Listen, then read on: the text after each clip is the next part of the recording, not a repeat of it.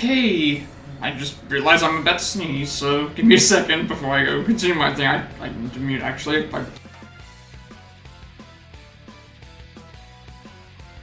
This program is brought to you by the following Sorry about that. I should have started before. I mean, again, I should have started, like, ages ago.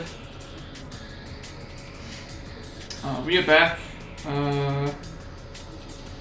This time with more, Persona 4 Arena Ultimax, where we are now at the point where all the characters have come together, and then they've split up again to have mixed up stuff. I need to make sure everything's working, I think it is, yeah. And I mean, I'll be here talking anyway, so it's fine. What was I gonna say? That's what we're doing. Trying to figure out what I wanted to do with this game. All the characters at the moment have come back together, and then they've split up into 3 groups. I think Mitsuru and Akihiko have gone through one thing. Yu, Fuka, Yosuke, and Chie have stayed behind and seen stuff with Theodore, and then the others have gone to go and do something else.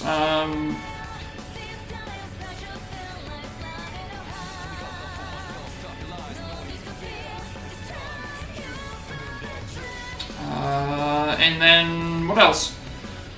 What else has happened? I should make sure everything's working, because I'm starting stream way later than I normally would, but again, this is what happens when I keep forgetting things. Why am I hearing other music? Oh, that's why, because there's music playing in the background, and I didn't even realize that was happening. I paused that video. For some reason, it was playing a YouTube video in the background. I don't know why. I'm pretty sure I clicked pause. Whatever. Make sure this is working. Mind. The OBS is fine. I completely forgot to pause the YouTube video, I guess, somehow. I don't know how that happened, but hopefully it didn't pick up. It was probably low enough anyway. What else was I gonna say?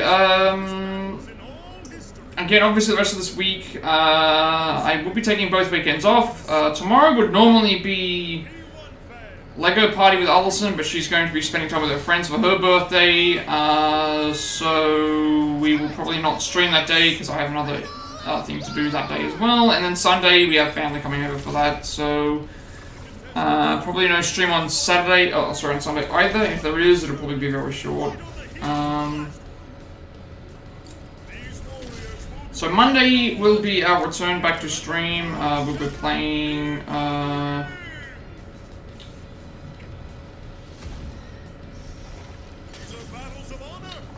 will we be playing? Marvel Rivals, and then Tuesday for Friday will be this. I'm assuming that we can finish the story for this on Tuesday. Maybe it should be like done by Wednesday at the least. So one of those streams will be short. Maybe Tuesday's stream will be shorter. This stream is already going to be short as it is, but what can you do? Yeah. Just a lot going on at the moment.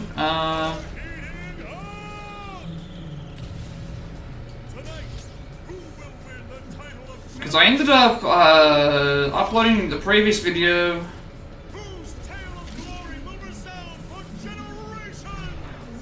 And yeah, everything's working fine, but I'm just like, everything took way longer today than expected. I mean, I'm gonna load into the game anyway, just to talk about the story and stuff, because I can't remember exactly everything that happened.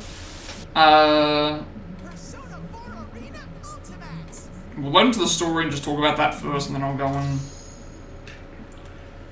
Because we're going to talk about what we're going to do today. I guess the one thing for today is, if we finish P3's story, we may or may not get the true ending.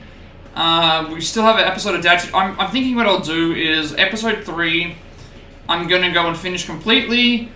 Then we do episode Adachi, and then we do whatever is required for the true ending, and that is what it is. That is the plan, I think.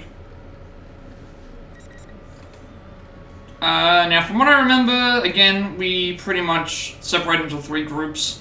So Aigis' group is doing one thing. It's like Aigis and I believe Teddy.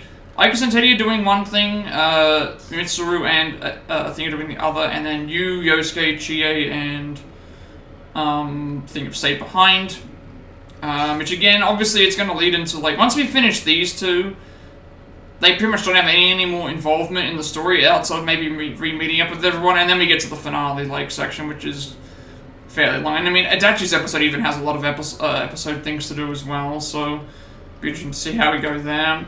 Obviously, in terms of the story, we pretty much we did Yukari's story was basically how it was. Same thing with Ken. Ken fought himself. We did get a lot more variety in terms of picking which characters to play as well. We got to see Mitsuru chatting with Sho up on top of the thing as well. And then eventually Ken and that reunited with Labras after defeating the characters here. We got the Junpei with Risei and all the other characters ended up joining up with them. There was a lot of comedy there. So we did get the same sorts of events, but we got completely different like conversations and stuff, which was nice to see how all that works. And then once everyone kind of like came back together and we dealt with the different enemies and stuff, we ended up finally getting the confrontation, except instead of having like you and Adachi and stuff there, it was more so Sho and Shuji, and it was like, oh, Shuji was there, ended up not being Shuji, it was the thing all the time. We fought Shu, and then basically the same sort of thing happened, and then we had to basically then split up, pretty much just split the entire party up. So Fuka stayed behind, and then we've got to figure out what everyone else is doing. So we're gonna have, we're currently up to we're doing Akihiko and things side, then we'll do Aigis and Teddy stuff, and then we probably can reconnect up to here to do the next part there. That's basically how the story's going. So the story's going, that's the progression that we have to make here. The rest of the week, obviously, we already know what we're doing, and all the other stuff is pretty clear as well. I know that I am starting way later than usual, because we did have to, everything got uploaded fine. I uploaded all the stuff for the video. That was finished. I could have worked on more of the speedrun notes, but I decided to finish off editing the upgrade stuff for the Google Doc. That's all finished. I still need to add some other things later, which I will add at some point as well. Once that's all done, I will go back and do the things. Which, I mean, tomorrow I'll probably spend, the weekend I'll spend working on the speedrun notes as well as the other stuff. But one good thing about that is that since I won't be streaming on Saturday or Sunday, I will be able to be in streams a little bit more than I've been able to the last couple of times. So that's at least something positive to come out of it. At least I hope that is the case, at least during the day. Nighttime will probably be a bit different, but Sunday, it depends. Sunday might be a bit of both. I haven't really figured it out or decided yet, so yeah. Gameplay upgraded, fixed up the OBS stuff, did the Google Doc upgrade, did the other stuff, and then I think I've done everything else correctly in the way that I wanted it to be done. And then, yeah, sent off all the messages, sent off all the Discord stuff. I think everything's fine. I don't know why I'm overthinking it, but that's basically what's happened today. Yeah. Let's just get into the game, I guess, because today's going to be a shorter stream than usual, I think. I don't know if Allison's coming home early today. If she is, it's probably going to be okay. If she doesn't, then we'll see. But I do need to pick... I was going to pick Mitsuru because I haven't played as her at all. So we should start there.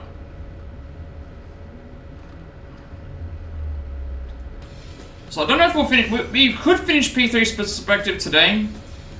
If not, we'll worry about it later. Again, there's no plan to stream.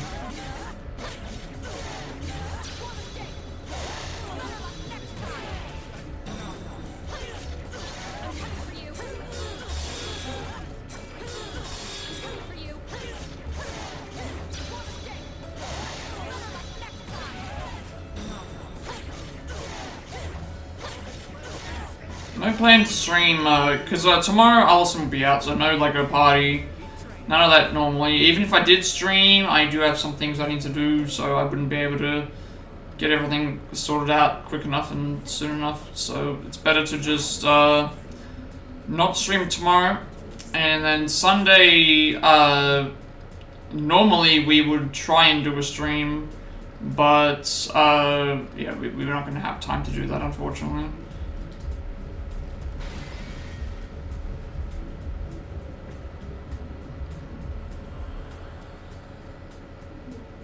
With an entering Geo, the fake Naruto begins to crumble. Red pillars disappear as well, and a set of stairs leading downwards appears inside the classroom. Mitsuru-senpai! Akihiko-senpai! Are you alright? Yeah, no problems on our end. Shadow disappeared before we could get any information out of it, though.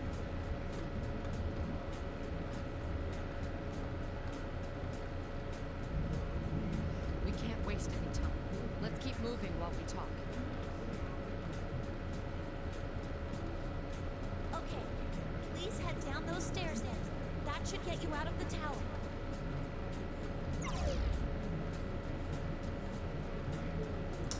Follow Fuku's directions and head for the exit. Along the way, I decide to pick up our discussion on Sho's true character.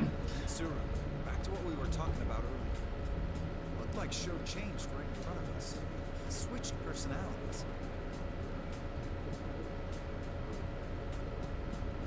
What makes you think that it's not the ordinary form of split personality?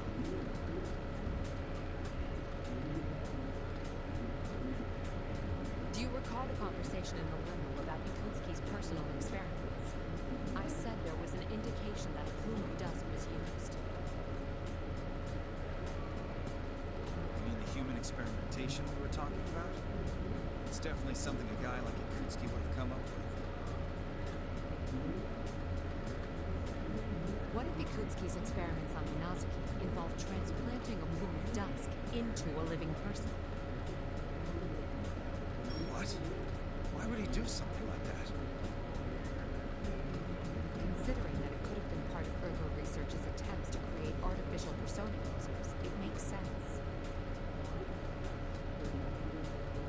It's most likely that Ikutsuki implanted a plume of dust into Minazuki in order to intentionally try to force a persona to appear. But Sho Minazuki didn't awaken to the persona. That much can be gathered from the fact that Ikutsuki labeled the experiment a failure.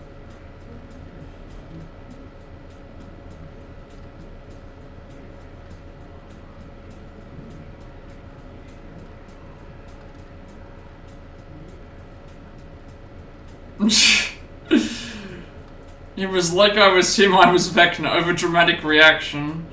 Yeah, I don't know what happened with that season. All I heard is that, like, it crashed Netflix, with the amount of traffic that was on. And then I heard very mixed reviews about the season. Now, I'm sure people will still watch the rest of the show because, you know, it's like, it's a story, it's the final season, but it's like, I don't know if it's one of those things where it's like it'll eventually get explained or get better, but welcome in, Movie Critic. Thank you for something by. Hope all is well. Yeah, it was. Again, I've never watched Stranger Things. I've seen like stuff with it, but like, this is another one of those situations where here's a show that it's in its final season and we don't know how to end it correctly. Is this going to be like Game of Thrones, where like they can't stick the landing because, like, for whatever reason, I don't know. It's it's one of those things where with television shows, when you know that they're coming to an end, you want them to be good, but there's always going to be something that goes wrong. That seems to be what's happening with this show. Is it as bad as Game of Thrones? Probably not, but because there was problems with Game of Thrones that were pretty much outside of the general control of the people involved. Like, David Harbour did the most fake cry of all fake cries after telling about his daughter's death, and he even covered his whole face because he couldn't fake cry. I mean, there are some people that can cry on command. There are some people that can cry on command, and that works for them, but not everyone can also do that. But I'm sure that that's like one of those hard things to do. Welcome in, Sarada. Hope you're doing well today. Thank you for swinging by. All is well. We're just chilling at the moment. I'm just trying to make sure I've got everything sorted out. I think I have.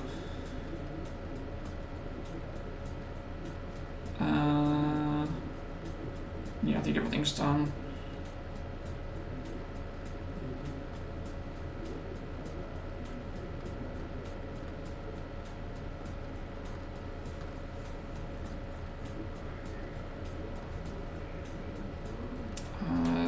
Yeah, it's alright. I'm just sort of overthinking things again. It's like I feel like I'm gonna take a couple of days break from stream. That way we can get into December and start back to, like, normal. Boss performed terrible experiments on young children, all for his own gain. He called this a failure. Kitsuki put something strange inside a living person and simply wrote off what he did as a failure. That only proves how insane he'd been. Yeah, I'm not sure. I don't know what they do to help actors cry for scenes. I'm assuming that they just tell people to think of something that makes you actually upset. That could make you upset and then just give that reaction, but I guess it's hard to do that. It's probably hard to do that in general, like, sense to be like, oh, I need you to cry during this like segment of the movie of a show. Like, it's not like all of us can just burst out crying. I suppose you just think of something sad and then you go from there, but even then, I don't really think there's a good, like, way to do it. I mean, there's probably a better way to do it than thing, but I have no idea. I've got no idea. I'm not an actor. Contrary to Ikutsuki's expectations, though, the experiment had a different result. All I know is that you gave it like 2 episodes. You gave it a shot. Maybe you can come back to it later if you hear that the show gets better. David Harbour was a bitch boy in general. You loved him. He was one of your favorite characters. They butchered him. Then all the kids besides Dustin and his friends couldn't even place themselves in their shoes. Best friend got brutally murdered and died in his hands, and they are like, he is not himself lately. I don't know why.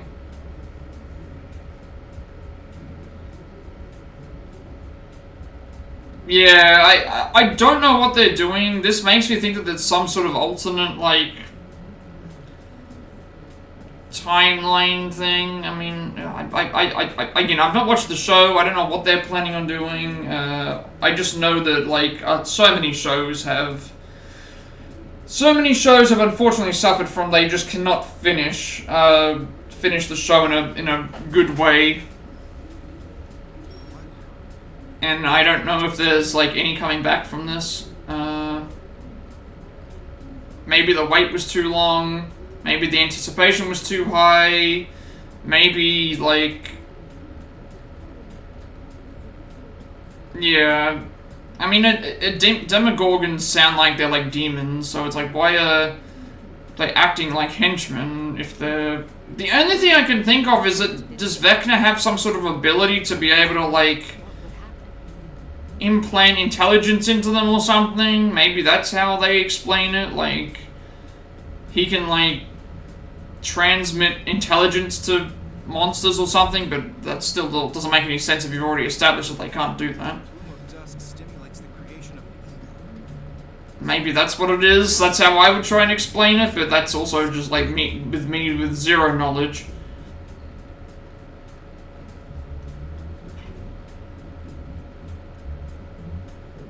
Dogs walk on two legs and being able to... Oh, so it's... okay.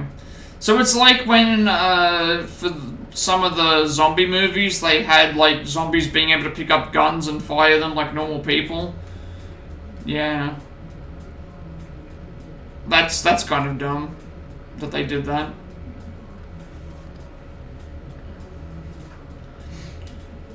In other words, it wasn't split personalities in Show's mind, but two completely different entities in the same body. Yeah. That doesn't make any sense whatsoever. Just dogs on two legs with ARs. Original Show and the personality that was created when the Plume of Dusk was put inside him now calls itself Minazuki, and maybe it's the second personality that's the episode. Yeah, when I saw a 2.5-hour finale and like 1.5-hour episodes, I'm like, I would not want you to watch the finale of the show for 2.5 hours and it ends up being like Dracula. Like, that's the one thing that I would be concerned with is, what if it turned into Dracula?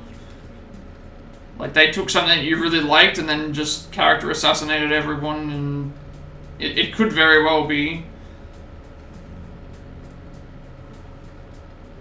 Yeah, 2 episodes. That's an hour and a half long episodes to get to the finale. That just, yeah, it's a long time investment. And I would normally tell you, like, see it out, wait for it, maybe that will improve. But it's like with all the bad movies and bad things that have happened this year, it's like I don't know if that's the wisest thing to do. Like I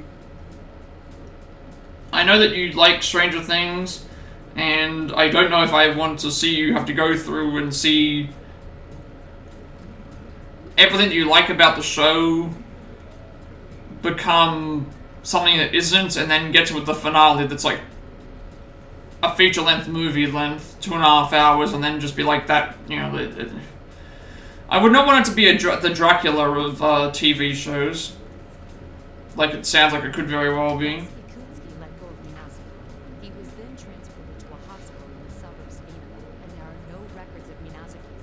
But I saw very mixed reviews, and I just heard the next Netflix crashed, so, you know, the popularity was there, but mixed reviews isn't good, considering how many people like the show.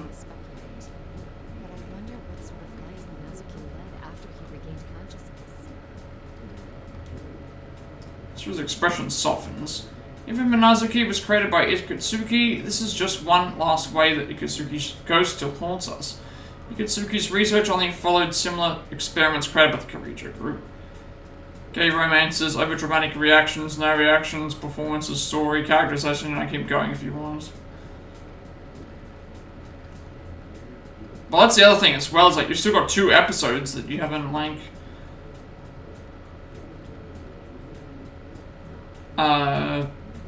even seen. So what are they planning on doing? I think they were planning on doing like so many episodes per...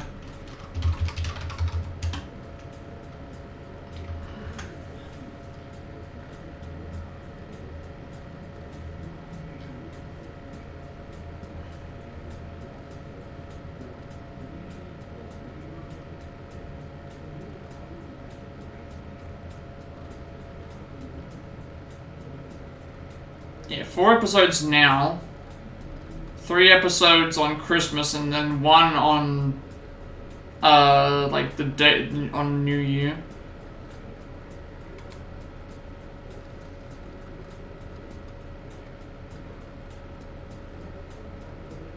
And that's the other thing as well, like, when you look at the people that, like, the first 2 episodes were directed by the Duffer Bros.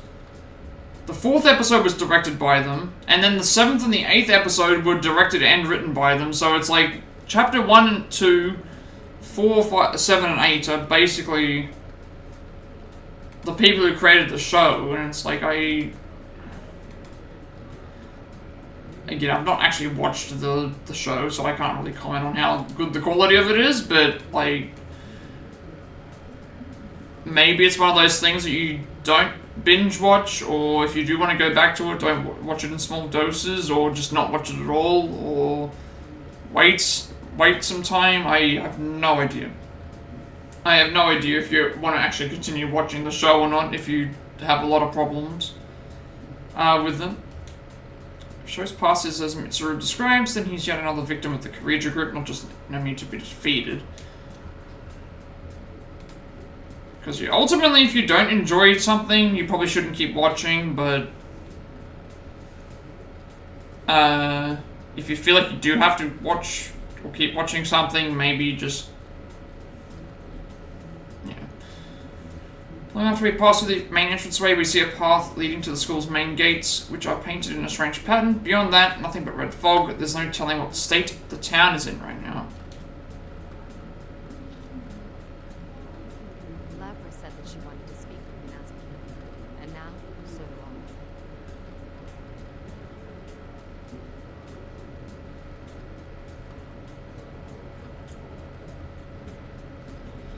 Will has always been connected to Vecna. Makes no sense because all these powers are overpowered. Why didn't he have it in season 4? Many people died if he could fight him, and all the enemies in previous season fake because it was Vecna. Yeah, that's what happens when you do like a big bad. It's like if he had connections to Vecna, but then couldn't use the powers. Maybe they had a reason to explain why he couldn't use the powers. Maybe Vecna had to allow him to use the powers. If he was somehow able to use the powers, that doesn't make any sense whatsoever, because you should have been able to... And then if it was, yeah, and then just like you said, all the enemies in the previous seasons, it was just, it's like it was Vecna all along. And it's like, if that was the case, they could have stopped it, but I'm not sure. Maybe they have some sort of explanation as to why he couldn't use those powers. I'm not sure if they gave an explanation. I'm sure that they will, but if he couldn't access them in any sort of way, then sure. But if he somehow was able to access it, then that's just actually just bad writing. Indeed. Let us accomplish our duties with haste. Like what you were saying, they undid stuff from the previous seasons. He knew about Vecna, he knew his powers in Season 1, and Vecna is causing the end of the world. So he destroyed it. So for all this time, you're telling me a character had the powers of the main villain of the entire show, and he just decided, oh, I'm not going to use these powers to help, to help. Yeah, that's very strange.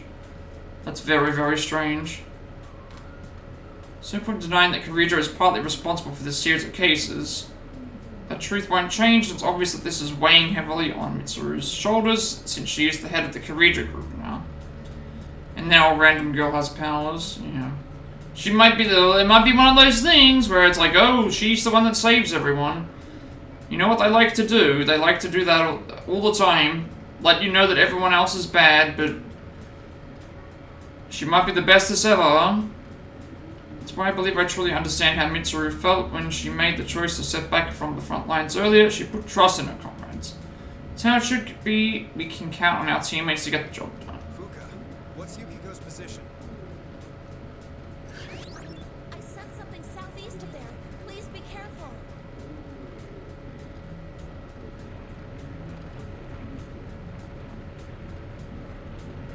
Figure's communication cuts out. The school building behind us makes a groaning sound. It's so loud now, I get the feeling that there isn't a lot of time left.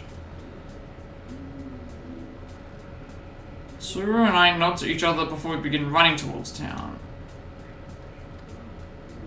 Yeah, it might be one of those things.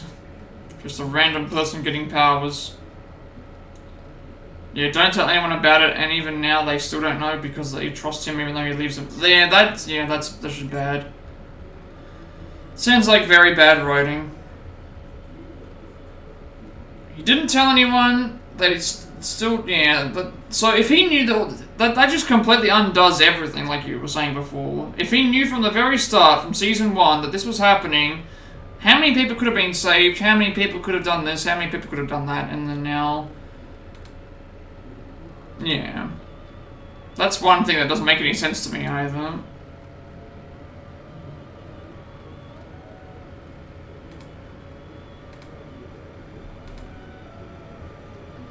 So they're just happy that the world is going to end.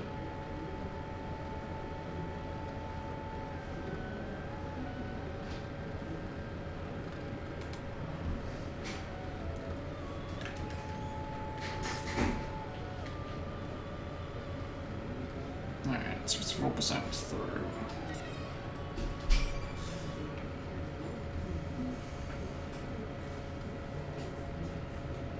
And they didn't lie on the red carpet this season's the gayest it's ever been. Get there, ladies. I'll come get you in no time. Yeah, I don't know why that happens in the... Why they have that happen on the red carpet. It's just... Can we just make a TV show? Still, this hallway has been going on forever. If this continues, we will be unable to make any progress.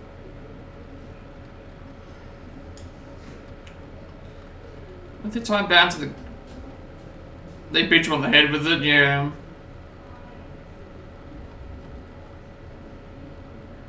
That is kind of dumb. If the time bound to the cross resulted in a serious drain on my energy reserves, my condition has deteriorated to the point where even normal maneuvers would be difficult. If we were to face another shadow, I might be at a severe disadvantage. On top of that, the young man named Sho displayed godlike abilities. So now there's in pursuit of a target with the power to freeze everyone present, I can't help but worry about them. I feel my heart sinking as these thoughts arise in my head. You can handle small doses, but they worry about judgment of being gay wall to wall. Yeah, that doesn't make any sense. Like, we have bigger problems to worry about than that. Like, the world is ending, all these things are happening around you, and you're worried about that. It's not. Take your books along with me, peer into each of the classrooms as we pass them. Perhaps it's increased chattiness. Since we left the others, I intend to lighten my spirits. Avoid like the plague go with Tulsa King. How is it actually reviewing right now? I wonder how it's reviewing at the moment.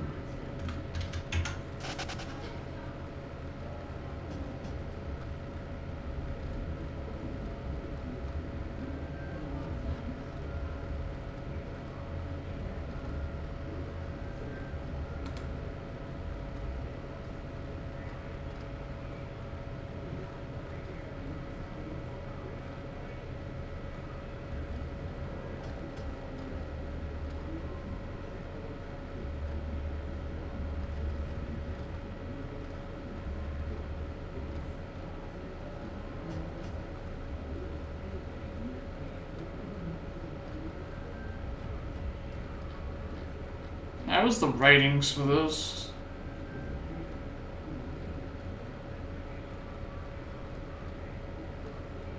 Yeah, it's just the same drivel that they always say.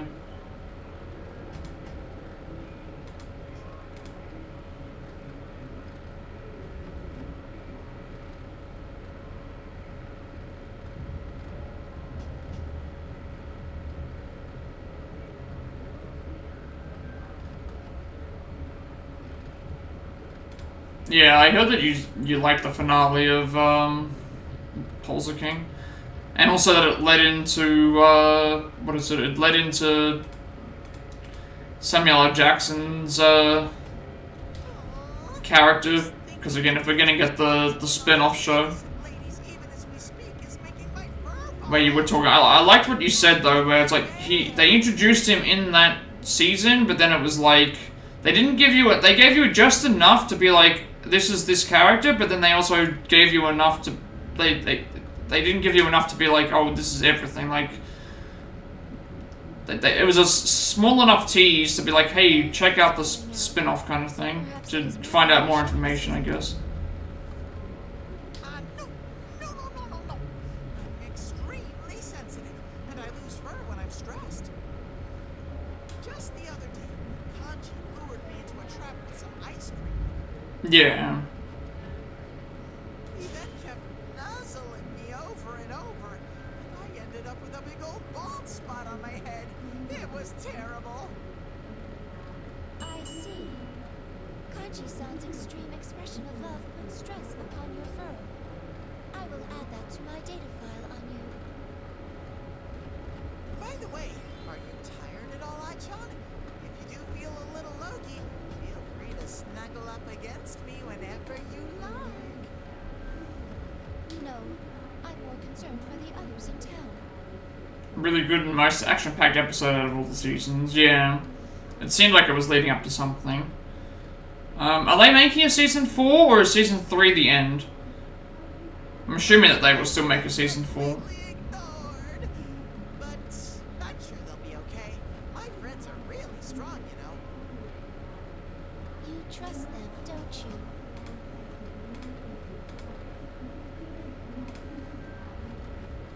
Of course. You believe in Michon and the others too, don't you?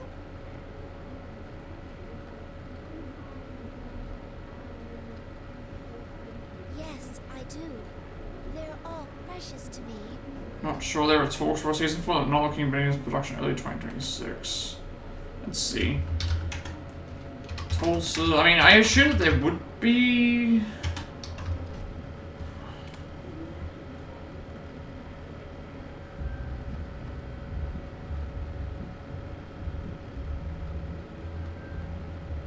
No, they both have.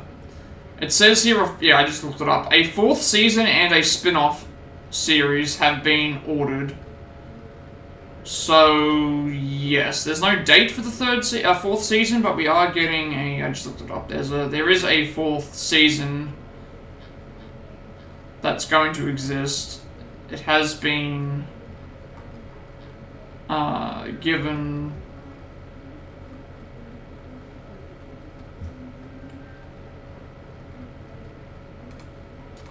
I guess it was done around the same time. So there is a 4th season. Why are there so many links?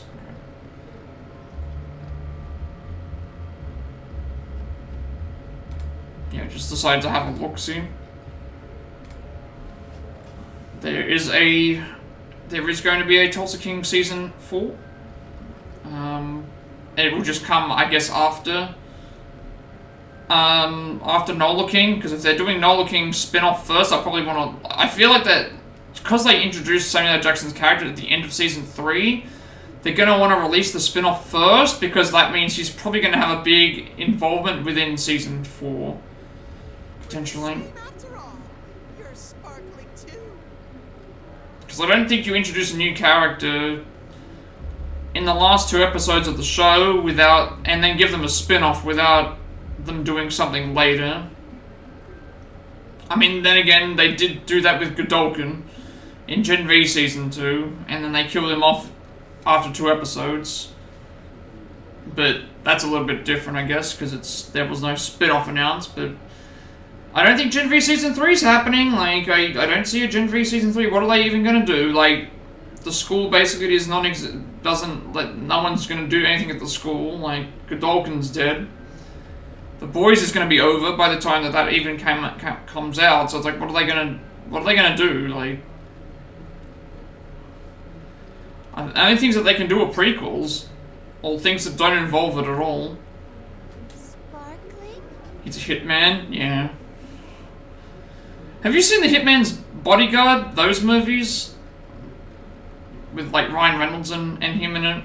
I love everyone who's nice to me, and the world where everyone that I love lives in. Because I know that those exist. I've seen both of them. I liked both of them. They were fun for what they were. And I want to protect that sparkle and help everyone out.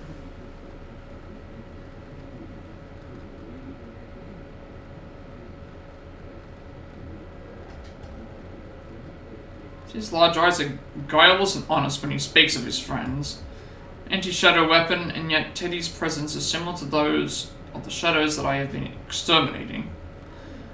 Does that have any importance? Thinking about someone else strengthens your own powers. We know of that phenomenon. So why doesn't that Minazuki guy get that?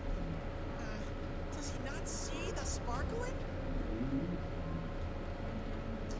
Teddy then declares that it's up to him to become Minazuki's friend. Eventually, we come to a door next to a sign reading music room. She sniffs for some time as if searching the room, then sneezes loudly. Yeah, that was the I was gonna say. The ending was funny because it was like, what was it? It was like Ryan Reynolds' character was like, "Oh, I feel like I've finally like found family or finally found thing," and then they just like they revealed to him later on. It's like, "Oh yeah, we've adopted you now or whatever." Yeah, on the thing I. Achoo! Ugh.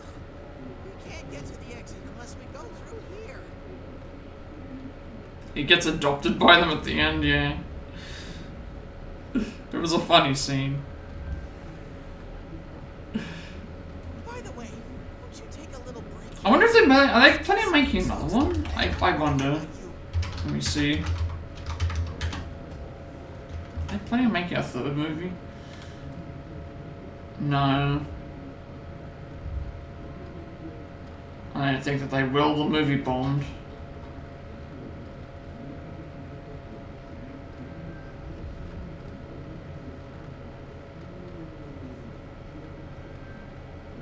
Damn, that movie didn't make any money. It barely made, like, so the first movie made, like, cost, like, 30 to 70 million dollars and made 183 million. And then the sequel, it cost 70 million and made 70 million.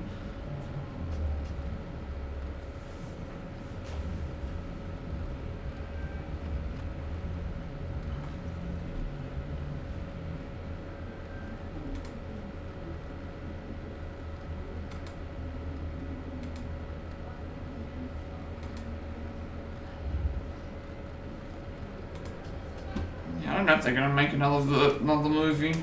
What would they even call it?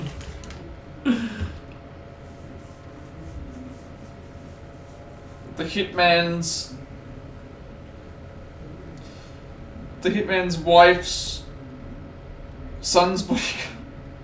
It's like that. I don't know what they would call it.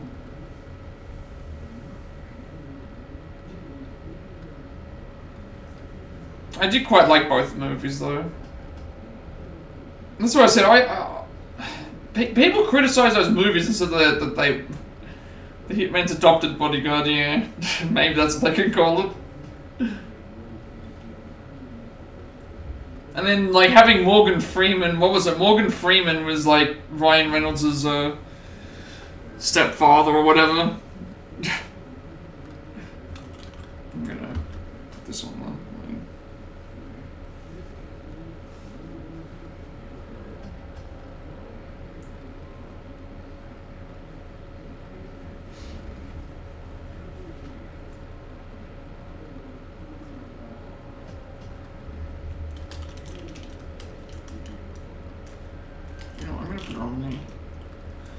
Two movies is enough for you anyway. I agree. I think it's fine. Like, I think there only needs to be one.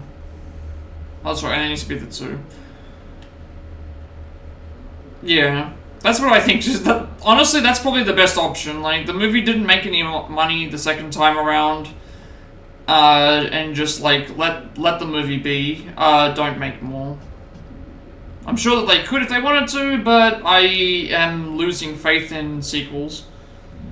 Definitely losing faith in sequels. He looks at me with worry while he suggests that. Should have descended quite a bit by now, but there is still no sign of the exit. There's no time to hesitate, but most of all, I can't let myself become a burden either. I mean, maybe we just need less sequels, less things like that. It might just be better that way. To just leave it alone and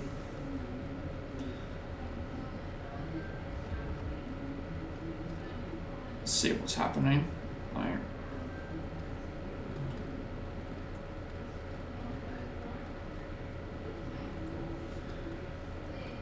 Thank you. You're truly kind. just like we've said before, CC2 maybe today, depending on some appointments and otherwise tomorrow. I hope that you're able to see it.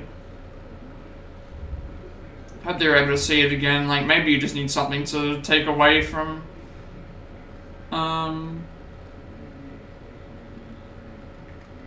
to take away from,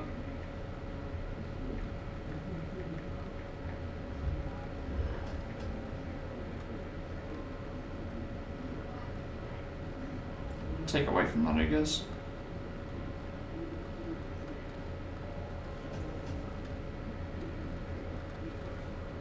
I can't wait to see who, you need to reboot up the Disaster Stranger Things Season 5. I mean, I'm waiting for the Criticless guy, because the Criticless guy has Vecna as his, profile picture, remember, in, on Criticless, so I'm waiting for him to give a positive review of Stranger Things Season 5. It'll be a 100%, probably.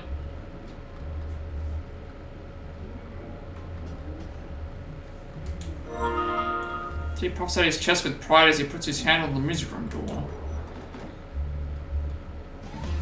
Who's that Pokemon? Excuse us!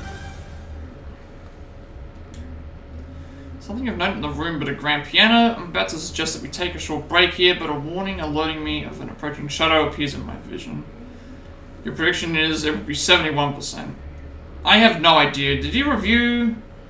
I don't know if he reviewed any other Stranger Things seasons.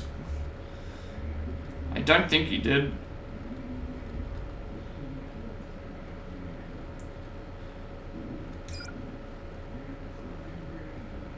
Reading, it's close. Let's see, did he review Stranger Things? Or any other version of the show?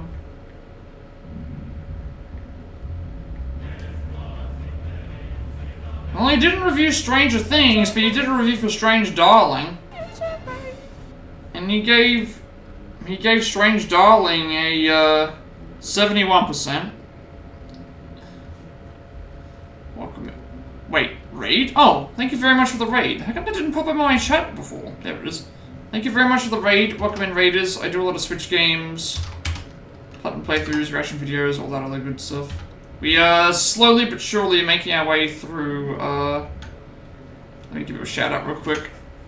For some reason it didn't pop up in my chat before, now it has. Thank you for the raid, welcome in everybody. How is everyone doing today? Hope all is well. Happy Thanksgiving to anyone who celebrates that. We don't, but I know that it's Thanksgiving right now, so I hope everyone is having a good time zone. Thank you for stopping by Games for You as well. I appreciate the raid. How was Wuthering Waves? Hang on, let me just slow down. How was Wuthering Waves? Hope you enjoyed that. We are doing some Persona 4 Arena Ultimax story mode, reading plus like voice actors stuff and fighting game. Hope everyone's having a good day today, or night, or oh yeah, I saw the Homelander thing as well, the Homelander Thanksgiving post that I saw that as well. How is everybody doing tonight? Or time zone wise, because I don't know why that delayed my. Wuthering Waves was fun. One of your favorite games at the moment. It had a new update. Yeah, that game's always getting updated, I think. It's one of the more popular. Flash, I realize that we are being ambushed, but my body's too exhausted to move like I want it to. It's going to hit me. If I take any more severe damage, it'll be destroyed. I'll be destroyed, sorry. Now, I keep hearing, what's the game called? Wind? Is it Where Winds Meet? I keep seeing that a lot of people have been playing that as well. I think it's called Where Winds Meet. I know Wuthering Waves is like a Genshin slash like it's one of those types of games, one of those anime MMO kind of things. Persona has one out as well, actually. I'm glad that you enjoyed it though. It's always nice to see a good variety of games. He shoves me away and I tumble to the floor.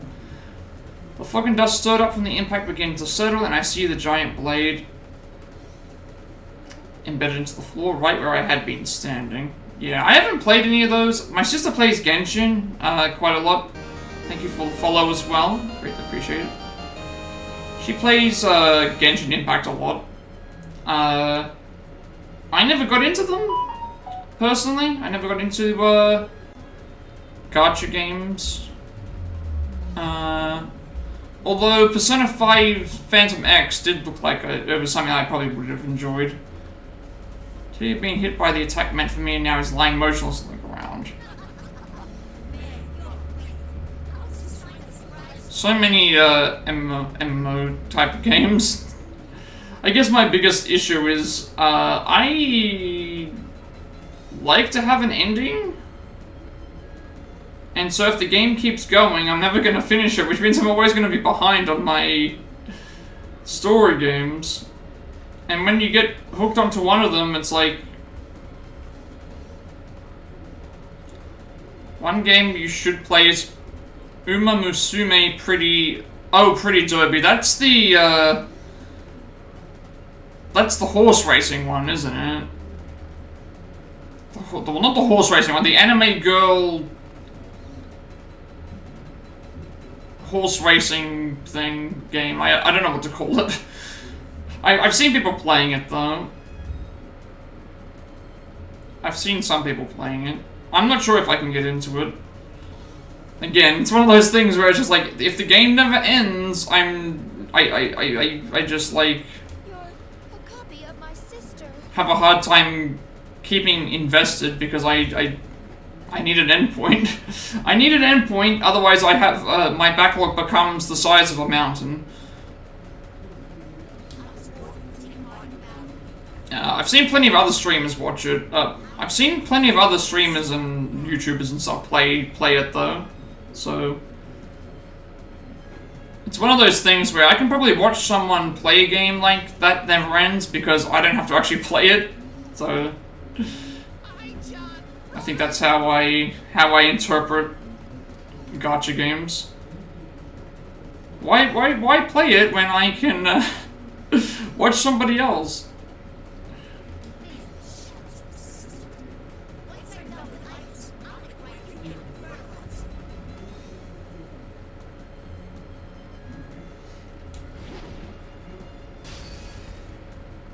Teddy! It does seem like a lot of fun though.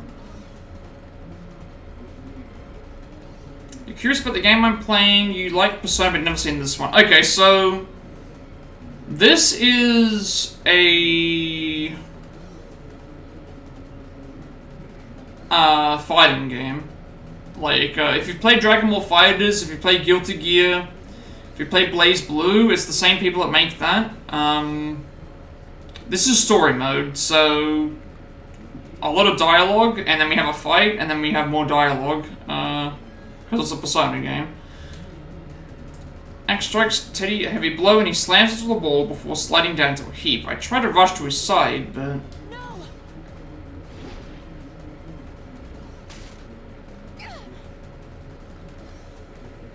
Don't forget it has waifu. I mean, every Persona game has waifus in it. A few more days for episode 60. Yeah, that's right. How long is that? Like, the weekend, basically. Once the weekend is over, you'll get another... Yeah, first day of September. 1st of September will be the next It episode. Strike at Teddy was part of a combo with the second attack, anticipating that I would like to try and come to his aid. I was able to avoid a direct hit. The tip of the axe catches my leg with a dreadful noise. Stand up and prepare to dodge any further attacks, but the hit I just took has been enough to damage my leg. More Pennywise, looks like there will be more Bob Gray as well. I'm sure that they'll explain... I think from this point, because I've already had him appear, he has to keep appearing now. It doesn't make any sense for him to disappear from this point. Like, you don't introduce the villain and then have them disappear and then have them come back again. Like, they need to stay ever present on screen. At least that's what I would do. Then again, I'm not a director. Again, if I all these ideas of what I could do, but I also am not a director, I'm not a writer, I'm not any of these things, so me requesting, like, suggesting, hey, this could work, no.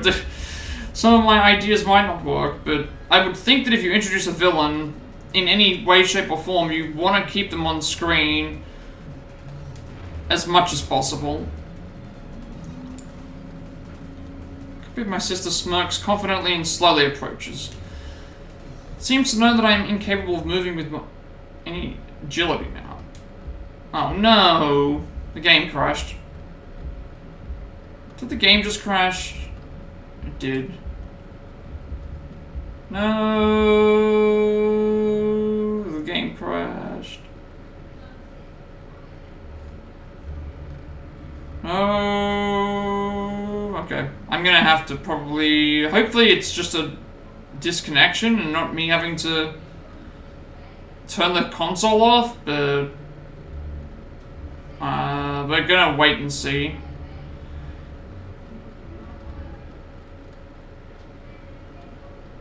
Alright, I just gotta remember where I am. If I have to reset, it's during the point where Aegis and Labras are about to fight in the ring, so if I need to fast forward through to that, I'll do that in a second, but I'm waiting for my console to see if it's gonna...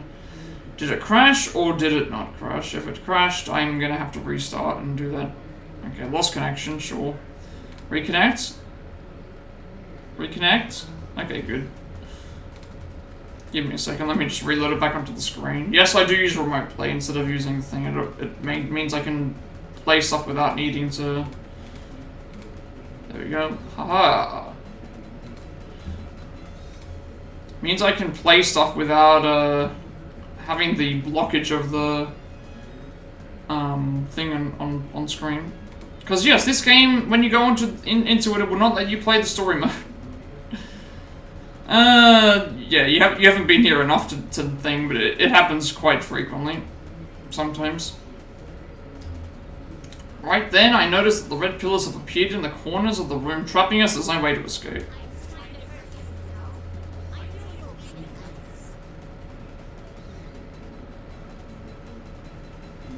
It happens a lot, because the internet is just not... Sometimes it'll just decide, hey, it's better than the alternative option. If I try streaming directly from the... If I try streaming directly from the PlayStation, we wouldn't be able to capture this game because gameplay gets blocked in the story mode, because that's just what Atlas does. For some reason, Atlas have this big problem with spoilers, so they never let people directly capture the game. But this game's been out for, like, 10 years. So, you would think that they would remove it after, like, a month? But no. For some reason, they you know, Persona 5 still has a lock on it to where you can't stream it without using a capture card or other methods, but they have it. That's how it works. You witnessed the suffer from my baby scene again. It was peak. And then still more missions left until the I'll take the damage in the good scene as well. Yeah, they came very, very quick, like one after the other almost. You can't stream story mode either. Yeah, it's this weird thing that it's like, I get why they don't want people to be spoiled, but like, can we at least remove it after like a month?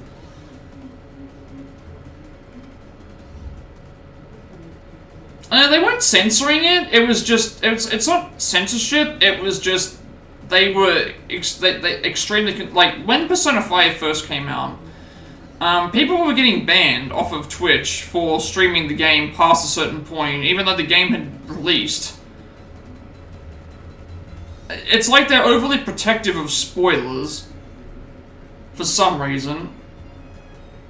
Who would ever buy a fighting game if they already seen the story? And missions left so you beat the game, so by the end of the weekend you'll do it. I mean, don't underestimate the fighting game stories. There are some really fun ones. There are some really good fighting game stories, I will say that. There are some very, very good fighting game stories. Do not underestimate fighting game stories. Although we all know why everyone really plays Dead or Alive. It's not for the story, it's not even for the fighting. They don't play Dead or Alive for that reason. Ubisoft blocks and deletes videos uploaded about Attack on Titan DLC. Yep, there you go. More silencing of the DLC. Oh, they also cancelled. They announced for AC Shadows they are not going to be doing a second expansion. They've cancelled that. That's been cancelled. Yeah, they've cancelled that. No one's playing Dead or Alive for the fighting though, or for the story.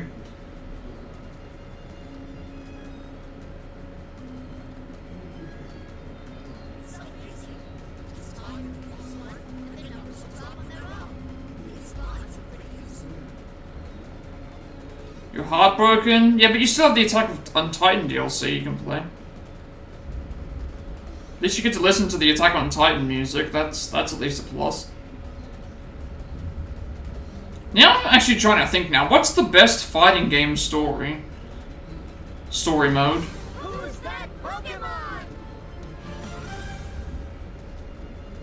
Anno 117 Pax Roma was your last Ubisoft game. What was my last Ubisoft game? Let me see what my last Ubisoft game was. I've still got some that I have to play. What was my last Ubisoft game? It was probably Mirage. Oh my goodness, it actually was Mirage. Speaking of which, I gotta go back to that to go on and play the new DLC. Hurrah! Let's see. Gonna go make a post-stream tea, but have a good one. Nate, it's nice to meet you. Thank you for the raid. Thank you for stopping by. Enjoy the rest of your night. And enjoy your tea. Enjoy your tea as well. Thank you for the chats, as always. Yeah, Mirage.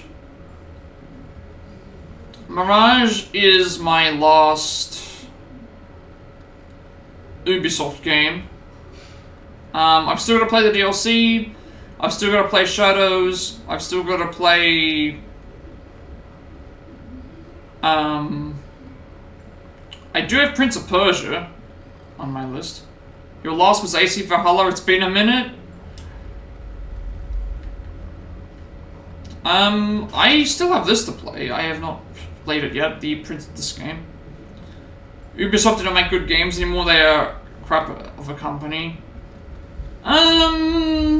Okay, so at the moment, yes, I would agree.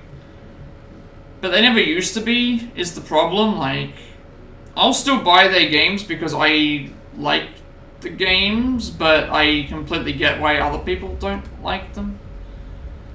I'm at a point now where I'm just like, I keep playing them because it's almost like I feel like an obligation to. It's just one of these weird things. I have an obligation to play.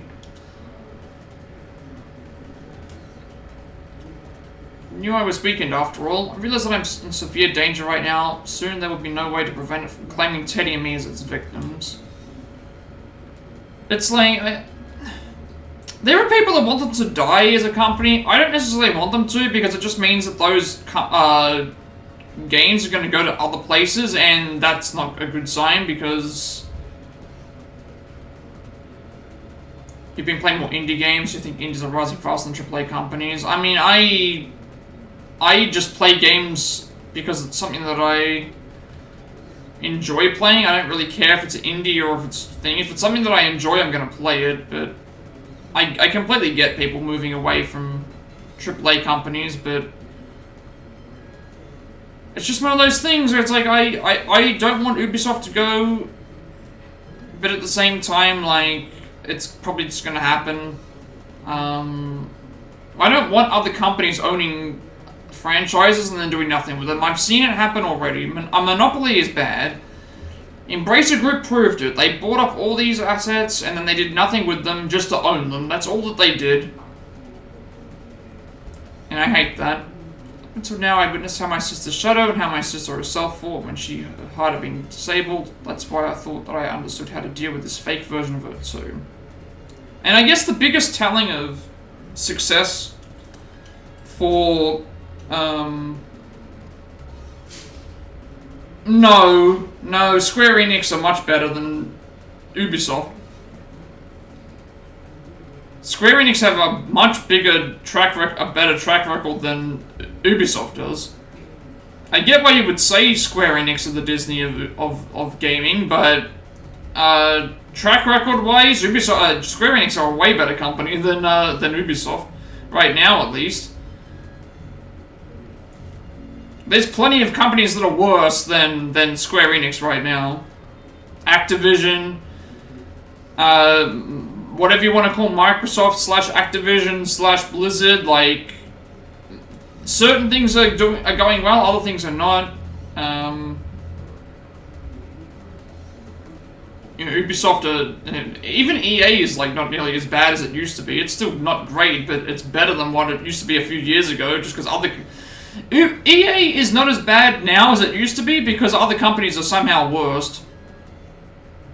Yeah, they are, but it still then just becomes Microsoft's problem.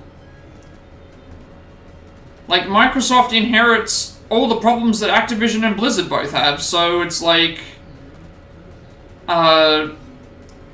you bought Activision and Blizzard, you've dissolved them into your own company, but they still exist as a company, so that means that it's your, now all their problems get inherited towards you, because you are now in control of that. If that makes sense. That's just how things go. Sister was in that state. She and Shadow had fought in the same way, using her body's full potential and fueled by an inner drive to destroy. Each attack from them was a threat, but straightforward opponents are simple to deal with. They still crap out FIFA games. Is EA still FIFA now? I don't know if they, like, sports games are sports games. They're gonna always be shilled out every year. Honestly, they're worse now than what they used to be because now they pretty much forced you to go onto the next game after a couple of years. It's hard to say. I still think Ubisoft is... Yeah, it's called FC now, but I can't remember if EA still... Do EA still do it? Yeah, that's the other thing as well. EA is now a Saudi Arabian bought company, so...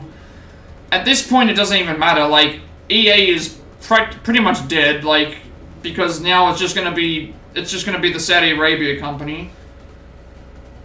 And I've dealt so much with all these other Saudi Arabia things. It's like, yeah, I just no.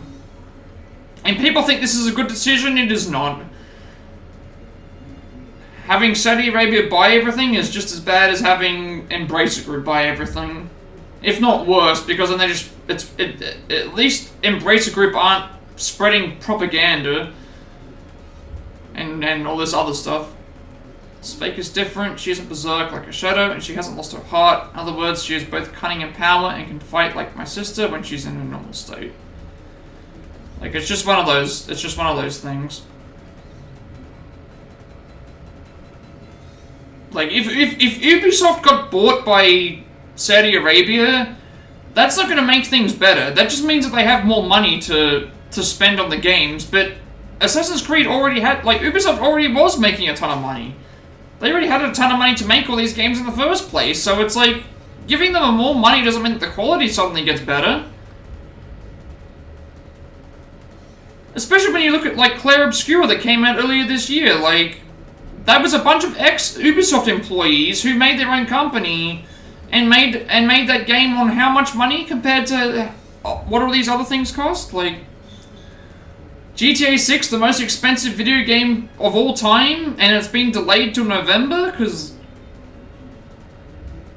Like, money doesn't do anything. They got rid of the best devs that worked on the first two original AC games, that's when well, they just recently got rid of the guy who was around for like 20-something years. He recently left Ubisoft just a month or two ago, I think. So the person who was there from the beginning of the franchise, he's gone. They got rid of him too. Like, I don't think I think the Assassin's Creed games were... I liked the newer ones. I liked Valhalla. I liked Odyssey. Were they Assassin's Creed games directly? Not necessarily, but they were still fun games to play. But I think Mirage was the... I think Mirage... That was around the time that I started noticing things were changing. Mirage... Shadows, Skull and Bones, the Star Wars Outlaws, like, at least when there were bad games, there were still good ones to balance them out. They're being replaced by a more competitive environment. True, but at the same time, there's always going to be AAA game companies that are also putting out quality titles. That's the other thing you've got to remember, that there are still quality titles being made by AAA places. They're not going away anytime soon. In other words, she knows of my special qualities as an upgraded version of her hardware, and can precisely target my weaknesses. And people underestimate the marketing machine. And underestimate people like me, that it's like, oh, even if someone tells me Assassin's Creed Shadows is bad, I still feel like I have to buy it as an obligation because I like the franchise, and it's like, I need to give it a chance for myself. Biggest difference between the 5th generation Labras, my sister, and me is our attack ranges. My standard weapons are firearms, my sister has no long-range weaponry aside from some of the persona abilities. Even the Chinese are getting into the gaming. Yeah, that's the other thing as well. China is really, really rising in popularity with their stuff. Black Myth Wukong, Stellar Blade, a whole bunch of their games have been very, very well received. And the only issue that seems to happen there is there's a lot of, honestly, I'm going to put this at it. There is honestly a lot of racism that comes with this, like with some of these Chinese companies. People... I don't know what it is, but for some reason these Chinese developers keep getting like a lot of racist like things thrown at them in comments, and I don't know why. I mean, they're making great games, and I don't get it. I really don't get it. Only I would have an advantage over her, provided that I'm able to keep a distance between us. Damaged leg robs me of my mobility, and I can't do that right now. The fighter able to hit harder will have the upper hand here. Sorry about the ads. Have a good stream, and until next time, going to relax before getting some more sleep. No problem, thank you for stopping by, Movie Critic. Have a good rest of your night. Try and get some more sleep, and yeah, all the other usual things.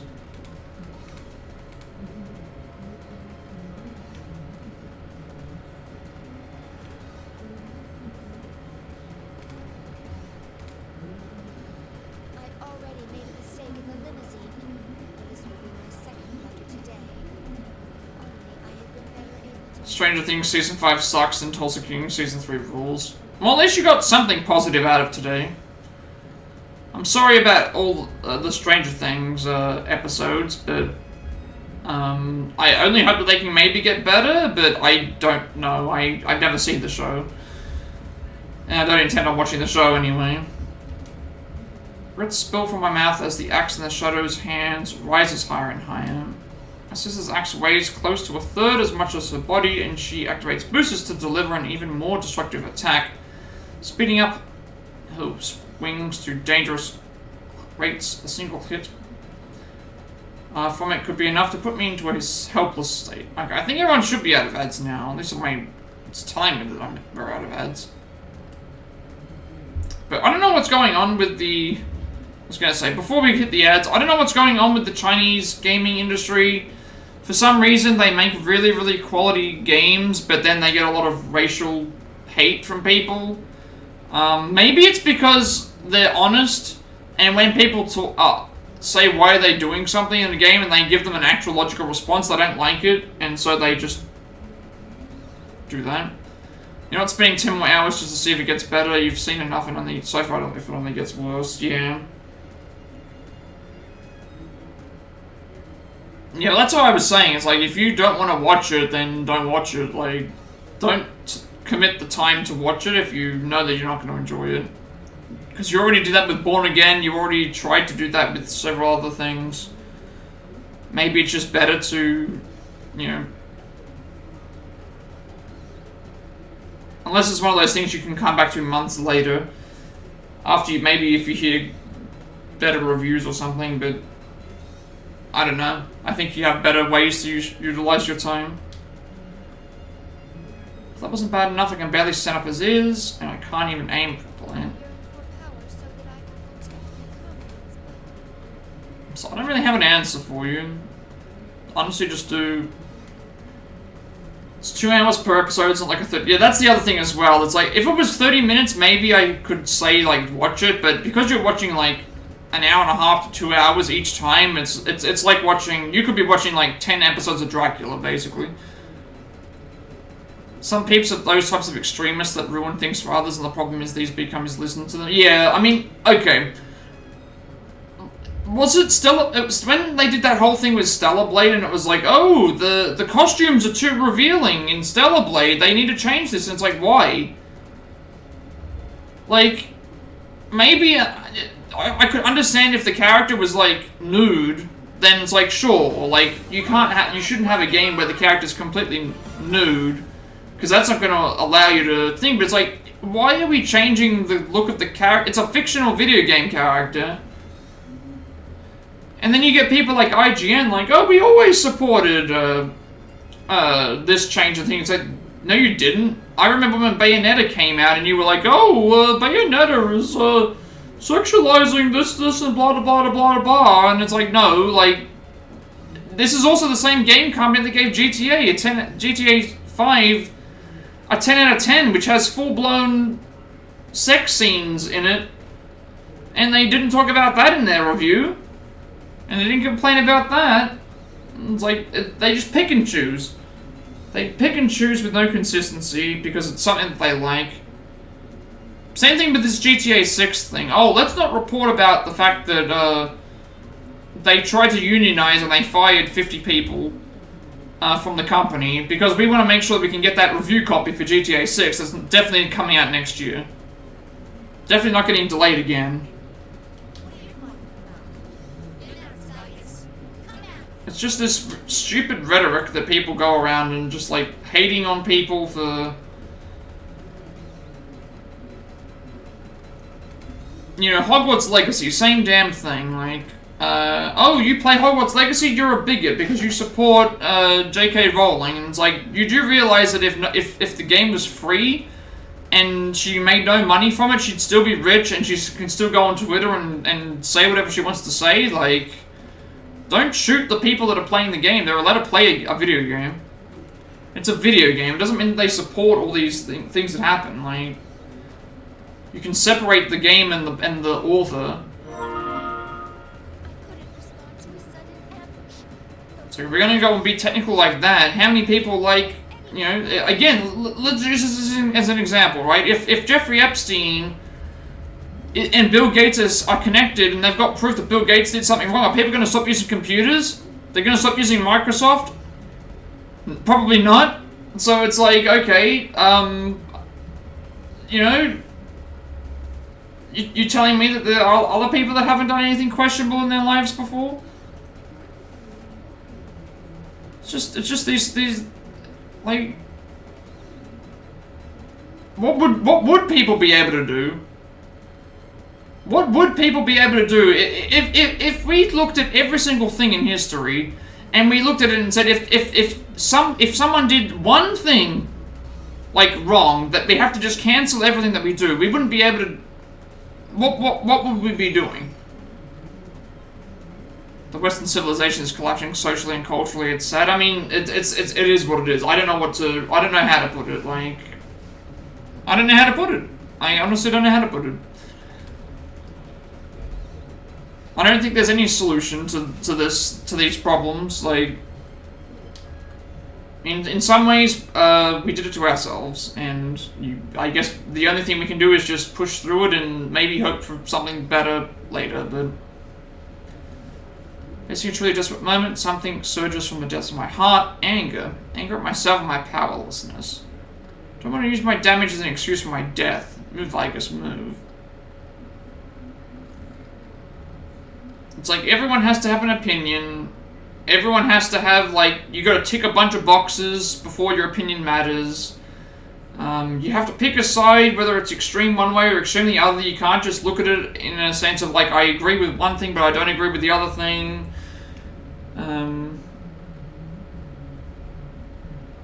It's just one of these things where you just... I feel like you just have to kind of just do what you feel like you want to do and not let people sway you one way or the other. You kind of just...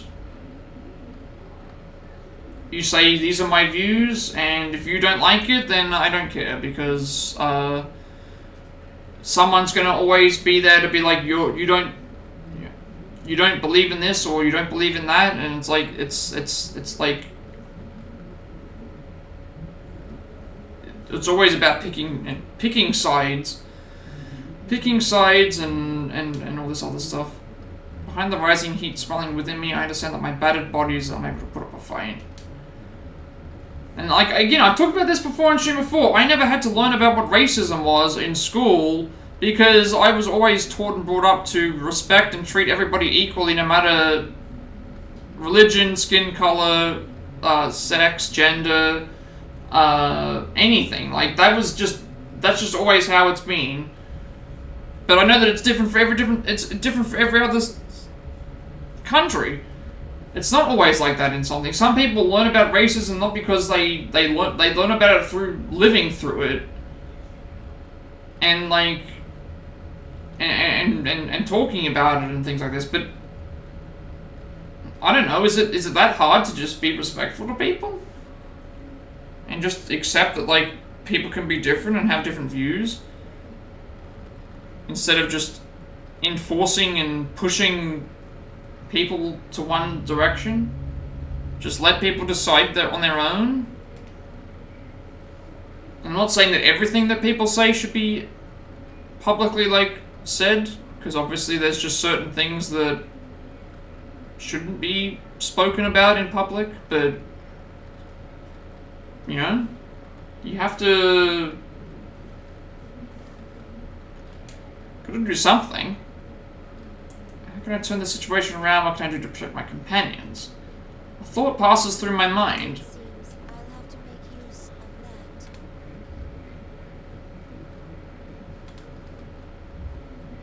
that. Maybe I'm just ranting and raving about things, but that's just how I interpret things. And at some point in time, people are going to have to recognize, like, no matter how much good or things that we do, there's always going to be something higher up or a higher power, like, not a higher power, but like there's always going to be something that's going to knock that back down to have you, like, conform to that. To conform to certain things, and it's just going to be out of your control. It doesn't matter what you do about it, it's just going to be one of those things that you just... It's like, okay, you have to just accept that this is the way things are, and that you can't really change certain things. Like the stock market or something, for example. I can't change the fact that if someone...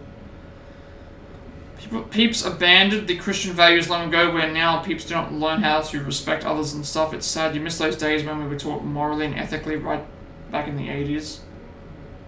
Yeah. Well, that's the thing, it's like, it doesn't take a lot to be respectful. It's free to be nice.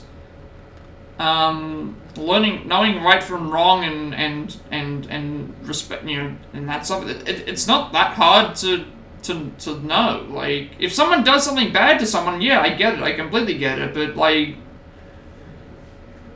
I should have had the done, like Fuka-san. yeah. With dusk within me flares strongly as if responding to my heart. Right now I'll do anything if it will give me the power to fight, even if it results in shadowing my own self. Give me the power to protect my friends. Persona, rise up. Beginning frame coding. Stand by, EXO. That's why I, like, usually am very lenient with my platform. Like, unless someone does something to break the rules to where I could get into trouble, I usually let people just speak however they want to speak, and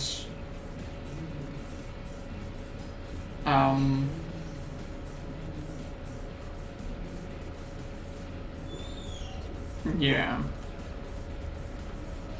Because even when it comes to, like, people that are insulting someone or not, it's like, at the end of the day, they're the ones, they're exposing themselves.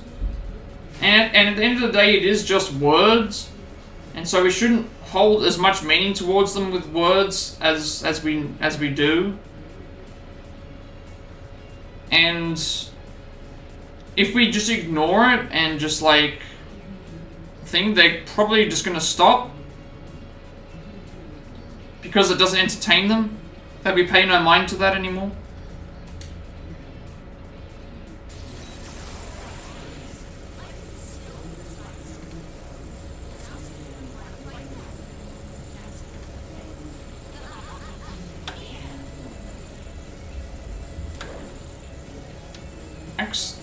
The fake wields flashes towards my face and I hear the boosters roar. Jumping over it to evade it be best before I can decide my body reacts. In your channel you say I am politically incorrect but set rules against prejudice and in terms of service. Yeah, that's the thing as well. Is like I'm not afraid of saying what I need to say, but obviously there's just certain things that I can't allow on the channel in the first place, like if it breaks any sort of terms of service violations, or if there's certain things that are said, like I have to, as the channel owner, I have to get rid of that because it's against TOS, and also like again, most of the stuff that is against TOS is actually things that I agree should be against the TOS, like racist comments and sexist comments and things like that. Like if it's directly said to insult somebody, and not even in a funny or gesturing way, it should not be allowed.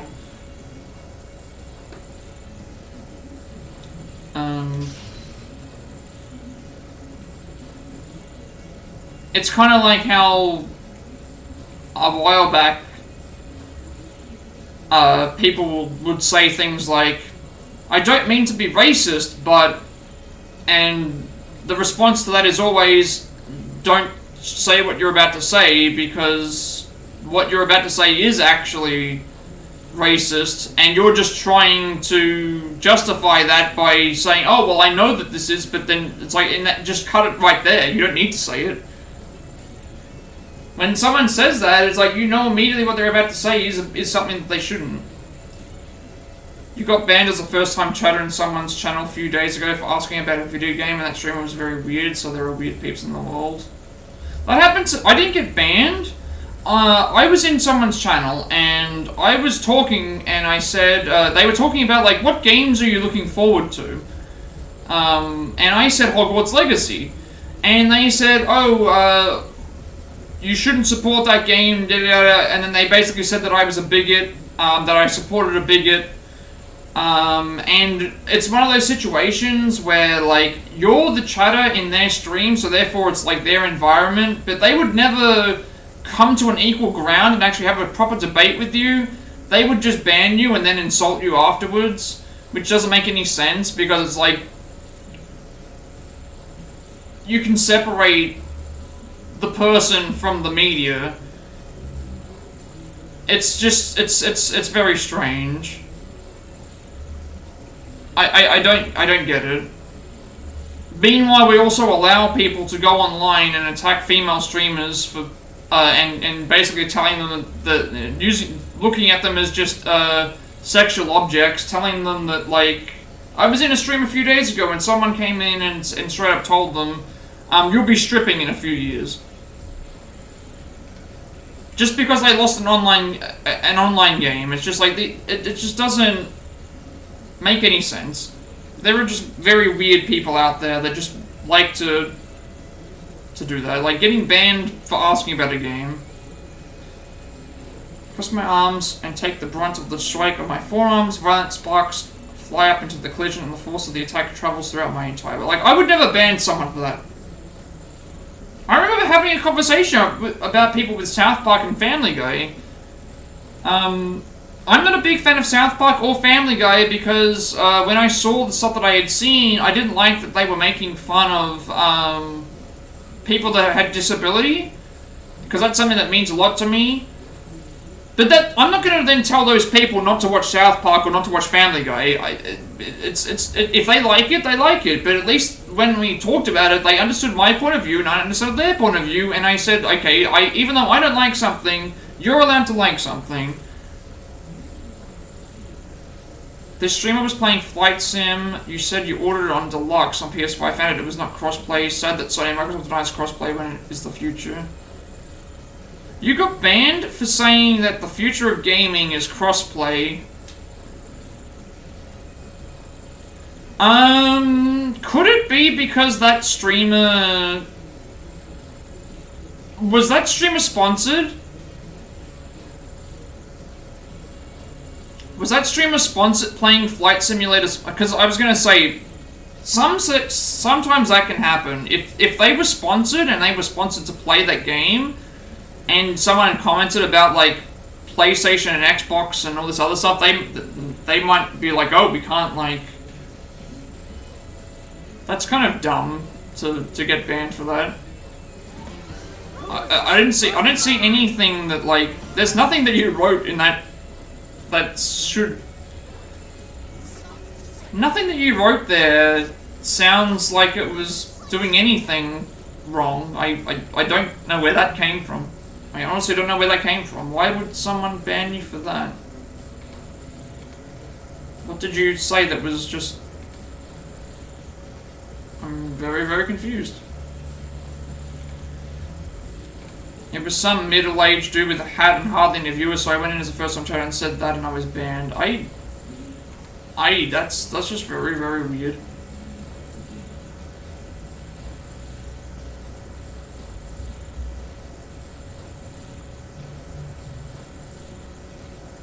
Because I know one of my friends went into a stream and one of my friends was playing AC Shadows and he got his account banned because he was talking bad about the game. Like, he was playing the game, had genuine problems with the game, and his channel got banned on Twitch for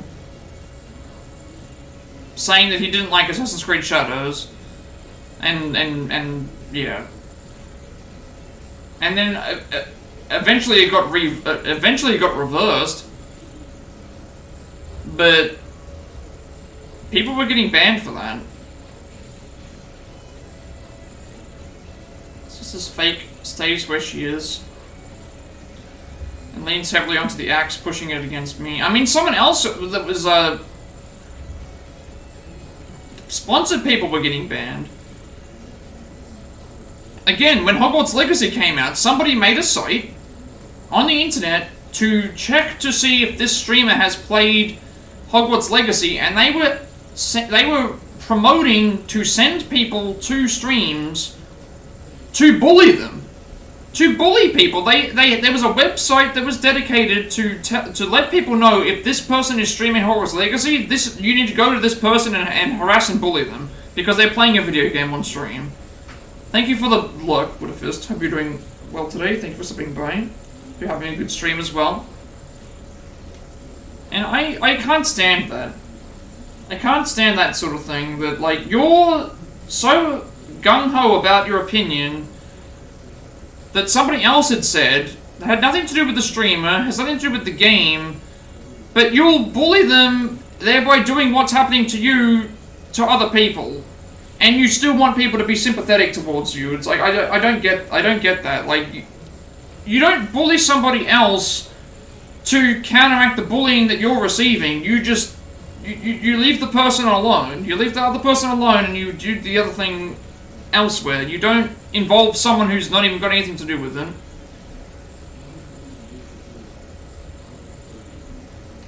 It's just very...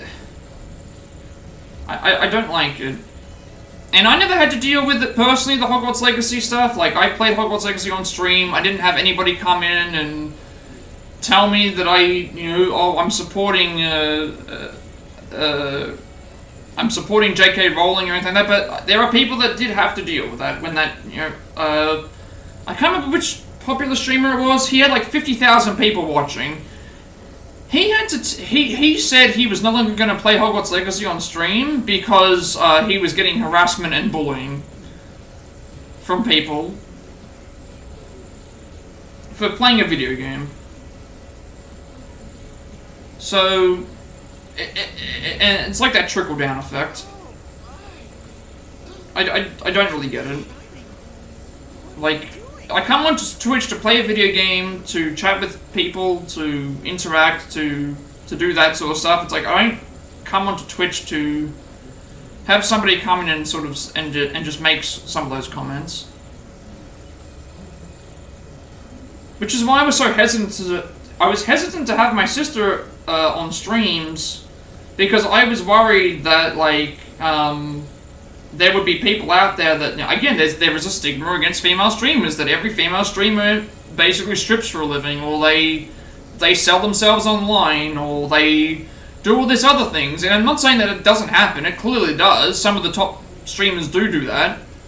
But that's not everybody, but because the more popular streamers are doing some similar things, people think, oh, well, there's a trickle-down effect that everyone who's a female streamer does that. And so I was a bit worried that people would go and have that opinion, but they didn't, because, you know, and if it was happening like that, those people would get banned immediately for, you know, I don't need that. I don't need to deal with that. I don't need to deal with that, and I don't need basically a guest. I don't need my sister or a guest to have to deal with stuff that has nothing to do with them. He seems to have been awakened by the violent sounds of our clashing and stammers as he lifts himself off the floor. Relieved that he's able to move, but from this point on, everything is a gamble. Teddy, please stay away. And again, it's that whole thing of, like, I'm the older brother, I have an obligation to protect the my younger sibling, to make sure that she's in a position where she feels safe and she doesn't get a thing. And so if something like that did happen, I would feel responsible for that, but I also have the authority, being my own stream, to make sure that that gets dealt with almost immediately. And I have moderators that would also have the same opinion and the same feelings, that if something like that did happen, that I would then trust them to also have the same judgment as me, kind of thing. There's a thing where peeps are following what others do on YouTube just to get big as a streamer. I mean, it doesn't usually work. You can't really repeat the same thing. Once it's become viral, it doesn't work the same way. Like, you can also just copy people, sure, but thank you for the 7 watch streak. Welcome in, Skullboy. Hope you're doing well today. Thank you for stopping by. Hope all is well. 7 watch streak. Thank you for that. The probability of maintaining self-control in this mode is less than 1%. I'm sorry, but I Hope you're having a good stream as well. We're just chatting about stuff. It's ready. Releasing all limiters. Playing some story mode, chatting about some stuff about Extreme ordeal. social media and all that other stuff. And we're about to get into a fight with, the stream is good, Neo 2 is... I'm glad that you were enjoying Neo 2. It was also good to see you on cam again. It's also very good to see you on cam after a while.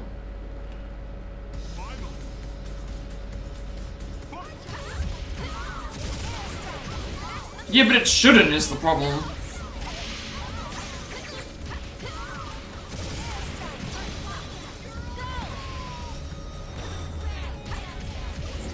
Morning, Parker. You're doing well today. Thank you for stopping by. Hope all is well. Why are we lurk and go to work? No problem. Thank you for the lurk and enjoy your day at work. Hopefully it's not too stressful. Hang on one second. Hang on one second.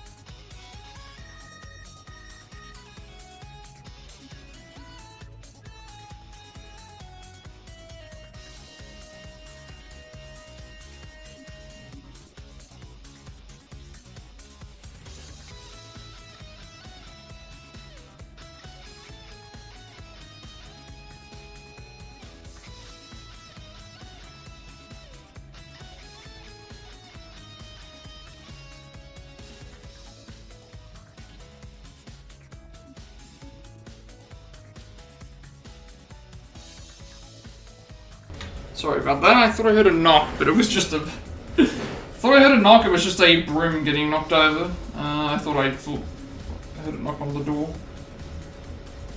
Let me get back into thing again. Kaisax, welcome in. Thank you for stopping by. Hope all is well. I need to catch up with chat. Let me do that. Let me catch up with chat. Well, let me finish this fight first, and then I'll do that in a second, because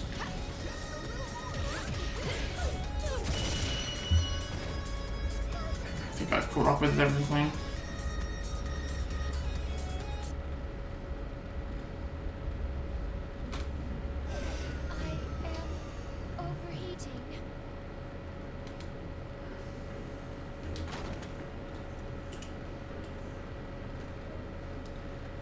Truly only coincidence that I'm still alive after releasing all the power of my plume of dusk. Yeah, let me just snooze the ad. Let me just snooze the ad so damn it, I was about to snooze the ad and it didn't, like, okay. I was... Never mind, the ad's gonna play now. Let me just catch up on stream in case I missed something. Life and all that suck in stream. I mean, I like streaming, that's the thing. I really love streaming. Like, I've met a lot of people through stream. I get to play games while I'm streaming, like chat, all that sort of stuff. You were actually thinking too much about it, but in the end you just turned the camera on. Yeah, you shouldn't think too much about it. I think, like, it's fine. Like, the sound, it sounded good on my end, the camera looked good as well. And you seemed like you were enjoying the game, and so I guess that's the best way to put it. Like, I think that you seemed like you were back in your element again, and you, enjoyed doing so and stuff. And I think that's all that matters. I apologize for the chat ads, but I was about to pause them, and it decided to play them anyway, so... my bad, I guess. But yeah, welcome in everybody. I'm assuming everyone's getting ready for... Well, actually, we're getting close to the weekend. When you play games in stream, you lost your love for streaming. It does not feel like it was when I first tried it 90 seconds. Yeah, I was supposed to pause the ad, but I tried doing that. I apologize. I was attempting to, I was gonna snooze the ad again, but for some reason it skipped a few seconds. Applying my persona's materialization sequence to reinforce my body's skeletal system and armor plating allowed me to endure a far stronger load than my components could normally handle. Suppose it truly is extreme orgia mode.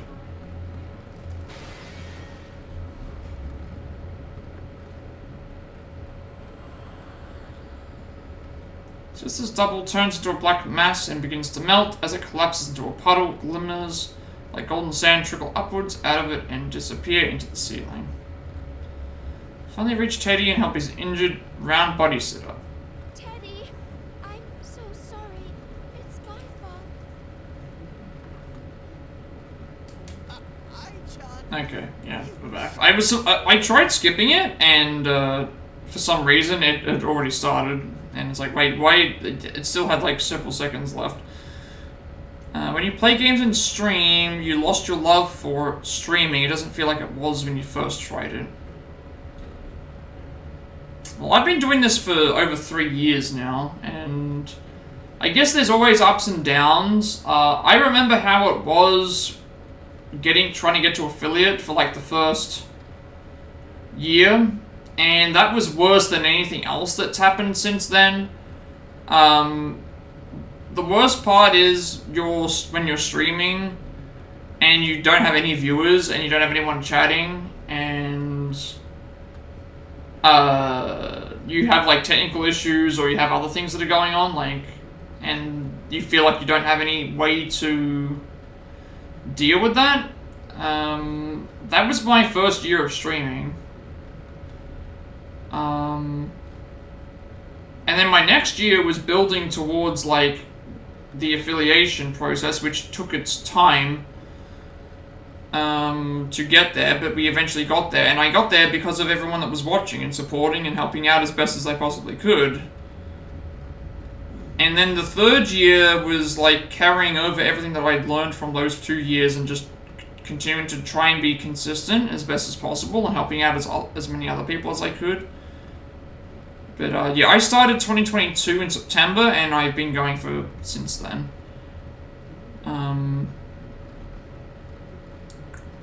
And in some ways, I do have regrets. I would have I feel like I should have started streaming sooner. I just didn't have the confidence.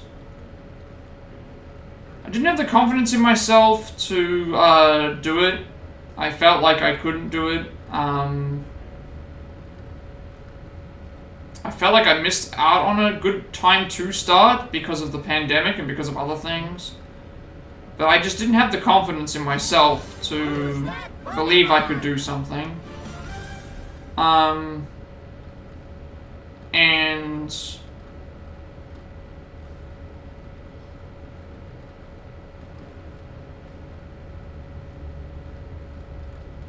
I think it was just I was letting things get into my head, and I needed to,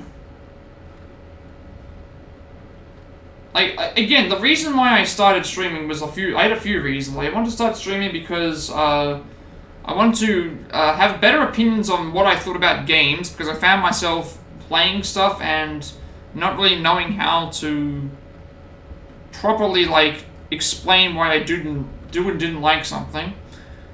I felt like that would have been good to have more people around for that. And I wanted to talk with more people more. And ultimately, like, one of the big reasons was actually I got COVID in, like, July or August of 2022, and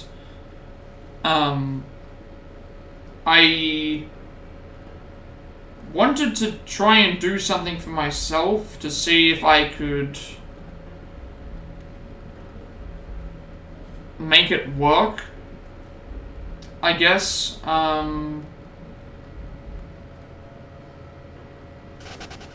Is the best way to do it. Like, I think that was why, like, there was a few reasons, but that was the main reason. The main reason was I got COVID, like, post-pandemic, like, mid-2022, so we're like 2.5 years into it at this point, but I got, out of everyone that I knew, I got, like, the worst, and which is weird because I'm the one who was, like, staying at home, so maybe my immune system was just not as ready to deal with it because I wasn't getting sick. Like, I very rarely get sick. Even before. After and before, I was rarely getting sick.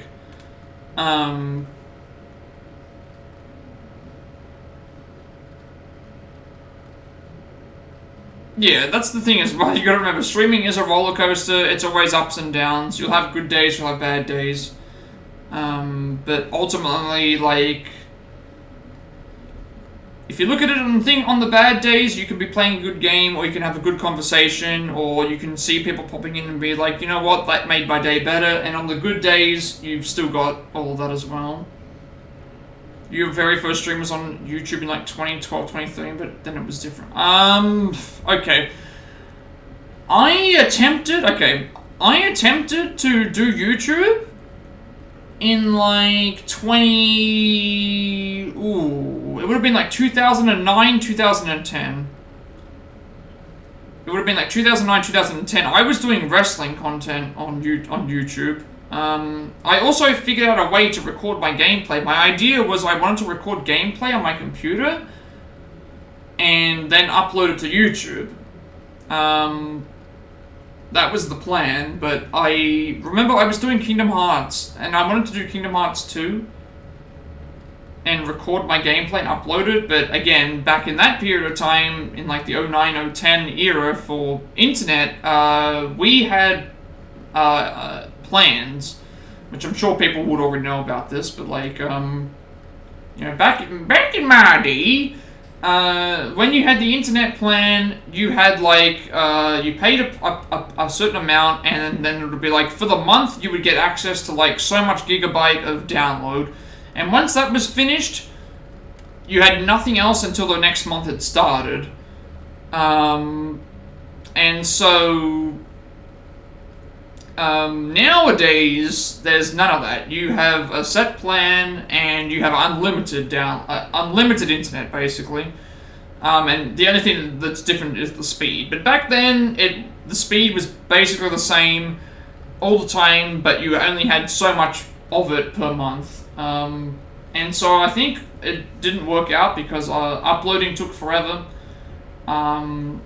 It would drain the download much faster, and I kind of just stopped. I'm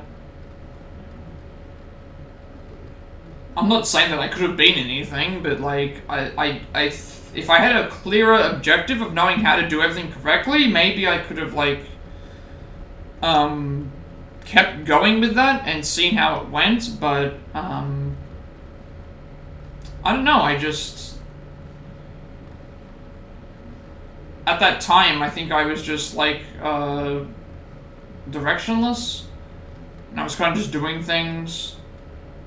And then obviously, at that point in time, like I'd finished my schooling, so I moved on to higher education at that point. And so from there, that basically became the dedication. Finished that off, and then there were points in times where I think I spent like 3 to 6 months, and I hadn't played games in that time because the amount of time I had to dedicate to try and finish other things was just taking up way too much time. And that was what happened with that, like just kind of having to do things, having to do all that sort of stuff, and you kind of put priorities ahead of other things, and you just have to do that. That's just the way life goes.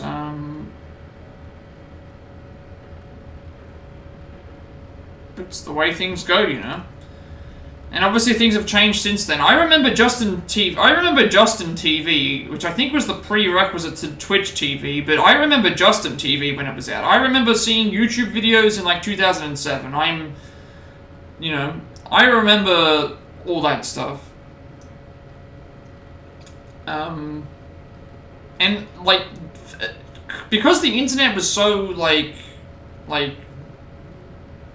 slow, and it took us so long to get there, like, streaming was pretty much out of the question. Like, if I tried doing this now, 10 years ago, I wouldn't be able to do this. Like, the minimum amount of speed, I would not be I'm barely meeting the minimum amount of speed now, let alone 10 years ago. I regret nothing.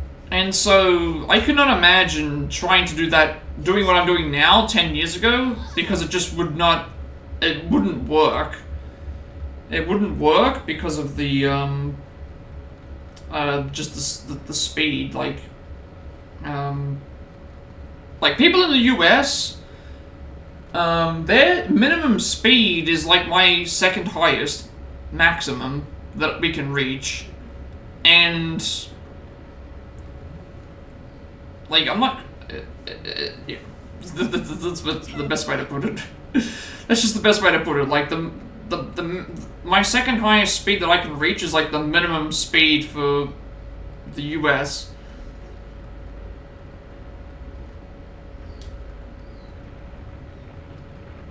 Which is why I can't watch streams while I'm streaming, because I've had problems where I've tried to do that, and it actually just makes my stream quality drop. And so it's not anything against anybody else. I love supporting other streamers as best as I possibly can, but like I can't watch streams while I'm streaming because of that. That's the reason why. And even if I was able to, I feel like if I loaded up a bunch of streams, I'm gonna not be able to listen to them anyway and chat in them, because I'm gonna have my own stream up and I'm gonna have other things to do. So it's like like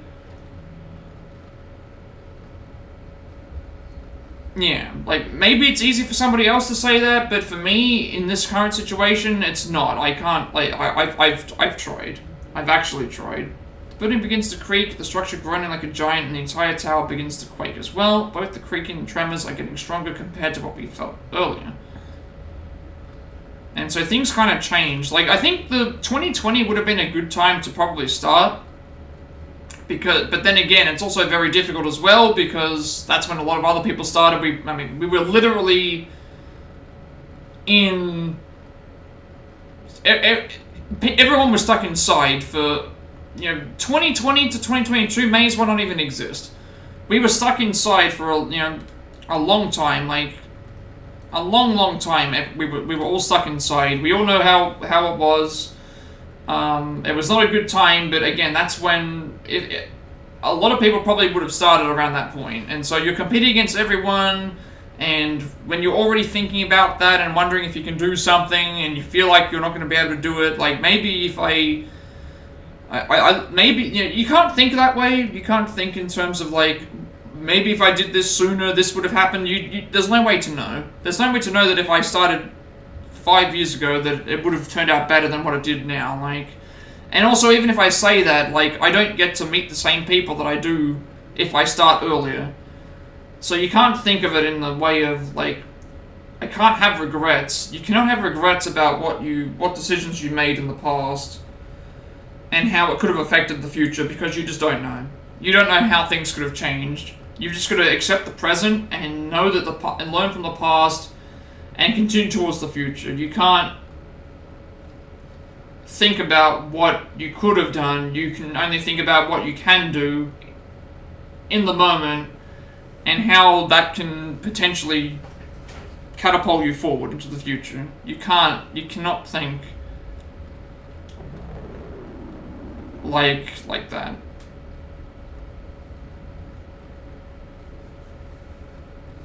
But it's always that I've met so many people from across the world that I wouldn't have met without Twitch.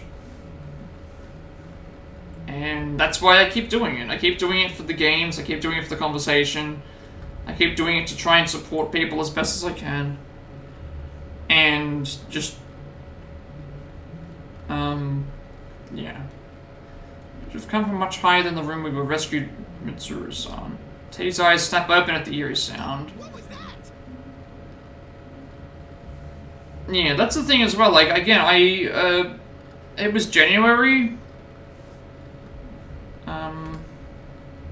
It was January when...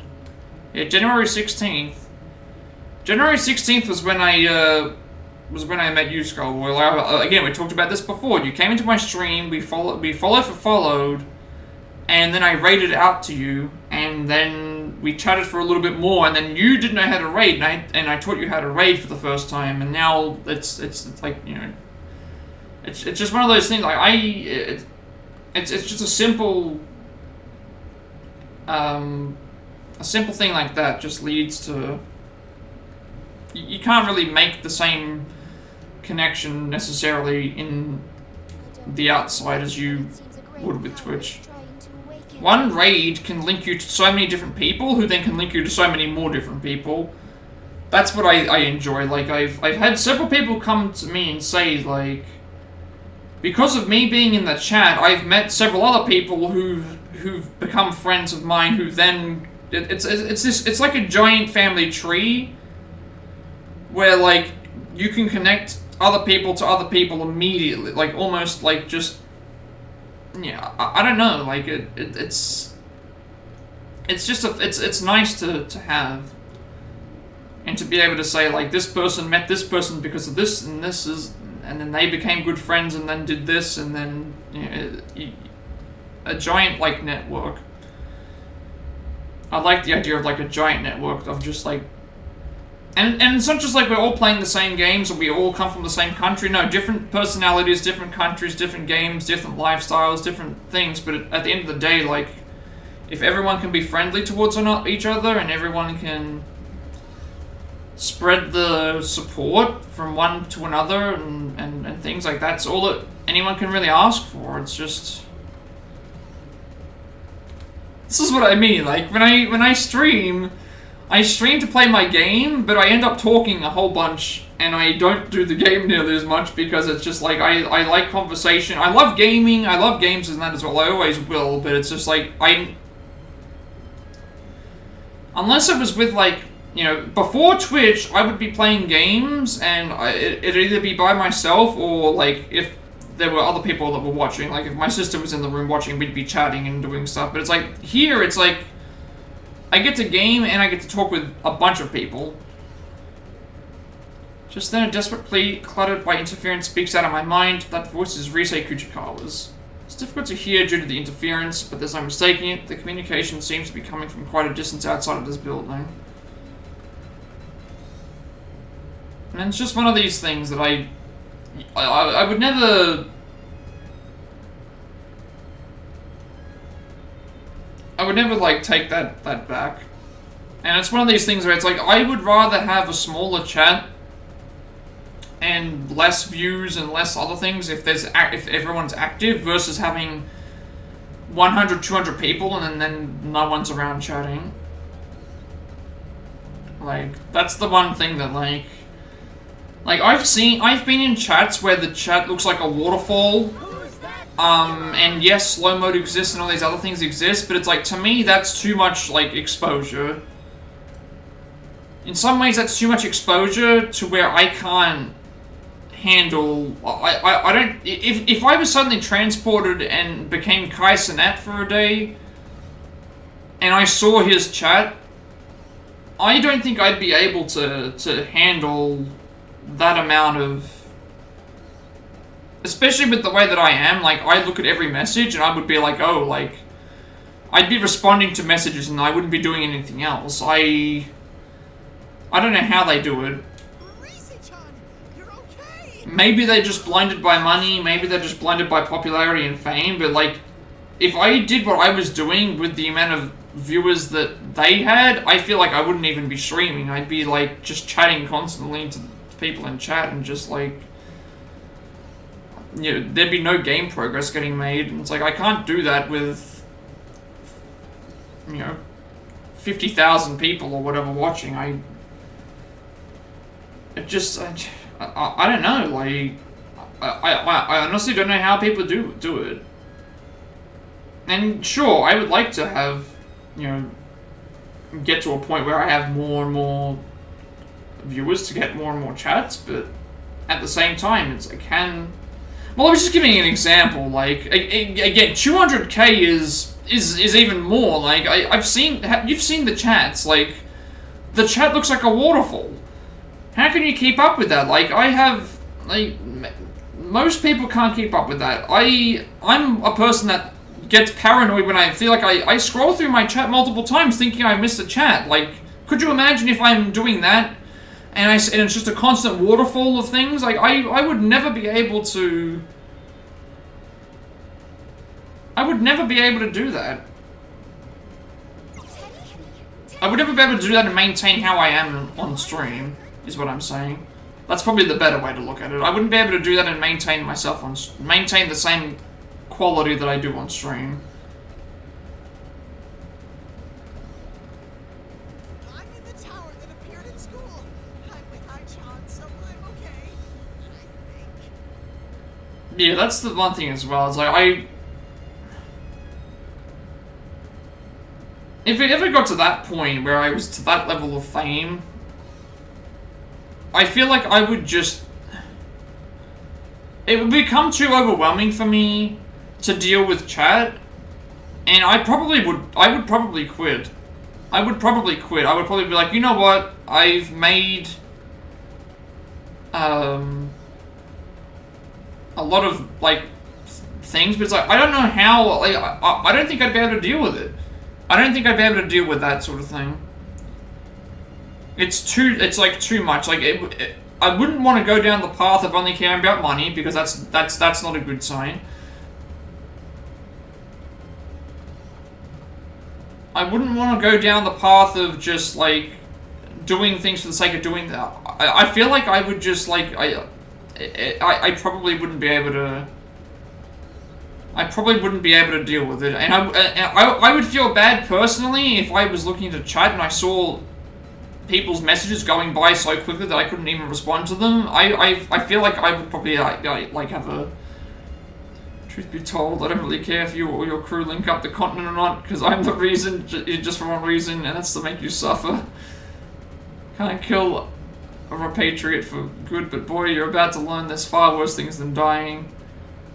Let's kick it up with some pain. Oh yeah, my everlasting flamethrower here has a little bit of appetite for Raylium, so the moment you come back from the seam all covered in stuff, the flames will life.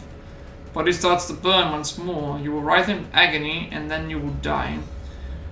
And you'll return once more. Nothing you can do to get you out of it, and it won't be long before the pain becomes more physical. So you're all caught up now on that thing in its colourful past, the whole child of a partner who betrayed you once upon a time thing. That's it, suffer for me, baby. Ain't no geezer for you, Sam. No crossing over to the other side, so suffer through the day. Yeah, I again, that whole monologue is fantastic. Welcome back. Like, maybe I'm getting too much into it, but maybe it's because I have an investment in, like, and passion to do this. Just wanted to share this quote. I mean, yeah. It's a peak quote.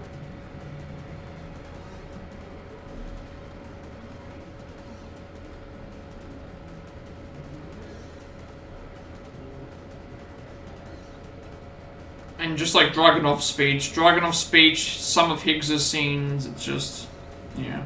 I really don't know, like, I guess it's also because I've never been in a point where it's like, you know, I've had Waterfall being a chat, and I could not imagine a Waterfall chat trying to deal with that. I mean, people have told me as well that, like, oh, it's, you know, you have mods that can help deal with that, but then it's like, I feel like at that point, like, my mods would be working overtime trying to deal with that, and, like, I've never thought about it. Like, I've never been in a position of, like, of having that many people, interacting with me at once. Just like on YouTube as well, like every now and then I'll get a comment on YouTube, but like I can't imagine like posting up a video that goes viral, for example, and then having all these comments and then feeling like I have to respond to them all, because that's how I am. That's how I am. I feel like if there's something worthwhile to respond to in the comment, I'm gonna make a response, and then therefore it's gonna keep, you know, I would spend hours just responding to comments. Remick was also memorable, but sadly didn't have any quotes. Yeah, that's what's weird. Like, Remick has no quotes, but he's memorable because of his, like, ideality. I guess the one thing he could be kind of quoted for would be, like, the line about, like, talking about letting people, you know, sort of, like, having people accept, like,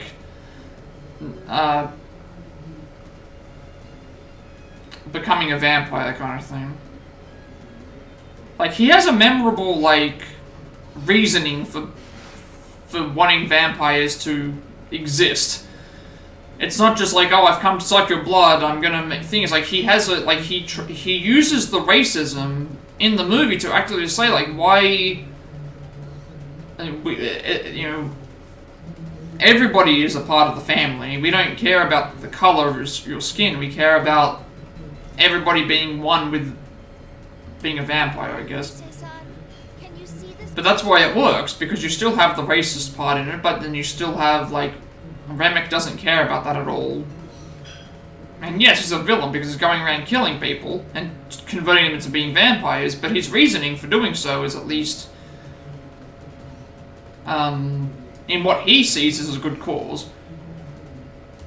Senpai and I are in town searching for Khan, but we can't get out because there's a horde of shadows.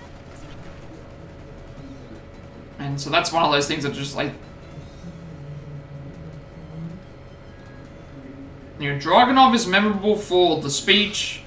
Remick is memorable for his ideology of the world in Sinners. Like he's the reason, like his ideology of that is this thing. Similar to, I guess, what Jimmy could be in Bone Temple. I'm sure that I'm sure that he'll have some quotable lines in Bone Temple, or he'll have like a warped like reasoning as to why he's doing the things that he does. Like, but I think he might have some memorable lines. He seems to fit that villain role.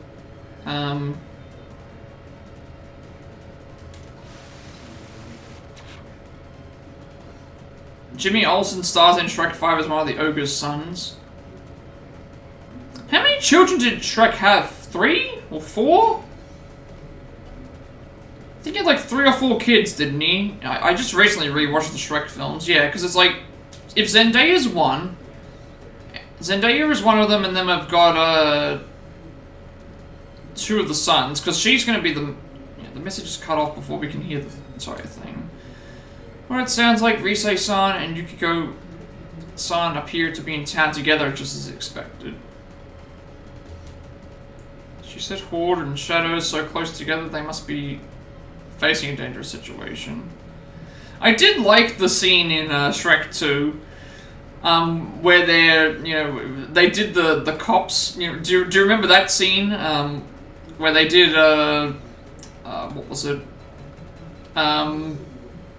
They did the cop skit, except it was called Knights, and they were using pepper grinders instead of pepper spray when they were imprisoning them. I liked that segment. I remember that being good. I'm not sure what to think about Shrek 5. What is the story supposed to be? Let's have a look and see what does it say. What does Shrek 5 have to say? Because I liked all the movies, but yeah, I think he'll have some good quotes again. Like, I think he'll have some good. He'll definitely have some good quotes. That's June in 2027.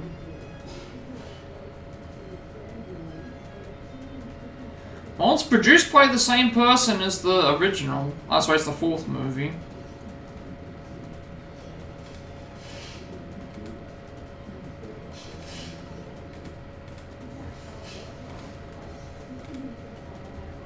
At least he returns to be a villain again. Yeah, I mean, he's also gonna be in,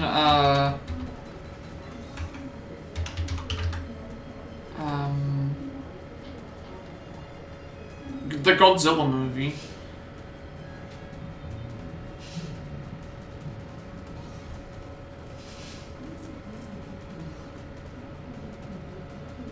So he's going to be in the Godzilla movie next year, and he's also going to be in another movie that's done by, it's the same, Danny Boyle is doing a biopic based on, Rupert Murdoch,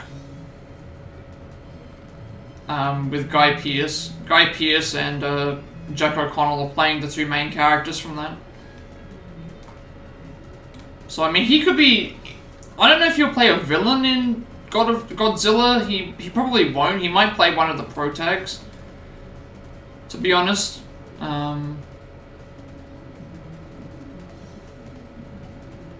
guess we'll have to wait and see. I imagine he'll play I imagine he might play the lead. He might play the lead. If they make a Death Stranding 3, the villain needs to be Jack O'Connell or Robert Pattinson. The only reason I would say Jack O'Connell is because we have to see how Robert Pattinson does as a villain. Like, we have to see how he does.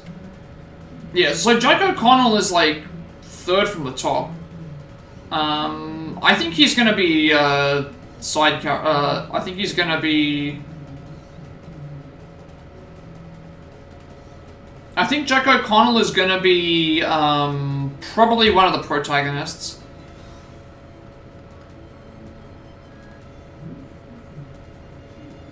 I don't think he's gonna be the villain. I think he's gonna be one of the protags. He's not the main protagonist, but he'll be like the...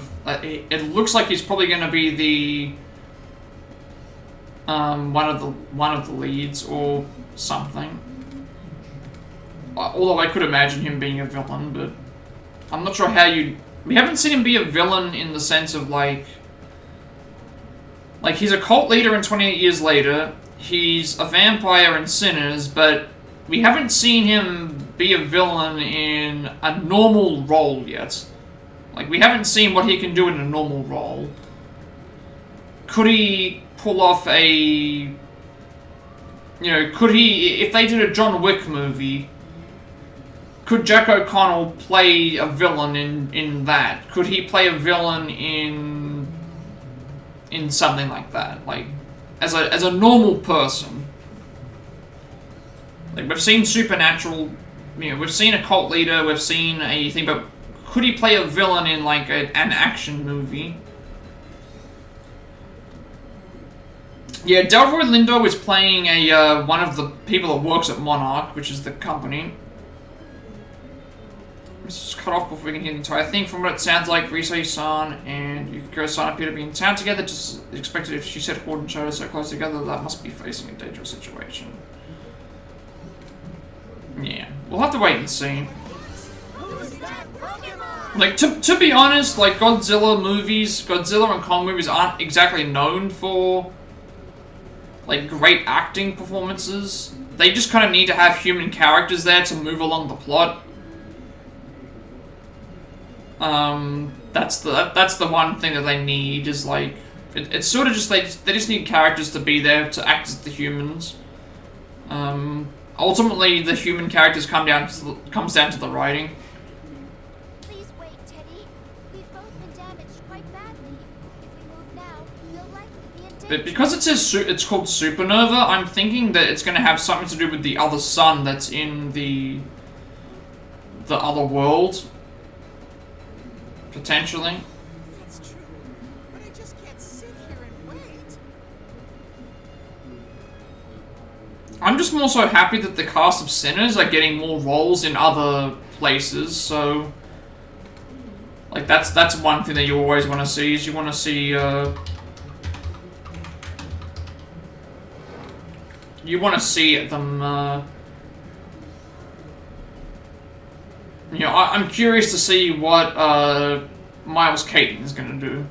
For example, like, his first role was Sinners. And, like, his role, his you know, his, you know, he learned how to play the guitar for the film.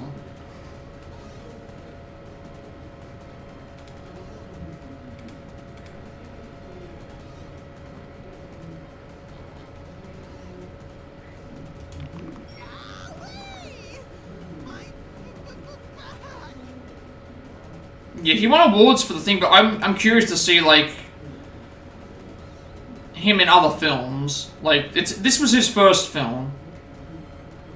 And if this is his first film, and he did that well, like, and granted, he was on screen with Michael B. Jordan and other people that were thing, and he was obviously being directed by a great director as well. But you have to give him he has to get his props for the singing, the musical ability. Like, he learned how to play the guitar for this film. He was a complete unknown, actor.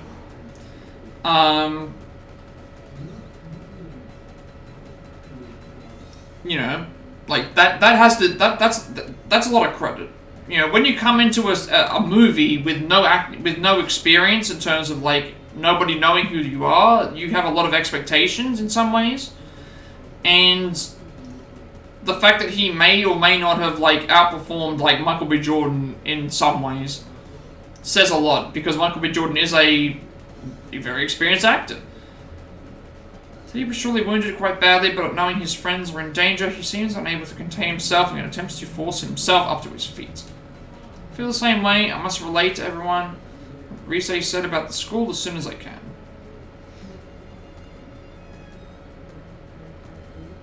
I approached the window to find out where we were, or where we are. I see two figures leaving the school building. And so it's just one of those things that, like, potential is there for greatness. Yeah. And that's the thing, that's also impressive too, Alfie Williams. Like, you've got Aaron Taylor Johnson, you've got Ralph Fiennes, you're gonna have Cillian Murphy, you're gonna have, you know, Jack O'Connell, you're gonna have all these other people, and, you know, you just, it's nice to see, like, there's a lot of up-and-coming talent. Like, even the girl from Lilo and Stitch, she might get typecast because she was in a Disney film, but we don't know yet. But she still deserves credit. You know, her first role was in a Disney film, and she performed in. It's probably is it the best Disney product this year? Lilo and Stitch. I'm trying to think if there's anything better that Disney released this year. I think Lilo and Stitch was the best Disney product this year, right? There was nothing else that's close. Anything else that Disney made? Like, and when I say Disney, I mean everything. Like, oh, that's right, yeah. Basically, just Lilo and Stitch and Fantastic Four.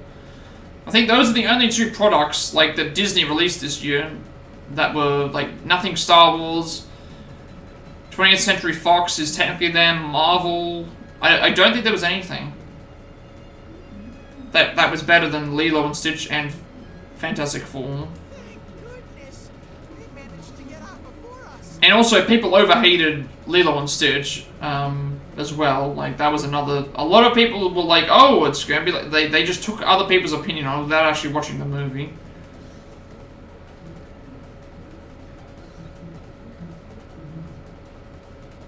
Yeah.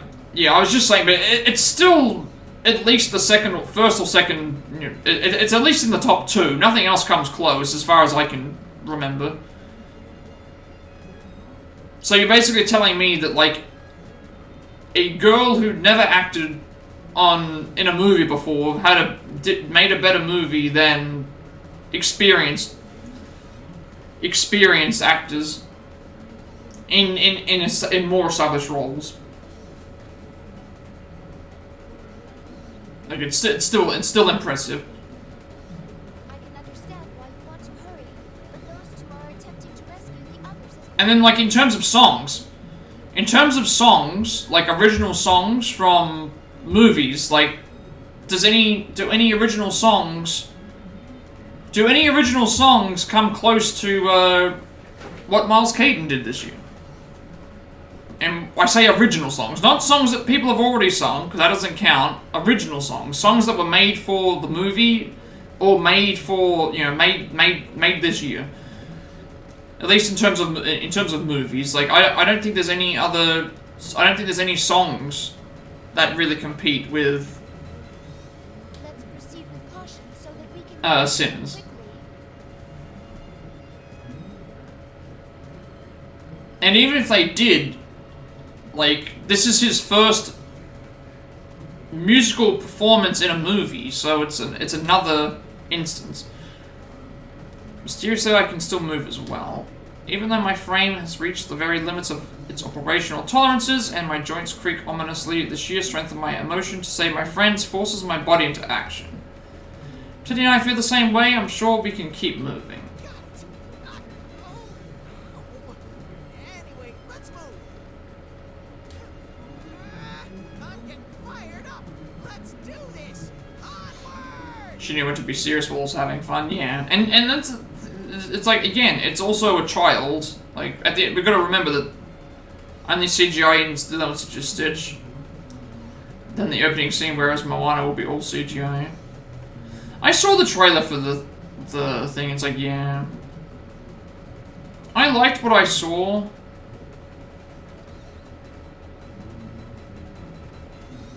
But I also liked the original Moana movie. I haven't seen the second one, but I liked the original Moana film. But if you're gonna make a live action, what's the point in having it all be CGI? You may as well just make another animation movie, or not make it at all.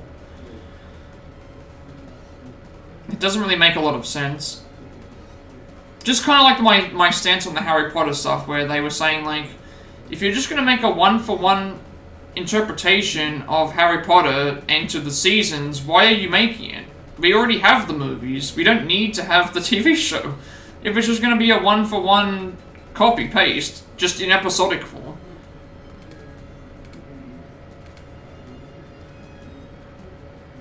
It's like we don't have any consistency when it comes to some of these projects.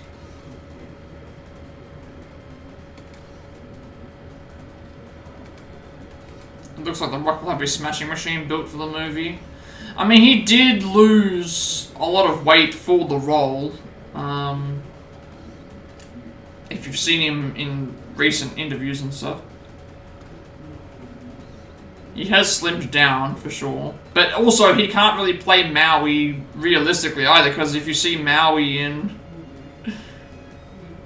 If you see Maui in, Moana, he's, like, The Rock isn't that big. Like, even The Rock at his biggest isn't that big. Yeah, I didn't add the stack time thing anyway, but I don't have any stacks right now anyway, so... I will add that. I'm not going to be streaming over the weekend, so I'll add that. I was going to add that eventually.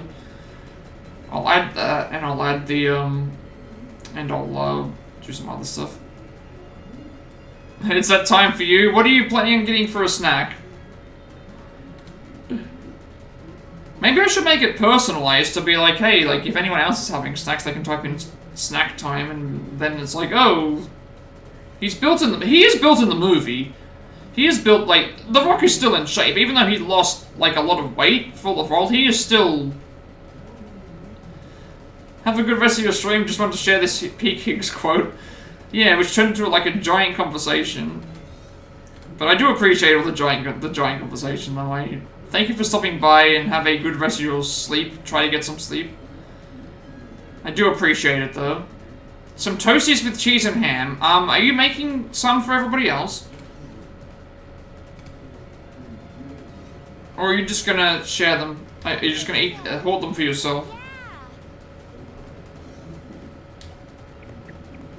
Yeah, I get it. I completely get it. I apologize for keeping you up for so long, like, chatting, but it's just so much fun to go back and forth about movies and things. We leave the music room and the wreckage left behind from our recent battle and run down the hallway towards the exit. You can take a picture for everyone. Can you fax the toasty? Can you fax the toasty to me?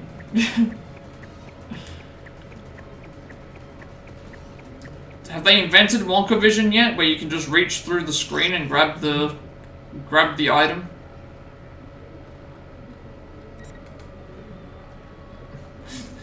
Barely made any progress today. In like 2.5 hours time I've just been talking. We've done like 2 fights and 2 cutscene things.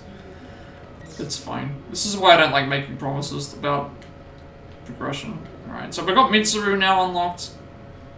Rush to Juness, and we also have the World of Me unlocked for Lapras. So this is what I mean, like we started like here. So we've done 2 fights and two things in 2.5 hours, because I just talk so much.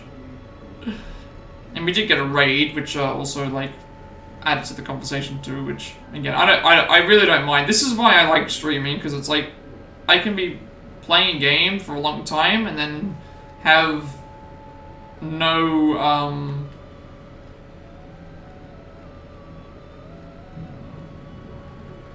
It's funny you say that. We are actually getting close to a gaming year where you enter the game. I wouldn't like that. The only reason is like VR and stuff for me is just I don't like VR. And I don't really I like the idea of just sitting down and playing the game. Like I don't want to be in the game.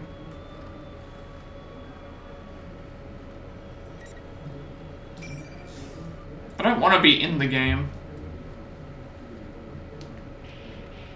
I feel like motion sickness and things like that is going to really, really hamper on that.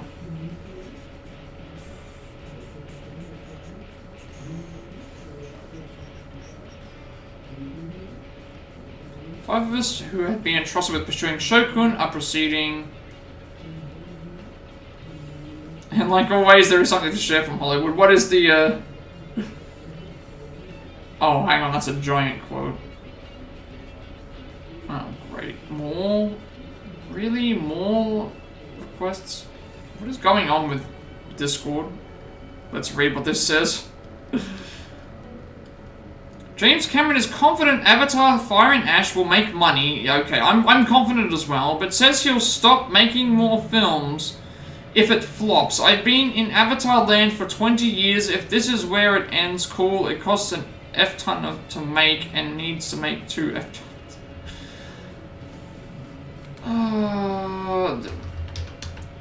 He won't quit. He won't quit. He won't quit. The budget for the movie is $250 million. He'll make that. It's gonna be a step above VR. I want to try it out because ever since I saw Sword Art Online and Ready Player One, I've been kind of fascinated with that kind of gaming. I get motion sickness.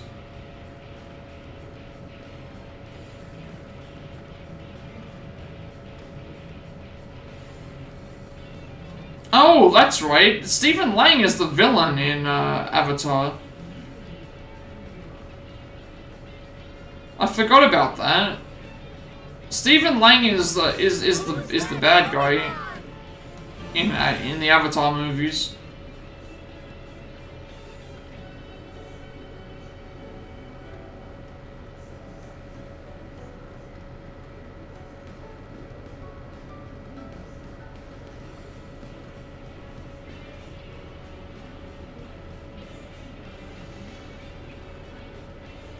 Keep in mind that he's already announced that they're going to be doing Avatar 4 and 5. Like, that's the other thing as well. He said he'll quit making them if it flops, but it's like he's still making Avatar 4 and 5. It's already been announced.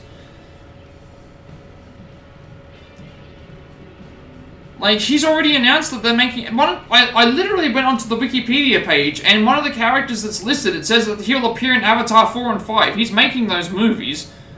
He's making those movies. Just because he tells people he's not going to make them, he's making those movies. It doesn't matter.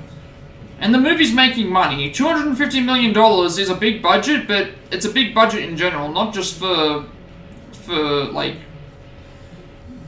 It's not Avengers, level budget, but it's still...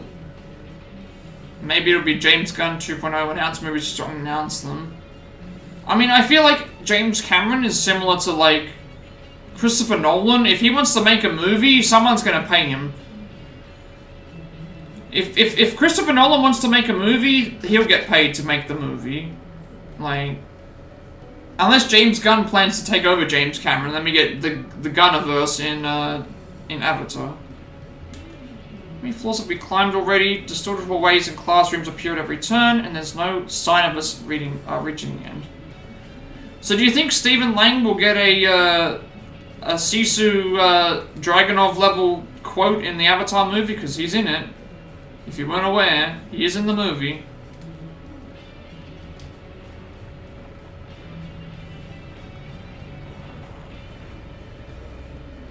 Or he's in the movies, I should say.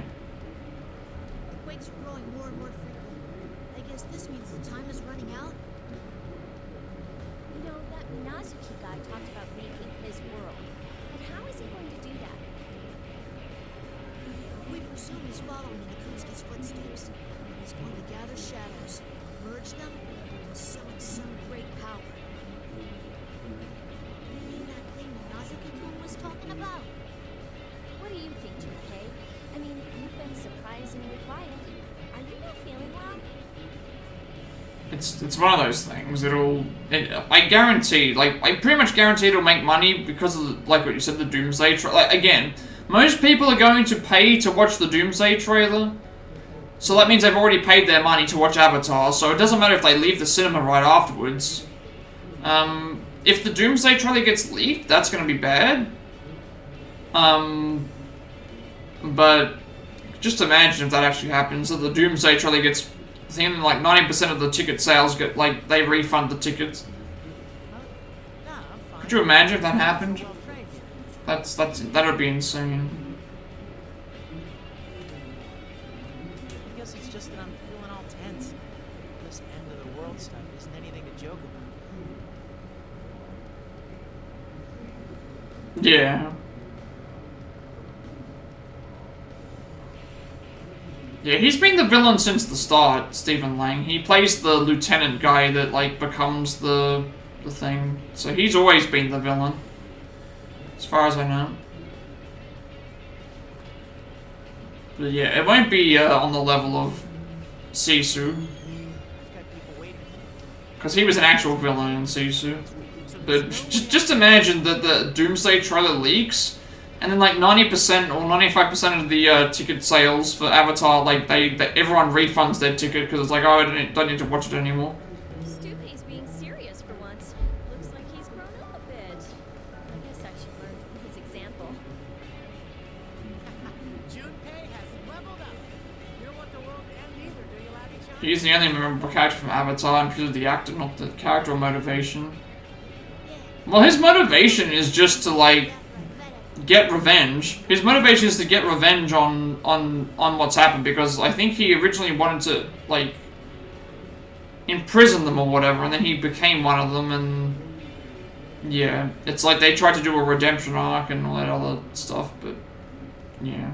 It's not gonna be the same thing as, like, Dragunov, who literally just exists to ruin Sisu's life, and has no, like, his motivation is to kill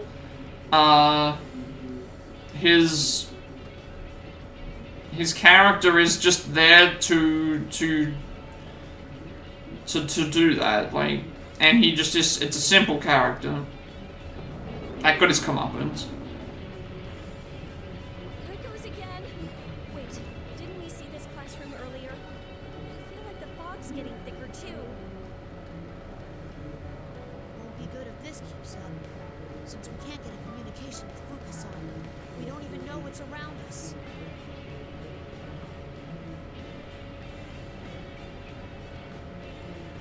How far we go, the maze of the fake Oshigami Hide just keeps going and going.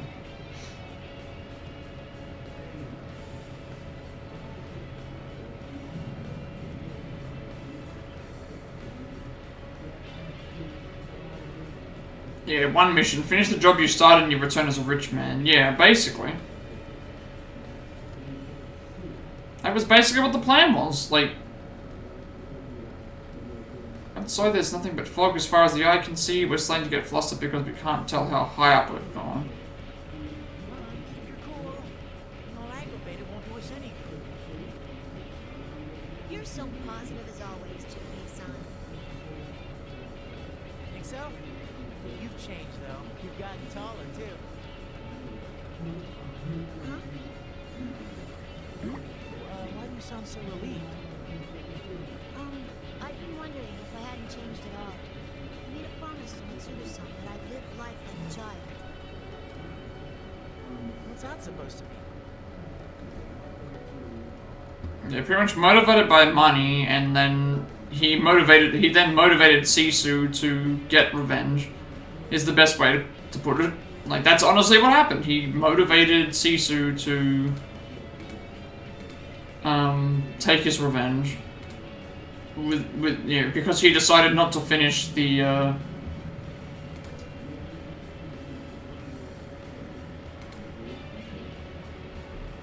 it didn't go well for him, but he had fun watching it.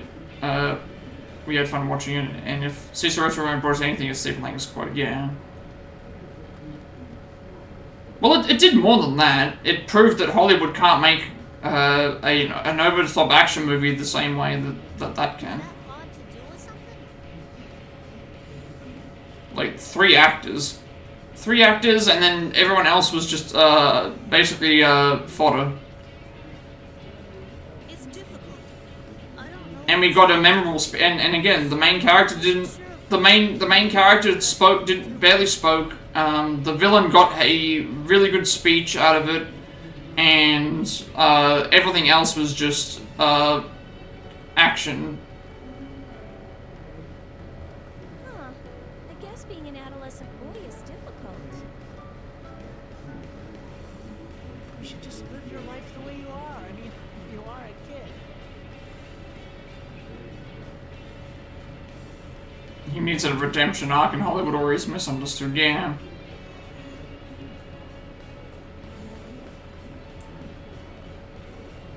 or they just, in the trailer, would spoil all the stunts. Like, they would show you all the best stunts in the trailer, and then, That's right. that would be the only, those would be the only stunts in the movie, but because you've already seen them 50 times because you see the trailer,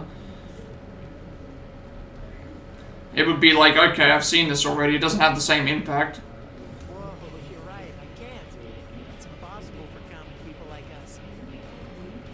Speaking of children, that show dude is the perfect example of a spoiled brat. One moment he's joking around, and the next he's incredibly pissed off. Yeah. What would someone have to go through in order to make them seriously consider destroying the world?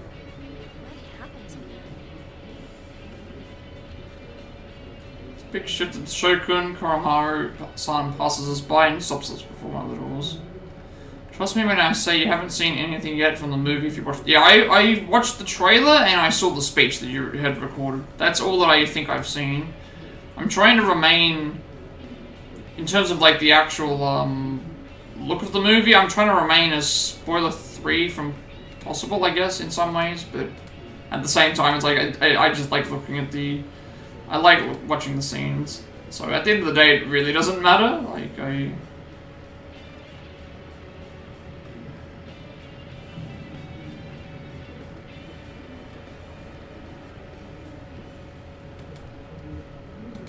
save the action for the first time. It's kind of like the same reason as to why I want to see the first movie before the second one, because I already know that the first movie is gonna be over the top, but I want to see, like, oh, I want to. It's gonna pique my curiosity to be like, how did they top it? How did they top the first movie? What's up, Koromaru-san? Is there something bothering you about this classroom? Approach the door that Koromaru-san is barking at. I see stars leading up inside the classroom. Sure that I wasn't the only one who was hoping this was the place, Junpei-san quickly opens the door and we step inside. Yeah, the speech was a must-watch, absolutely. Or...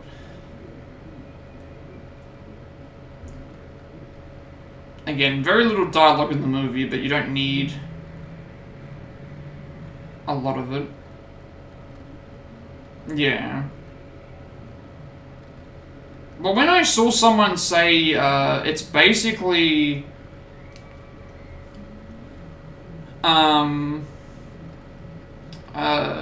it was like someone described it as like Mad Max Fury Road level kind of action sequences kind of stuff. And I've been enjoying Mad Max Fury Road more and more that I watch it. It does improve with time. Aside from the staircase, the room seems to be like a normal everyday classroom. Desks are lined up in rows and a blackboard dominates the front wall. Which is very impressive, because remember, Mad Max Fury Road, when it came out, was an Academy Award winning film, so we're comparing it to John Wick Chapter 4 and Mad Max Fury Road. So the fact that a movie that cost $12 million is being compared to an Academy Award-winning film and the finale of the John Wick franchise, at least for now anyway, that says a whole lot. That says a whole lot of the quality of the movie.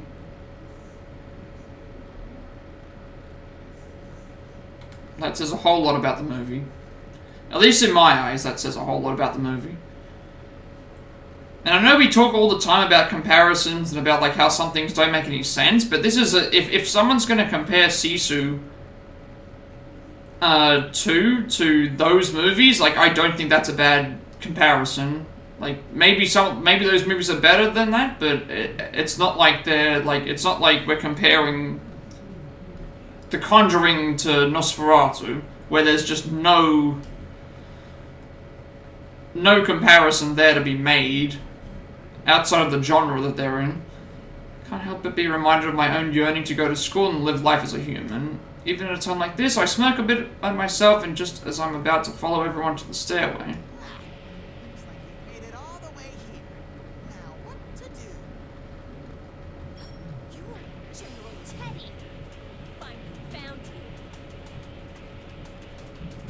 People say Sisu is John Wick's granddaddy and you can relate. I mean, yeah.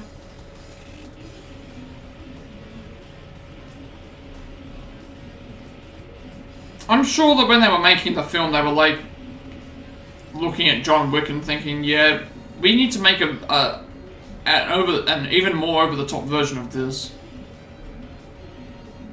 And just like you said, when you watch the Wick is Pain documentary, like, they talk to Jason Statham, they talk to other, you know, people as well, like, maybe the inspiration's there, like, if people are talking about Sisu, they might be like, hey, like, we reference, like, certain other things, and it's just like, that's what you gotta do, that's what you have to do. Oh, it's the writer and creators of John, well then there you go. There you go. With his cape and a fearless grin, General Teddy is completely different from the real Teddy we encountered earlier, and even though the screen he has an ominous air about him, I check in with my senses just in case, and sure enough he's a shadow. This is a normal shadow reading. What in the world is this? Who's that Pokemon? So General Teddy will face you myself. Now bring on the ring.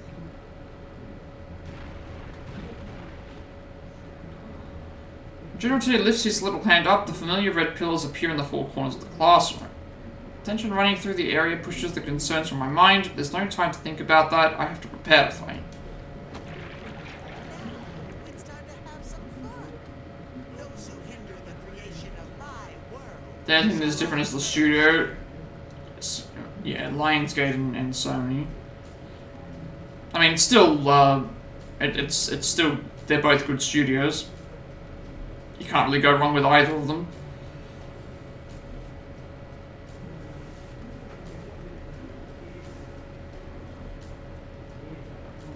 Whoa, someone's got a big mouth. My world? This has been our world from the start. We're not just gonna let you destroy it that easily. Destroy? I will not destroy it. This will be the beginning of a world of my own, where only I will live.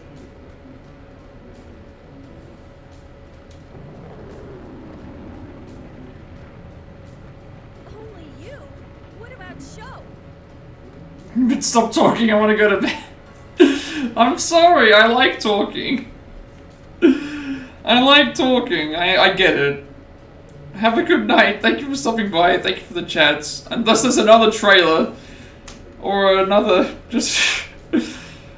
I'm talking because I'm narrating. I'm sorry. I just respond, I like responding. We won't know that unless we try. Put him on him!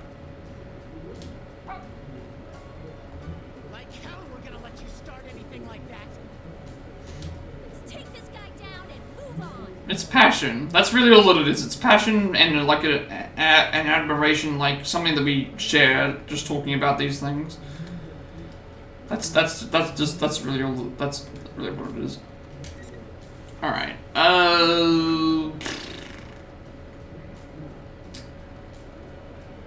I think it's Ken. I think I gotta play as Ken. Yeah, I think it's Ken here. It's not Labras. Yeah, I think it's Ken actually. Plays Ken.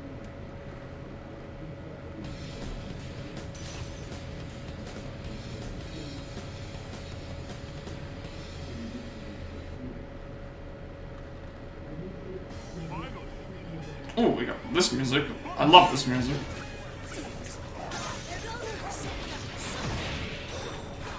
Hopefully we get to hear all of it.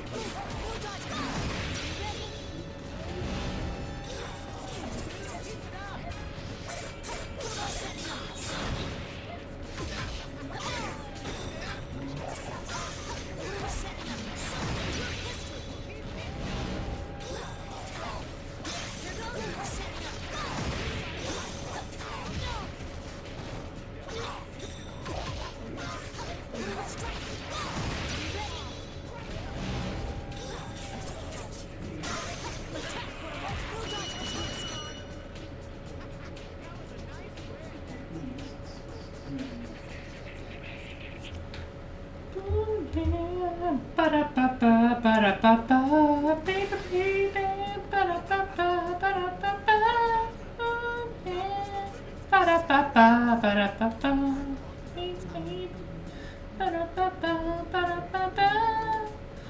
that music. I love the original. You're not gonna melt now?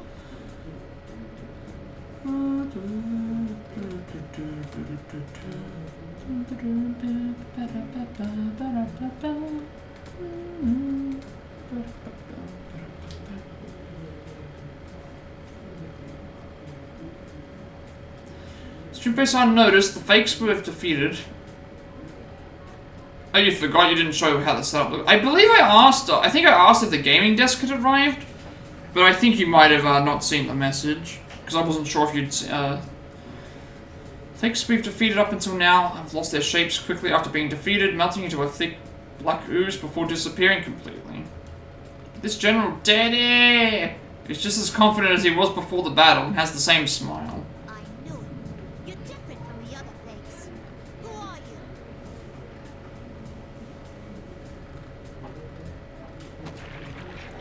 Who am I? I'm General Teddy. Who else? Well then, bye-bye, you pesky vermin.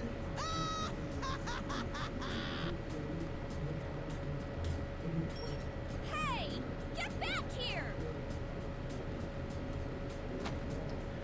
By tomorrow you're buying a cable to connect the laptop to the big screen, that way you don't miss message. Ah, I see, yeah. I mean, I'm not mad at you or anything, like, it happens. I miss messages sometimes, and I'm just like, I'm scrolling up the chat, because my chat size is so small on OBS. Because I have other, how do I put it? My OBS, I have like a small chat screen, I have the activity feed screen, I have, yeah, things, so it's like yeah. General Daddy swirls his cape about him with a laugh and disappears, vanishing into thin air without a trace. Hey, Yucatan. He said something about a vessel being. Your problem is also lack of attention. Once you get into the game, you forget a lot. Yeah, that can happen to me as well. But again, we're human. This happens all the time to people. Like, to be honest. Yeah, it must mean that we don't have any time left. And when we defeated that General Teddy, he didn't disintegrate like the other fakes. You sent me the video. Oh, was it? Let me see. It's just MTV Cribs. Neon lights. Oh, I hope it's not flashing too much, because I don't like flashing lights. Even that thing annoys me. Wait for it to go away.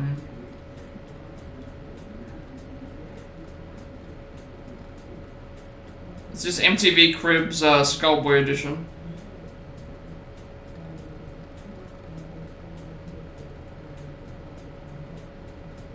Let's have a look-see.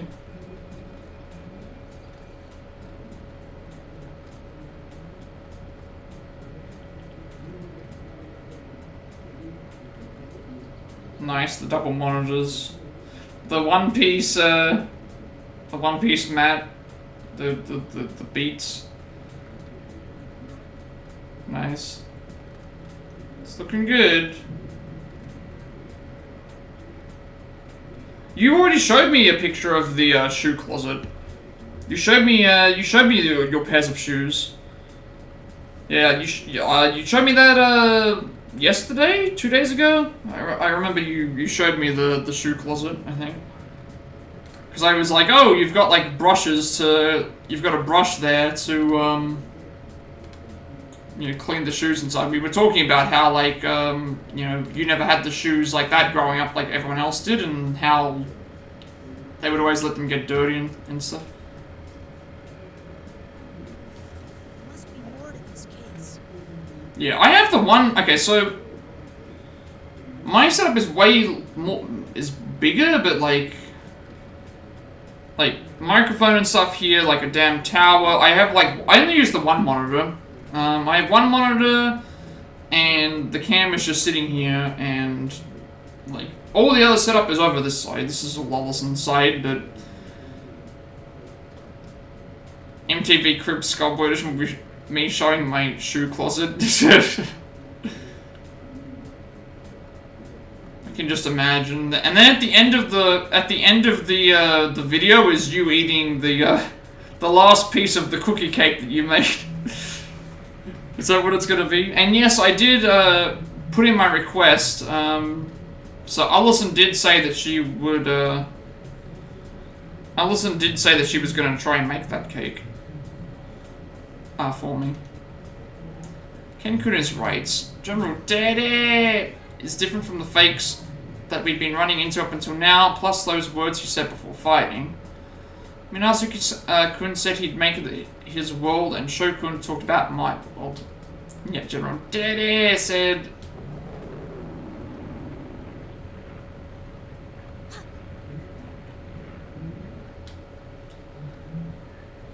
Last minute, you stuffing your face off camera and then being caught. Just like the slow like camera pan, and then it just shows you in like eating in the slow camera pan. And then it's just like you're in the middle of a mouthful and you just see the camera and you just look up and you just like, and then the camera just pans backwards.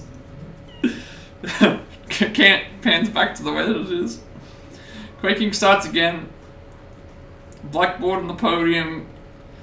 It's like that thing where it's like, oh, you know, maybe I'll just try one piece of the icing, and then you go and think it's like, wait a second, but now the other side is like slightly lopsided, so I need to try a bit on the other side. But wait a second, like there's a little bit of extra cookie on this one side that makes it overweigh the other side. I need to take a bit off of that. But wait a minute, there's a bit of cream that's on this side that makes it a little bit... And then before you know it, the whole cake's gone. Building shakes strongly for a long time is asserting that the time is drawing near.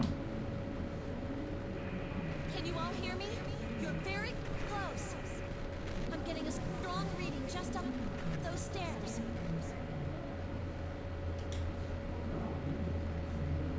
When we hear Fukusan Statiki communicate, we feel a sense of tension fills us. Yeah, I was thinking Total Drama Island. There was in one of the Total Drama seasons, the Owen character, they made ribs, and it was like, oh, maybe I'll just try one piece, and he took a bit off, and then it's like, wait a second, but now this is like, it's not as even on this side, so I have to go and do this, and then before you know it, he's eaten all of the food in the room. Yeah.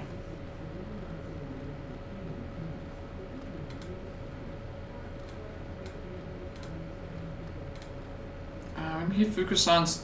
We steal ourselves and make our way up the stairs in the classroom. That was what I was referencing.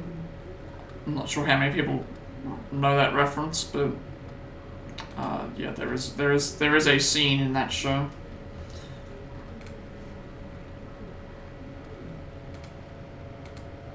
Like they had to. It was like Total Drama Island is basically like Canadian Survivor in like cartoon form. And one of the challenges that they had to do was like they had to cook a banquet of thing, and like the one group cooked like this giant banquet of food, and then he ate it all because he was hungry. So because like he was the bigger kid, so he would always be eating all the time, and he just like he ate all the food. In this long straight set of stairs, we find a door. When we open that heavy cold door, we see hazy moon immediately grabs our attention. It seems much closer than we had seen it while wandering the town. And then there are the countless crosses. They're the same as the ones that Mitsuru-san and the others had been bound to. These crosses are scattered around the void area we find ourselves in. No way. Is this place? Is this the moon viewing tower from Gekkokan High? Really feels like we're outside, but a strong wind blowing towards us. This must be a landing jutting out from the side of the tower. I see a number of oddly shaped objects around. For one of those places, I see a black shape flying towards us. When it lands, I see Sho Minazuki. That's right. It's where you killed Ikutsuki. This time, it'll be the place where you all die. See, I've already written what's going on your tombstones. It's some real poetical literature. Just kidding. Shokun, please stop this! Even if you do it, it'll change nothing! Is this all because you hate us? Because we stopped Ikutsuki? You really don't ever shut up, do you? I already told you that I don't give a shit about some dead guy. I'm doing this because it's fun. Watching you all freak out is hilarious. You're nothing but goddamn pests that can't do anything on your own. So I can't stand you buzzing around. That's when he spoke to me and said, "Who's that Pokemon?" Isn't that the greatest suggestion ever?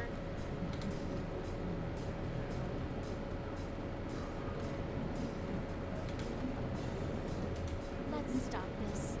You keep saying Ikutsuki doesn't matter to you, but he's how you've been talking about this whole time. What was that, bitch? Ikutsuki was a worthless ass who did whatever he wanted to be and still ended up dead. That's all. I don't give two shits about someone like him. That's not true, Shokun. You're only running from your problems. You shouldn't turn away from your true self. Shokun, come back with us. None of us hold any of this against you. You see what happened before? I'm a machine and I hurt everyone, but they still accept me. You're just like me. If you have somewhere you can I'm walking here, I'm talking here. Just imagine that's it's the damn New York voice I keep hearing. I keep hearing like a New Yorker's like I keep thinking like that.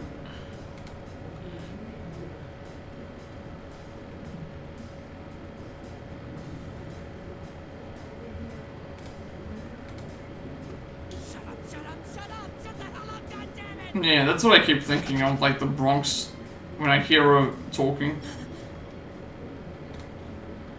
Bada bing, bada boom.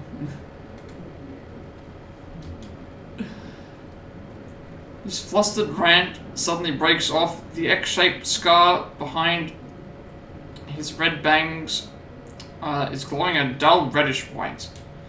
Already know what this means. That's enough. How far must you go in attempting to ruin this plan? You're Minazuki, huh? Unfortunately, the borrowed power has been exhausted. From here on, I have to deal with you myself. A motionless, icy glare pierces us. Minazuki, the one who awakened within Shokun, and to use his own words, the one who grants his wishes. It's him again. You really sure that he doesn't have split personalities? Concentrate carefully on his presence. This isn't just a new facet of the same person. It's a completely different presence than before. The reaction from my plume of dusk is even stronger now. You can see it clearly. Shokun has a plume of dusk within his body. Minazuki, what I said goes for you too. You're the same as me. What you are is the plume of dust itself.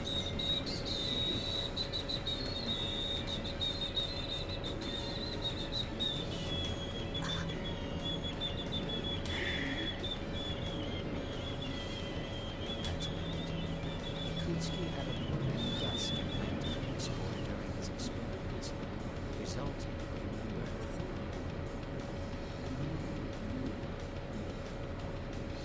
I knew it. However, I still have no love for that man. After all, he tried to have me erased. Erase you? Yes.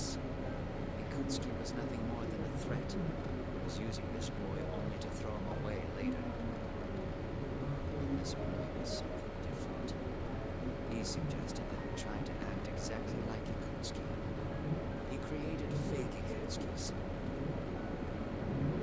He even went so far as to gain access to the Kirijo servers to try to gain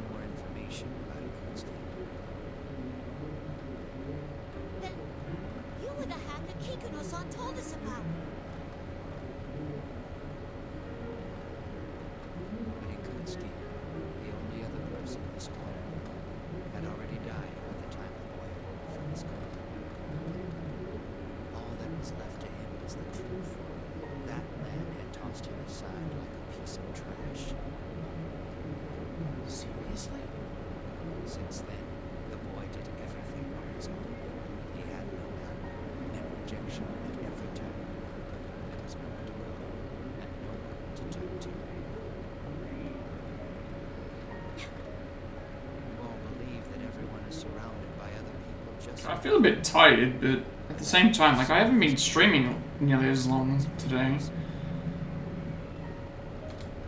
And, like, I still have, like, 2 hours before I would normally finish, but, I mean, if Allison comes in early, we'll play a bit longer, but, because, I mean, I won't be streaming, on the weekend. It's fine if we go over time, because, I mean, I don't have any obligations to commit to. Which hopefully means I can spend some more time in streams over the next 2 days, because I won't be as active on stream myself, so... And we can get the schedule back on track, hopefully. all I must do is grant him that wish. It's ironic for someone like me to say this, but Minazuki-kun's voice sounds like a machine, completely emotionless. Perhaps even though he was trying a personality created by the Plume of Dusk, he may have been trying to save Shokun in his own way.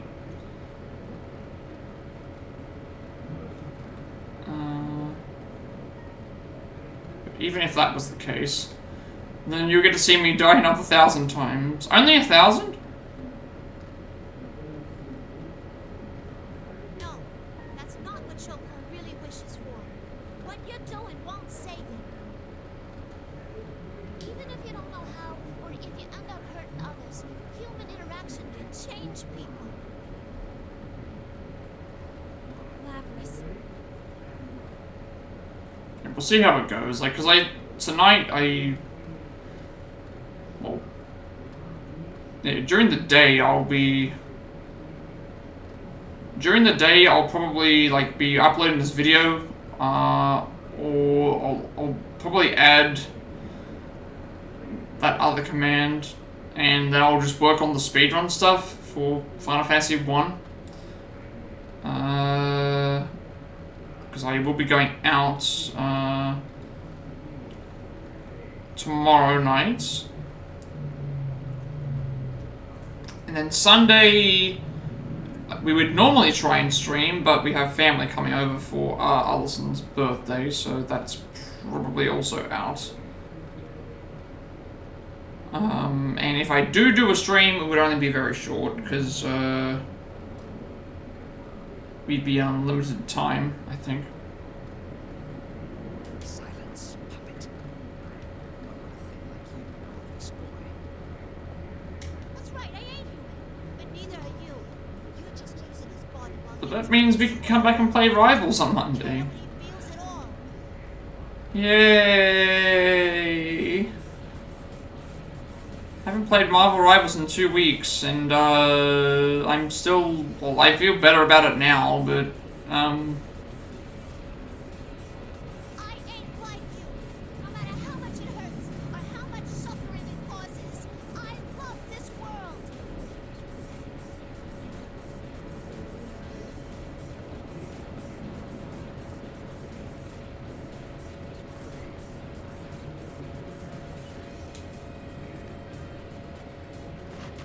Wow, well said.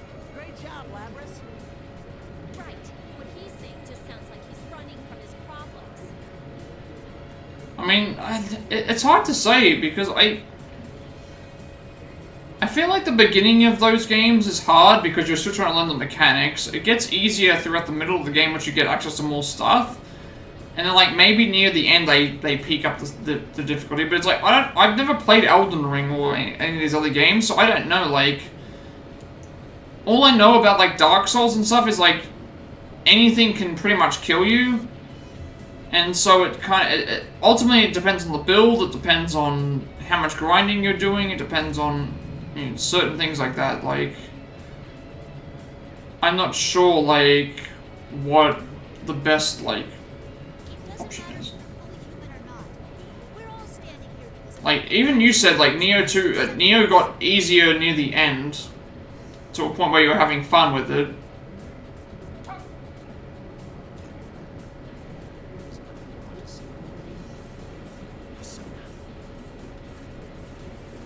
You died to a chicken and a soul's leg. Needless to say, I'm sure you turned that chicken into some nice KFC afterwards. You have gone too far. Sit in shame of your own ignorance as you await the moment of your destruction.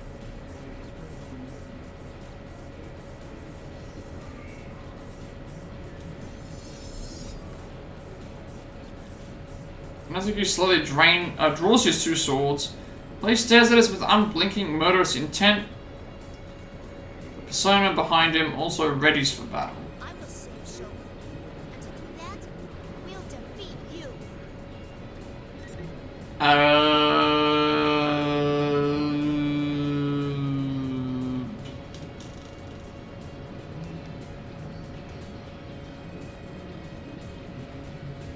Doesn't really matter who it is. Because you're gonna get the percentage anyway. I don't think we can finish the game in 2 hours. If Alyssa comes home, we might be able to, but I don't know. It depends on if she can. Even if she does, I might still end the stream earlier. Haven't decided.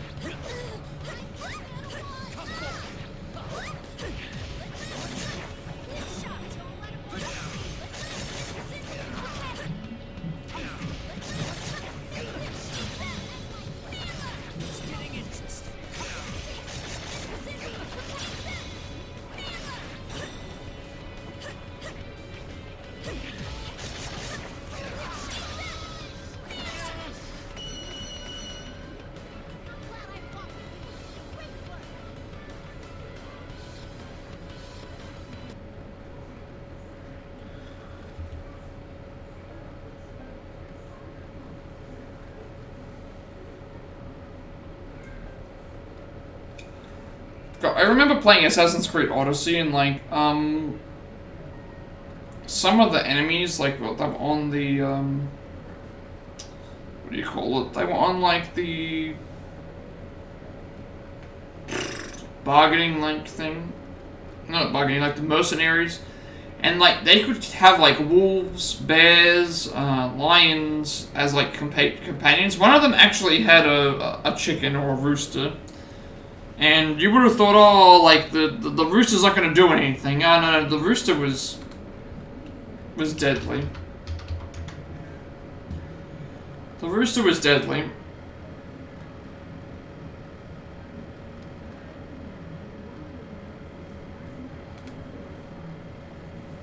The rooster.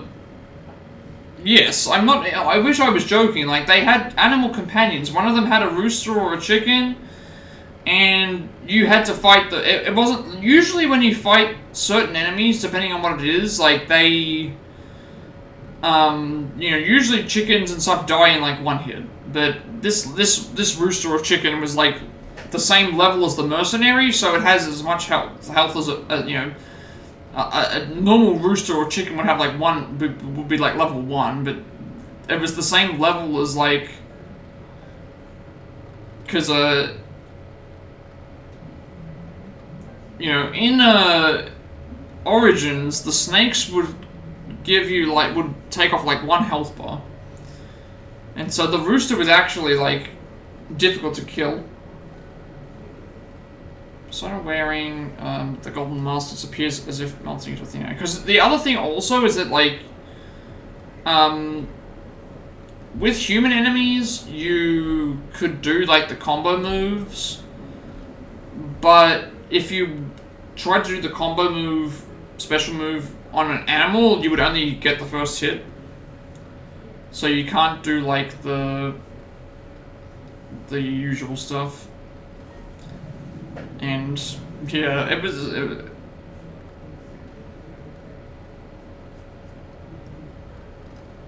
with all the deadly companions that they could have had, a damn rooster or a chicken or whatever was one of them. Wolves and lions and all that other stuff.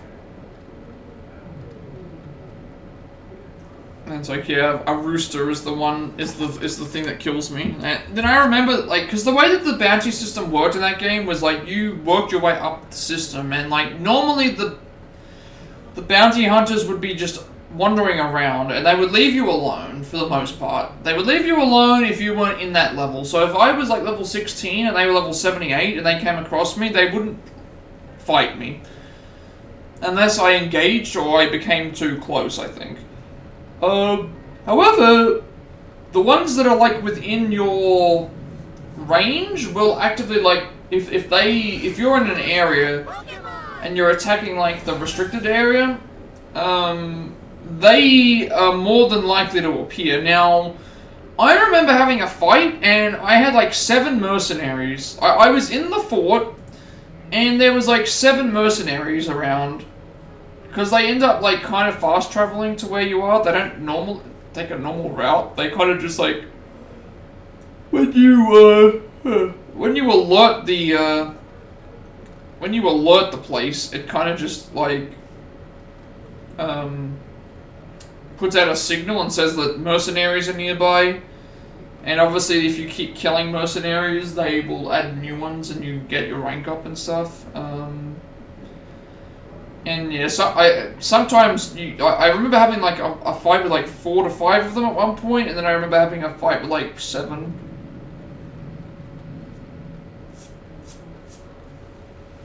And it was really, really hard, depending on what weapons you had, because yeah, just you become the ultimate mercenary, yeah, but it's like, it's still difficult because you've got people that are shooting arrows, you've got people that have bear companions, you have people that are fighting you constantly. Like they never fight each other.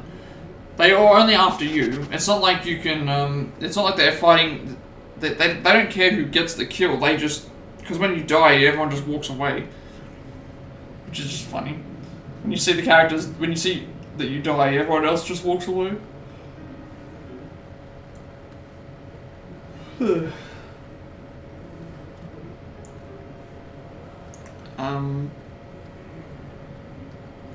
Yeah.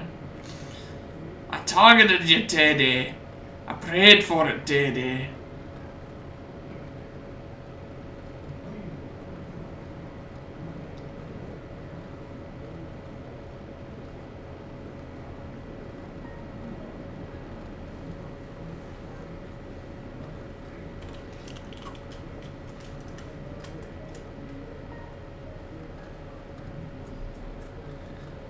You never actually have a mic. You have a mic now to make promos. Now we just need Nova to. The defeated master of the persona doesn't appear to be as wounded as he should be. He looks up into the sky with a somewhat absent-minded expression. I've lost.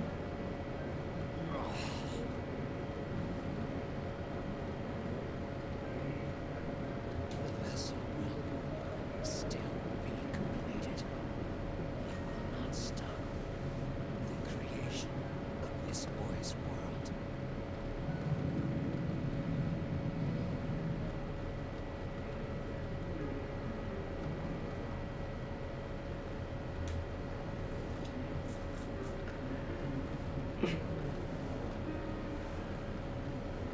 I just liked how it's like, oh, is the sound good? And then it's like, no, you have to, just to make sure that the sound is good. No, you weren't too loud. It wasn't too loud for me. Like, keep in mind, like, even though your stream volume is, like, at max, I had my computer level at, like, 40, because I always have it lower. Because if I have it at 100, I'm going to get blasted in the ears with that, so... That woman was messing with you? Oh. Yeah, I saw that, I figured that was what was happening. But it was fine, the way that it was fine. Must have taken an immense amount of damage. No normal person should be able to even move after taking a beating like that. Yet Minazuki-kun is trying to stand up. A certain thought crosses my mind. The will to stand and fight for someone else, no matter how wounded you may be. How Yukari-san and the others rushed to Inaba with me to rescue Mitsuru-san's team when they had been captured. How Yukun and his friends are fighting to protect this town. You had a date one time, you gave her your Twitch because she is a gamer, but you forgot about it. Well.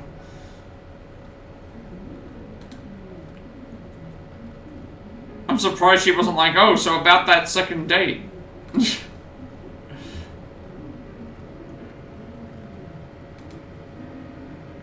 You just forgot. Oh no.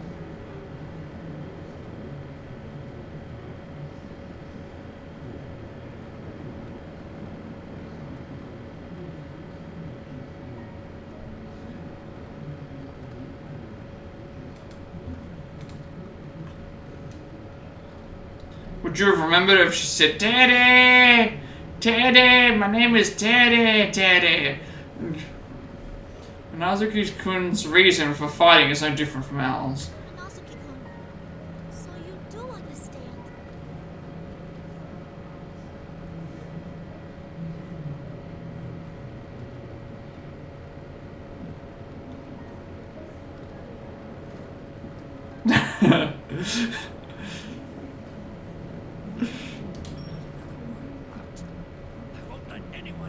I liked the sword cameo. I liked the sword cameo. It looked like the damn sword cameo. I wasn't expecting you to pull out a sword. I was actually expecting you to pull out. I thought you had a bamboo stick. The reaction from the plume of dusk had been fading, but suddenly it grows fierce and powerful, making the air around him tremble. You still. Okay, that's actually a normal bot name. Foreign Nobleman. That actually is a normal... That's what she said.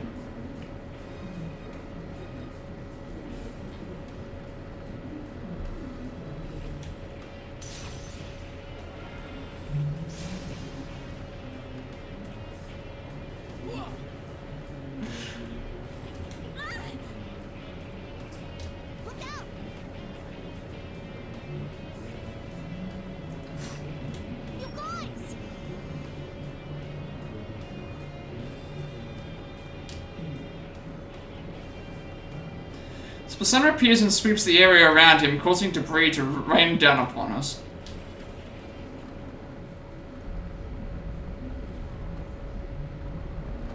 Anime! Anime!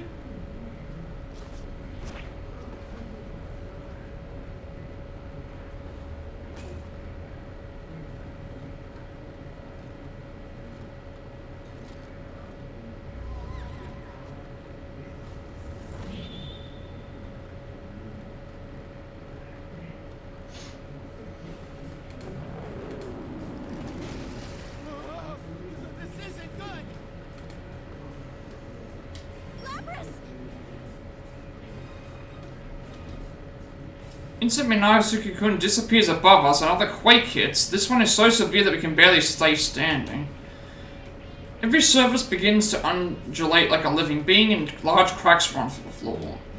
One crack spreads into an actual crevice, separating me from the others. From beneath our feet, lost from view in the fog gathered around the tower. Something dark is rushing towards us with a deafening roar. I can already tell you right now, like, the ending for this game is really long, so we probably aren't going to be able to finish it today, but at least we'll be prepared for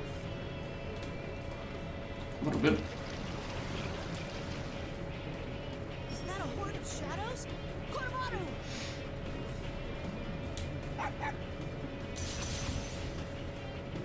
On the opposite side of the cleft from me, Ken-kun and Koromaru-san summon their personas to fight the horde of shadows. Yukari-san and Junpei-san follow suit.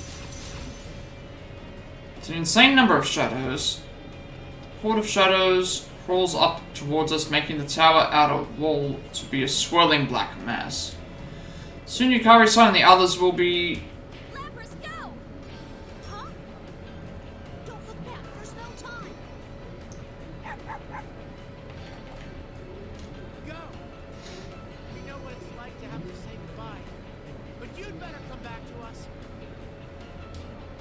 That's right, I want to save him just like everyone saved me. If I don't go after him this instant, I'll never get another chance. A set of stairs leading up into the red fog is ahead of me. I can pursue him now. Thank you. I will protect this world.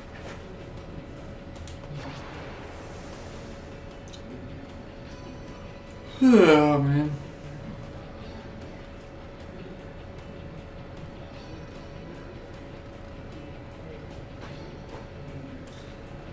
I guess the break will be a good thing. I mean, at least I can not have to wear this for the next couple of days. But I'm just starting to get more warm in this.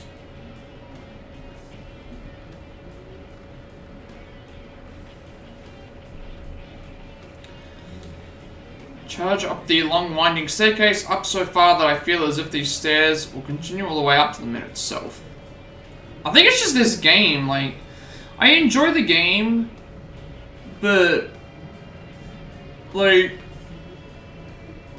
it's just, the story mode is, like, it's a lot of reading, and then, like, you get a fight every, like, so often, and then you have, like, a lot of dialogue and a lot of scenes.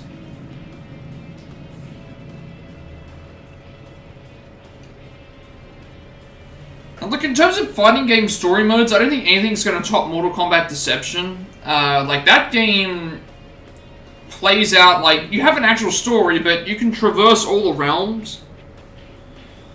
You can traverse all the realms and, like,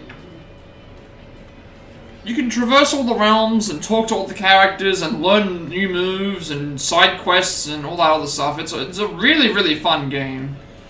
It's a really, really fun game. This game is very chill. You normally fall asleep when I stream this. Yeah, the music is really good in this. It's just like, I don't know, I feel like because I'm not actively doing anything. I guess maybe it's because I'm reading a lot, I'm talking a lot. Maybe that's the reason why I'm not playing as much. Like, if I'm playing the game, or I have the controller in my hands and I'm actually playing something, like, I'm probably more active, which means I'm going to be more actively awake. So, I mean, I got enough sleep. I got up the same time that I always get up, so it's like, I got enough sleep, and I ate before I came on stream, and I started later as well. So I wasn't,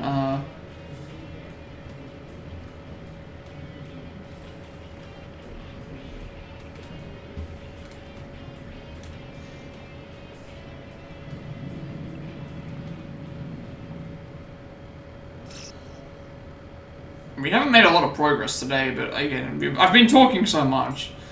I don't mind about that, to be fair. Like, we're 73% through the game. Last time we were about 80-something%, but as you can see, all the these cards here, if they're not, like, active, like, you can still see that we've got a long way to go.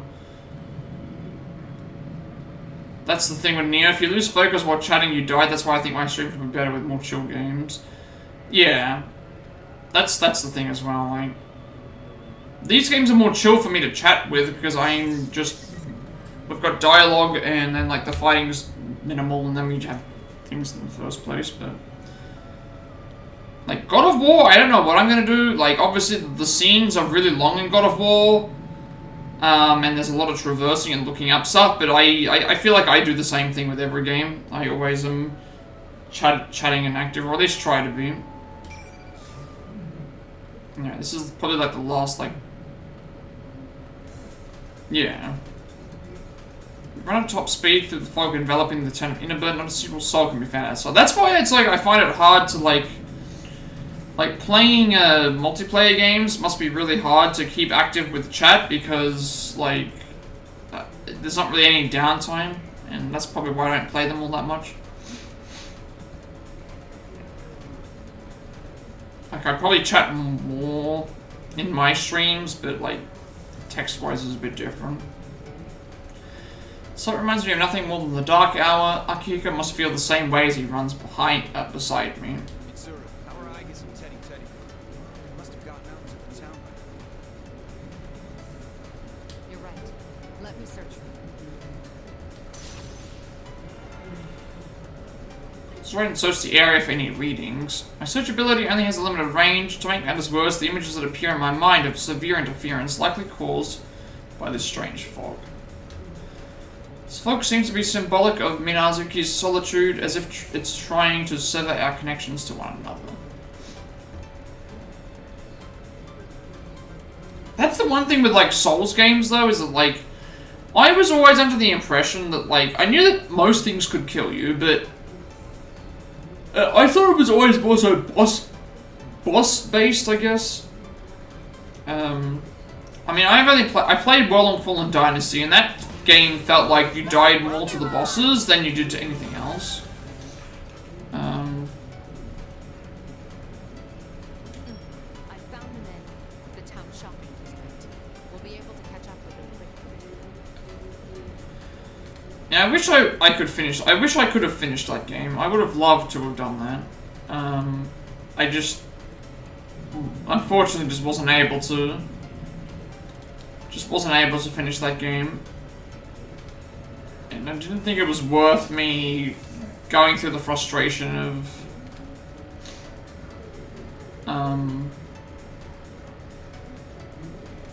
it wasn't worth the frustration of me going through that. Alright, let's hurry to join up. We can compare notes. Fortunately, Aegis and Teddy appear to be very close by. We hurry towards the readings in an effort to meet up with the others.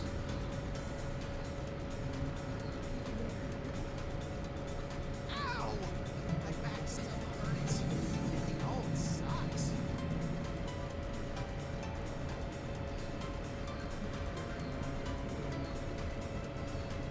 Do you age, Teddy? I don't. You would enjoy it a lot if you play the normal difficulty. It'd be a chill playthrough. I mean, Wolong I don't think has a difficulty setting. That's the issue. Like that's usually one problem with a lot of Souls games is like they don't have a difficulty setting. So if it's too hard, you can't make it easier. Like I've played Ninja Gaiden. I've played all the Ninja Gaiden Sigma games. Those games on the easiest difficulty are still pretty hard. Even when you have, like, unlimited, like, special moves and stuff. Those games are still pretty hard. And they're fun, but, like, I cannot imagine, like, playing them on harder difficulties and... Oh, by the way, Yeah. there's something I've been meaning to ask you, Aichan. Is there anyone you like? What do you mean? Come on, you can't fool me. If you don't have anyone, then you and me should... Aegis, Teddy. Mitchell! Aki! Akihiko-san, Mitsuru-san, thank goodness you're both safe.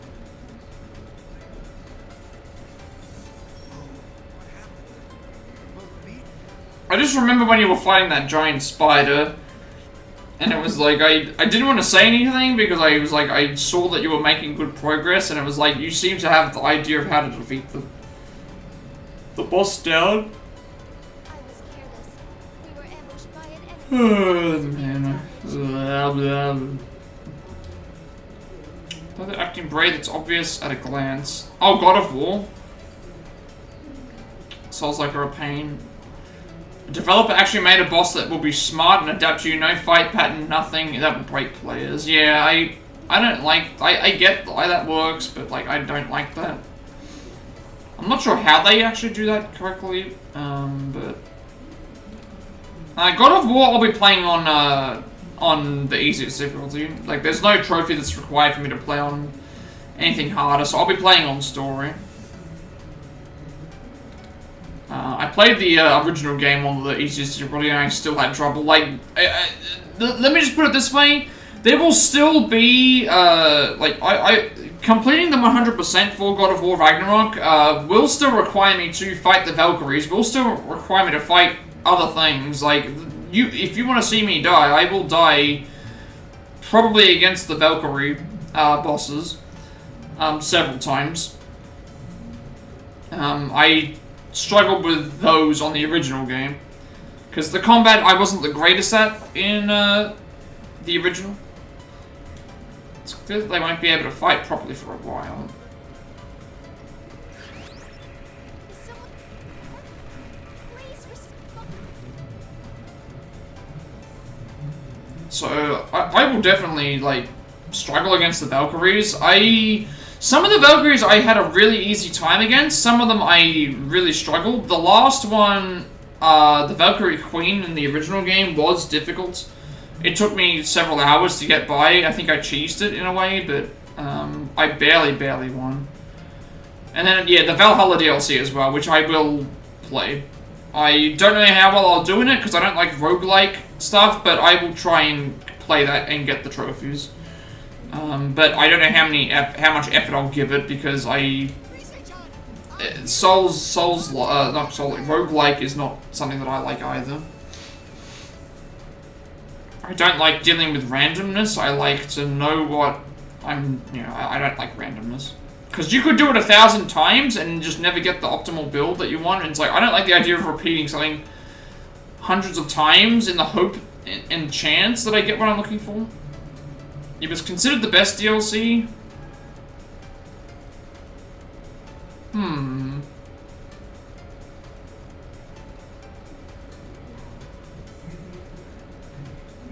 What would I consider, like, the best DLC? I know there was a Red Dead Redemption, like, on the original Red Dead Redemption. I think Undead Nightmare was considered one of the best. Fallout 3 also had some good DLCs. Is that you, Kujika? I can hear you. RE4 Remake, Separate Ways. That's a good DLC. Assassin's Creed Odyssey. Assassin's Creed Odyssey, I loved the DLCs in both of those.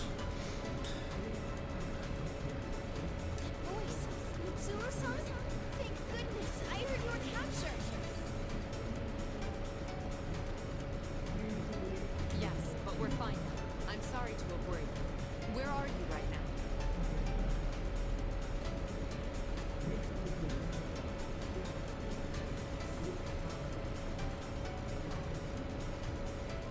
Yukiko-senpai and I went out to look for content. Yeah.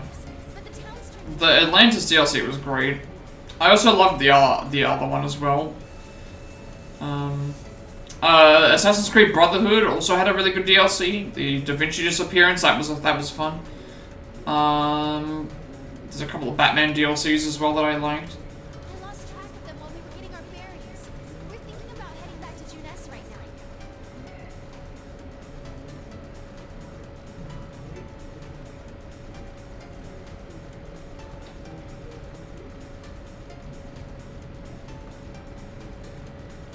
All right, keep going to Junes. We'll head over too, so we'll meet you there. Tatsumi and Shirogane should have arrived already.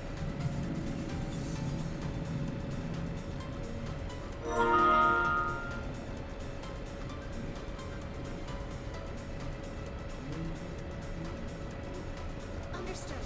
Please be careful.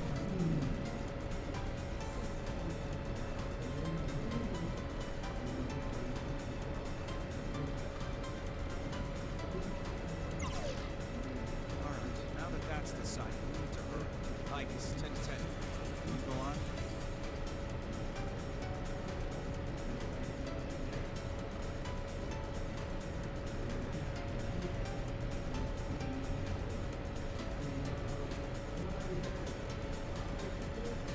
Leave it to me to guide you to Junes.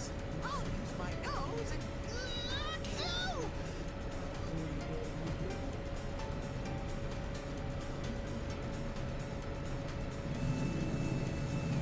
So what else? It's hard to, like, I haven't played a lot of other DLCs. I think the Reload DLC was considered good for Persona 3. Astrobots had some good DLCs. Teddy appears to have sensed something. He turns... I'm sure Shadow of the Erdtree, I guess, counts as a DLC. He turns and looks at a shape that appeared further down in the shopping district. After all that's happened. Dark Souls, I think, like, not from my personal experience, but, like, I'm sure, like, in terms of, in general sense, like, A lot of the Dark Souls stuff that's gotten DLC, those are all well received. Well, what's happened? They still intend to make us fight. From here on, they're doing this just to buy time. The shape ahead draws closer, and I see that it's a double of such a marker. There's no need to wonder about whether this is the real one or not.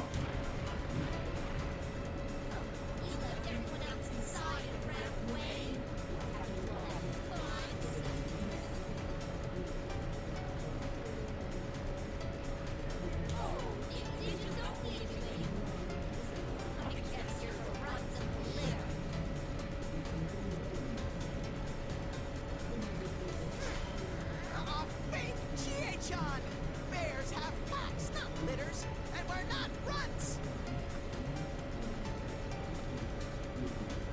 It's fine, Teddy. Let it say whatever it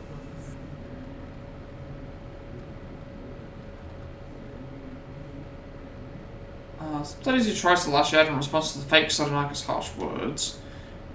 Should there be any mistake in being captured by the enemy before this started, but still. I've made some errors this time, but we have our compliments. Even if one of us was to fall, the rest of us can compliment each other.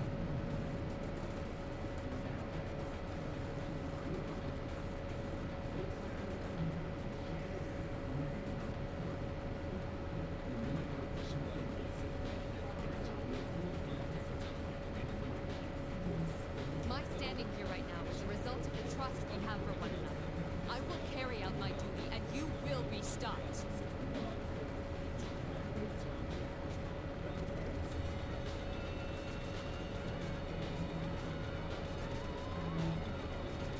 My thoughts on my comrades who left for the top of the tower at the forefront of my mind.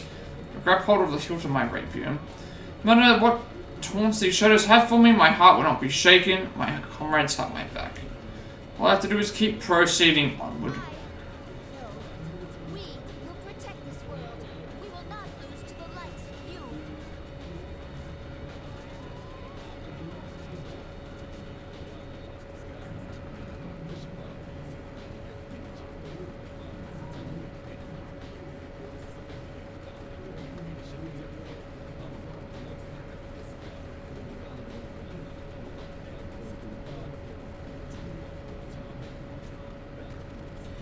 We're the most powerful lineup ever. We'll prove that we've got the upper claw here.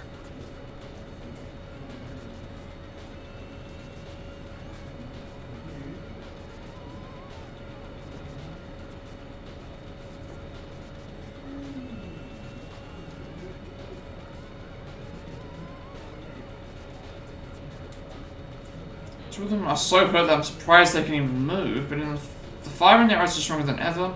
Since they will fight, it's shining through. Such admirable resolve, we will take on this burden in their stead.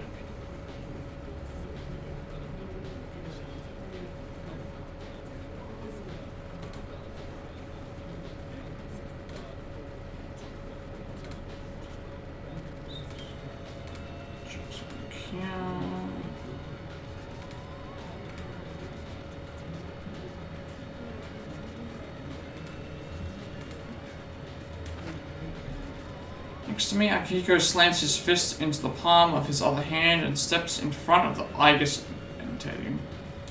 I was hoping for a chance to fight about now. Felt myself get rust. The rest of you can sit back and watch.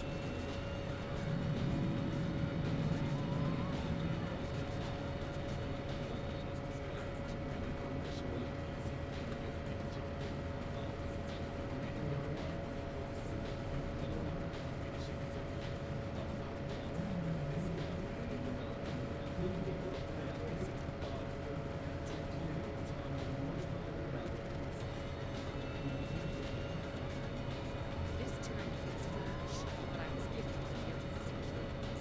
It's time I showed you the power of the execution queen.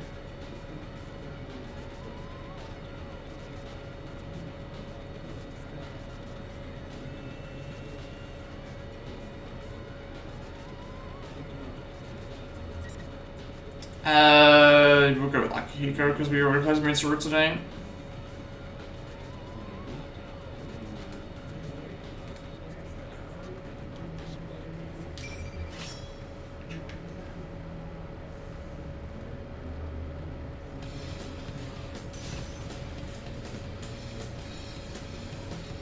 think to get the true ending, we need to go back to the other thing anyway, so even if I finish this, I don't think I get the true ending.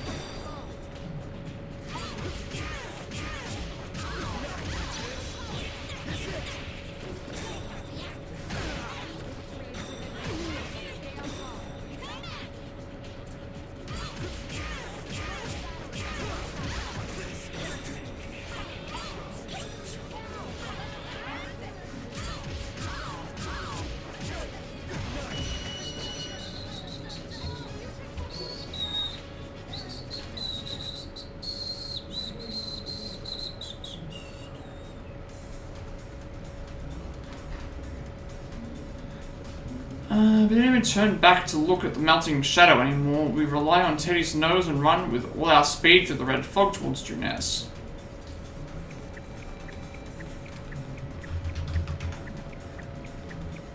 There! Come on! Everyone hurry!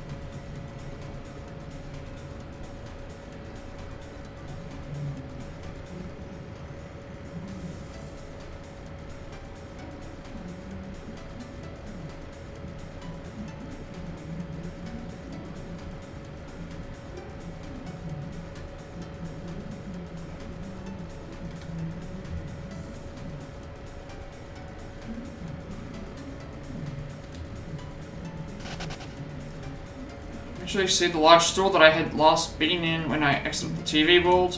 This building must normally be quite lively with customers, but now it looms with an eerie silence within the dim red fog. Our rendezvous point is on this building's roof.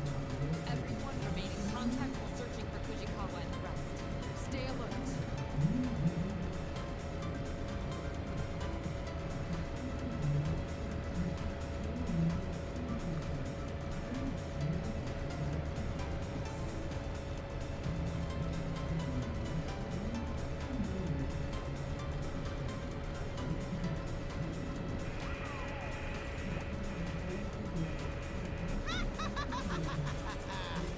Every day's great at your cuteness.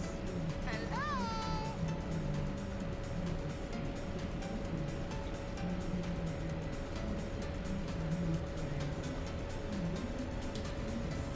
When on the side of the road flickers and that General Teddy suddenly appears on the screen. What the? You again, phony bear! What do you want now?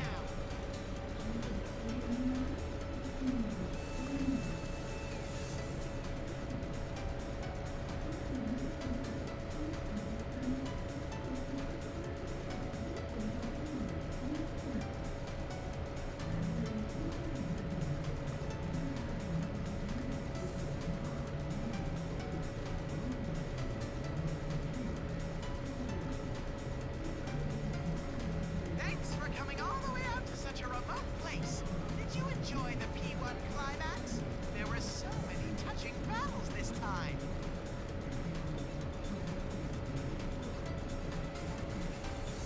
But, too bad for you. Unfortunately, you've all served your purposes already.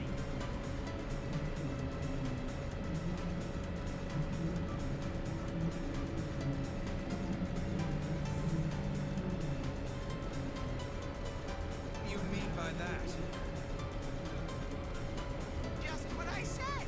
When you fought, you released fragments of your personas, and I've gathered more than enough of them. Thus, there's no reason to keep you persona users alive any longer. Prepare to be swallowed by a surge of shadows.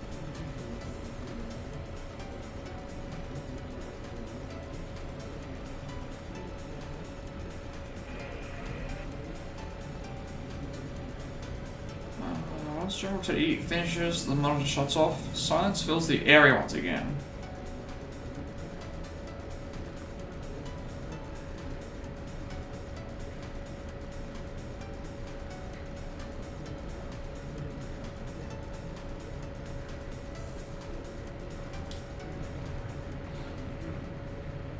What is this shaking?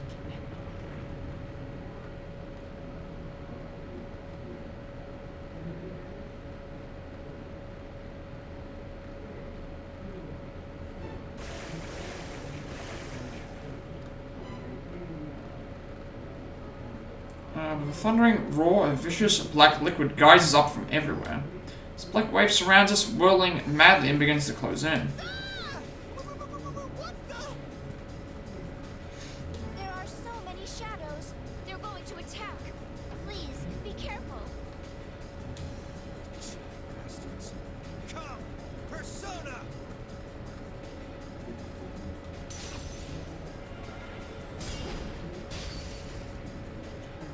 As Persona sees us, swings its sword towards the approaching black wave. As the shadows retreats for a moment like a receding tide, then immediately surges towards us like a tidal wave. Artemisia! Persona! Initiating summon sequence. Athena.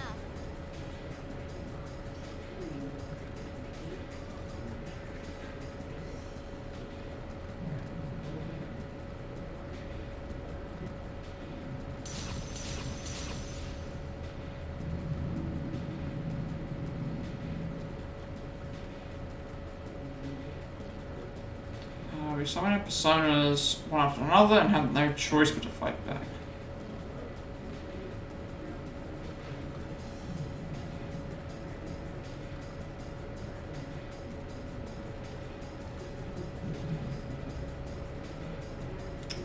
If things are this bad out here, I have to worry about Kujikawa and the others who are inside. We must get inside as soon as possible and meet up with them. What if Shadows pours forth without stopping, giving us no respite?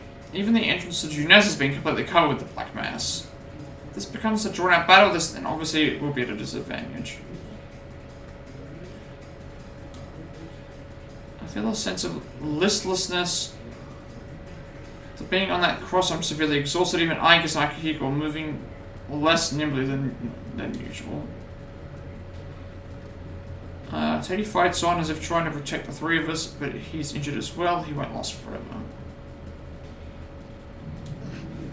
This keeps up.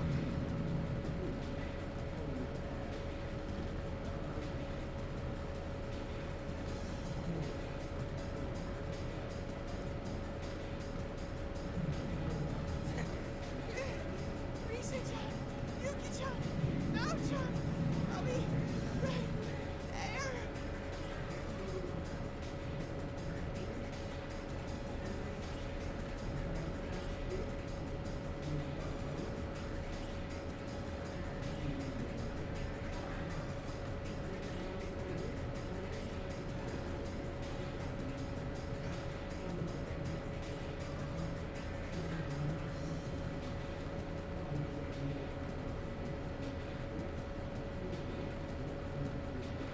More shadows incoming.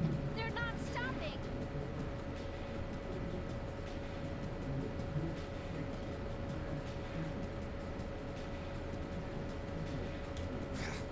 Where was he hiding this many shadows?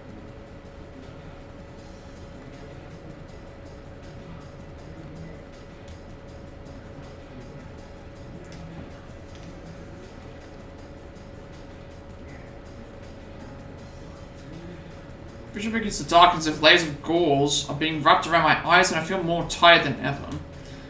Though each shadow may be inconsequential on its own, their sheer numbers are too much to contend with. My arms drop to my sides, and I can't lift anymore. Mitsuru! Hey, hang in there! Nichan! Watch out!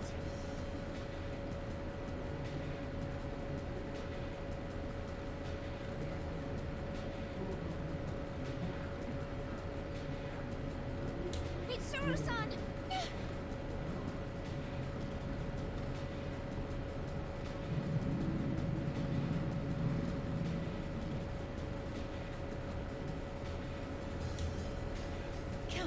can't you pull it together? I really don't want to get involved here, you know?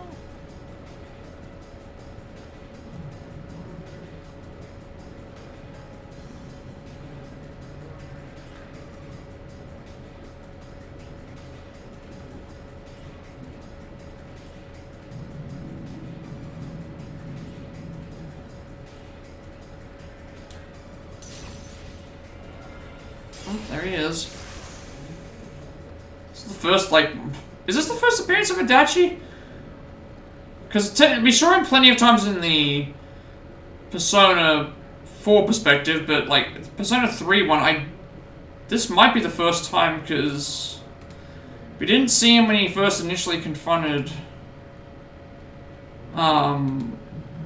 everyone.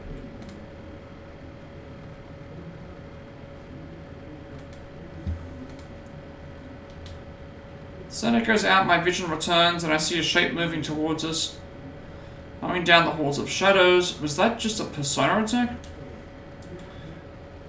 Shadows that have been overwhelming us retreat, and a path opens up towards the Junis entrance. Oh man, you guys look terrible.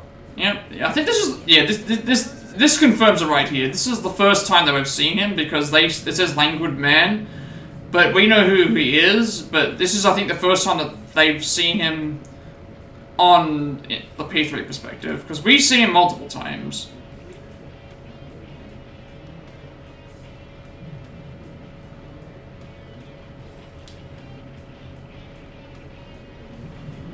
Covers a man who speaks languidly while scratching at the back of his neck. That persona attack must have come from him.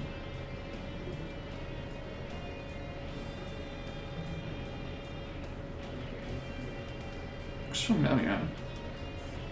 Serial murder case that took place in April last year. I try to remember the name of the former detective who had been arrested as a suspect. Are you Toru Adachi? What? I thought Adachi was in police custody.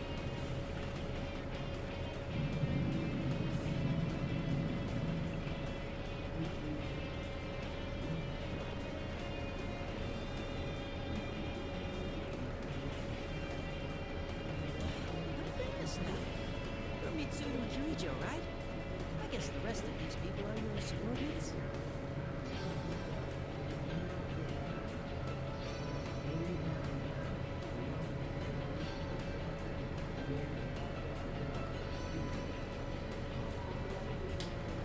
What's Adachi baby doing here? Wait, you must be a fake too.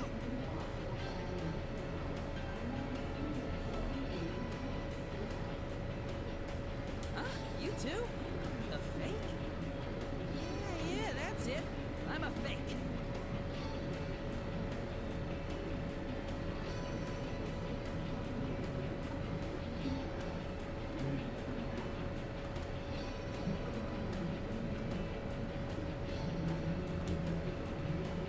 Everything about his response radiates insincerity. He seems to be an intelligent but shrewd man.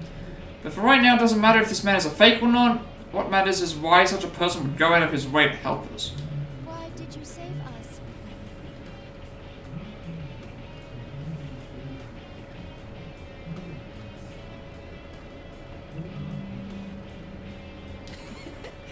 It wasn't just for you. If you died here, it'd be trouble for me. I have to obey the rules.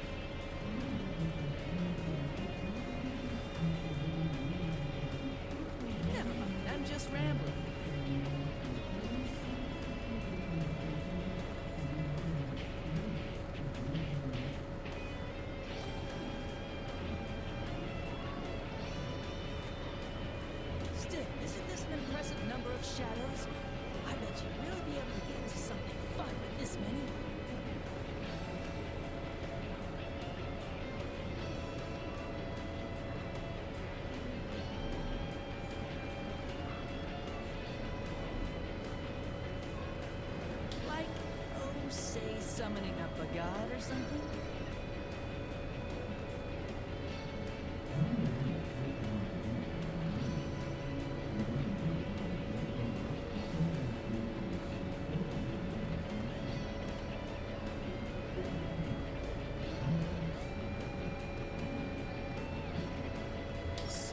God. Is that what that show guy is doing?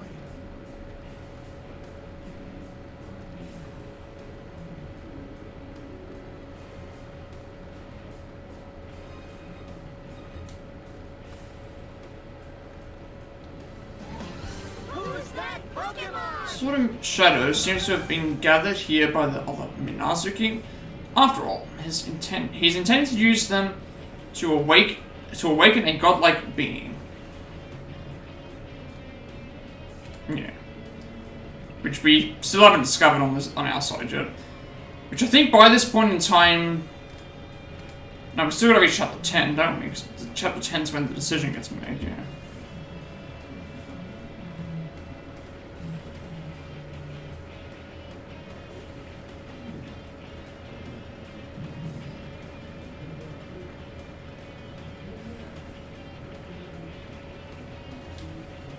What he calls his world is one where that being has descended, that will result in the full utter destruction. I'm just guessing.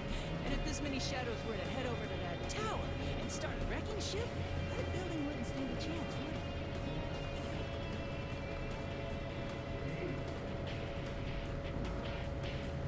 Plus, anyone inside would be in for some real trouble, wouldn't they? Well, it's not like it matters to me.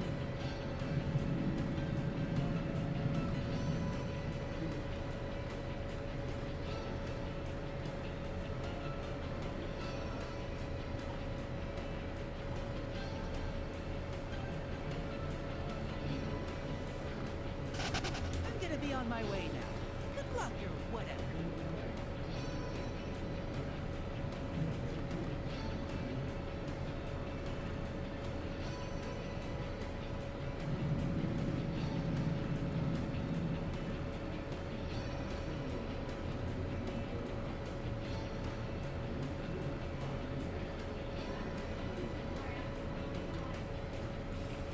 Aren't the rest of your friends in here at your mess? You kids love crowding together after all. Don't you think you'll win with those numbers?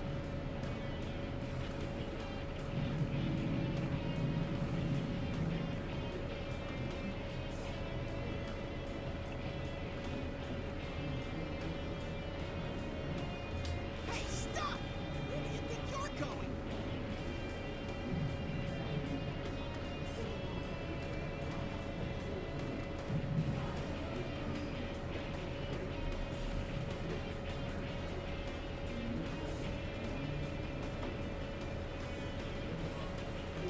Don't, Teddy. You know you want to go after him. We're all exhausted. You need to prioritize meeting up with your friends.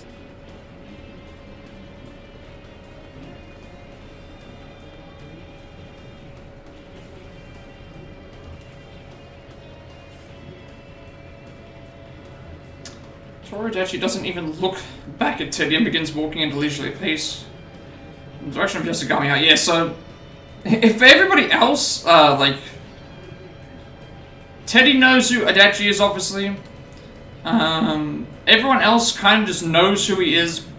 Well, at least they know him as the police detective that was involved with the previous year's case, is the best way to put it. Like, that's what he's known for.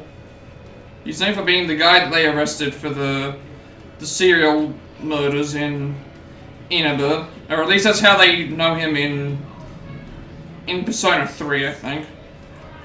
That's how they know about him in Persona 3. They don't know much else outside of that, I guess. Clearly, sight of him as it becomes lost in the muddy stream of shadows. Toru Adachi. At the very least, he didn't seem to be a fake made from a shadow. Yeah. Well, he is still alive. That's the other thing. He didn't die at the end of Persona 4. He is still alive.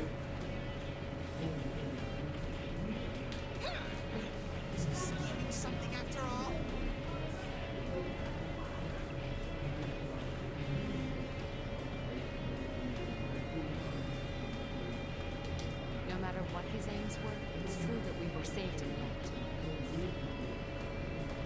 Save thinking about it for later. We need to hurry.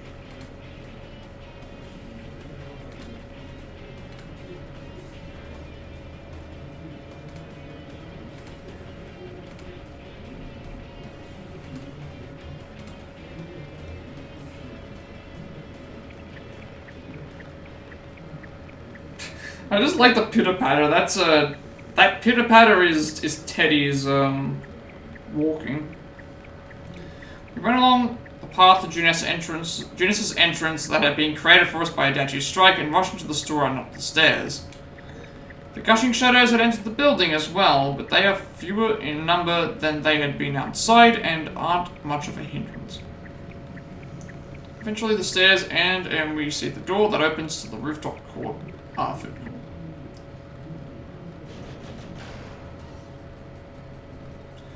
In the food court beyond, a horde of shadows had regained its intensity and continued flooding in one after another. 4 Persona users from Inaba are fighting them, even though they are experienced fierce fighters and have survived many tough situations. It seems they are having a hard time against the sheer volume of the shadows. Yep, alright, so this would be what? Kanji, Yukiko,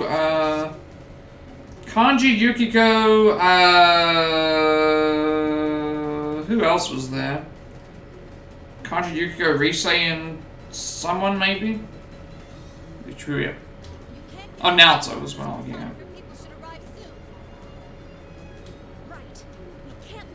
Kanji, Naoto, and Yukiko, and...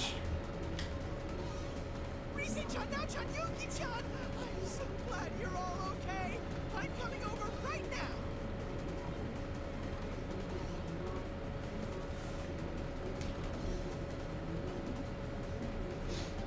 Oh, Teddy! And Mitsuru-san too! Teddy should have been considerably exhausted and injured, but seeing the faces of his friends must have given him strength. He darts towards his friends as fast as his little legs can carry him, and joins their battle line. They're united by a strong bond as well. We can't fall behind either. Hey! You actually let me out, didn't you?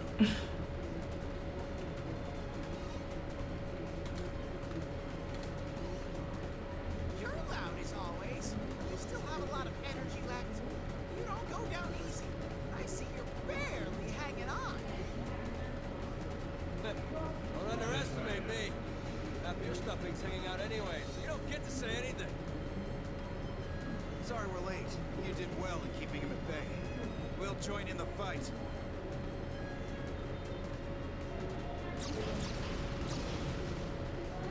Sense of relief at seeing everyone we had been unable to locate, we quickly tell them of their situation and check on their conditions. It's clear that all of them are tired and injured, but now that our numbers have doubled, we should be able to make up for that by cooperating with each other. So it turns out we are slowly but surely able to push back the seemingly endless torrent of shadows. Yep. We can do this! There's enough of us I can do this. Whenever I hear that, I keep thinking of Blaze from, I think that's her line when you select her on the character select screen in, Mario and Sonic at the Olympic Games.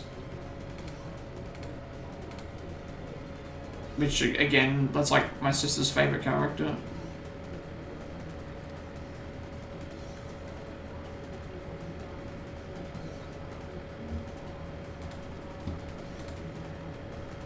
It's too early to be relieved yet.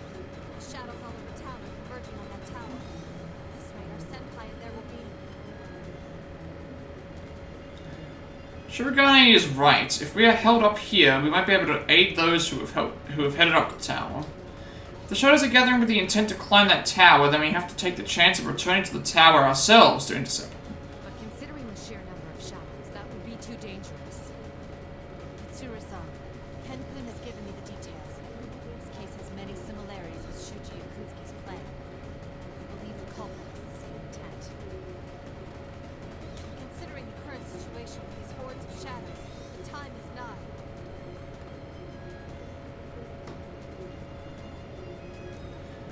Minazuki called Shuji Ikutsuki his father, and then there's also what Toru Adachi mentioned. Certainly enough circumstantial evidence. This time Naoto speaks of It's nothing less than the end of the world. Do we have no choice but to entrust this to the others here? Isn't there something we can do, Mitsuru-san?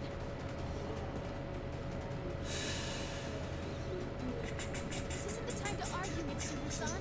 We have to go. What's there to worry about, Mitsuru? There's only one option here. Everyone wants to return to the tower, completely disregarding their own safety. Not a single one of us is afraid to volunteer in this. I mean, that's the whole thing, right, with these games, is like, nobody gets left behind or forgotten. This is basically Lilo and Stitch. No one's staying behind to sacrifice themselves. We already dealt with that in Persona 3. And, like, they did it in Persona 5, but they teased out of it, which, yeah.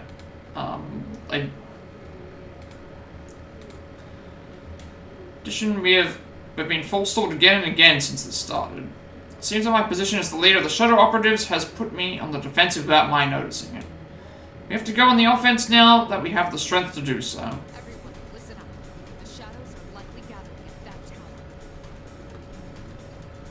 Their goal is likely to bring about the coming of a god with the power to destroy the world. We must stop this at all costs. Fujikawa, will you lend me your strength? We'll combine our communication abilities to contact Yamagishi. They need to be told of the danger. First step is to make contact. I task the other six with making sure that the area is secure, then take Fujikawa's hand. See, this all seems like so much different compared to... Both feel familiar tension, distinct from what we feel in battle, as we focus our thoughts and concentrate on the tower. The situation is truly chaotic, and the end of the world is drawing near. The vision that appears in my mind is surprising. To think that Fujikawa's communication ability is this powerful, it's equal to Yamagishi's. I've also been told that it's evolved to the point that she can participate in combat now. These Persona users of Inaba have great potential hidden within them. That's right, we have the obligation to protect this town, their future. Fukusan is somewhere around the middle of the tower? Hold on, Fujikawa. There's something in the sky. So reading of something approaching at high speed from the fog-filled sky, eventually the rhythmic sound of a helicopter reaches our ears. Large helicopter with Kirijo group markings approaches us out of the fog. The pilot must be... Kikuno, that's you Yeah. there, isn't it, Kikuno? Respond to Must be... We don't know anyone else who can fly a helicopter, or at least I don't think we know anyone else who can fly a helicopter. Maybe we do.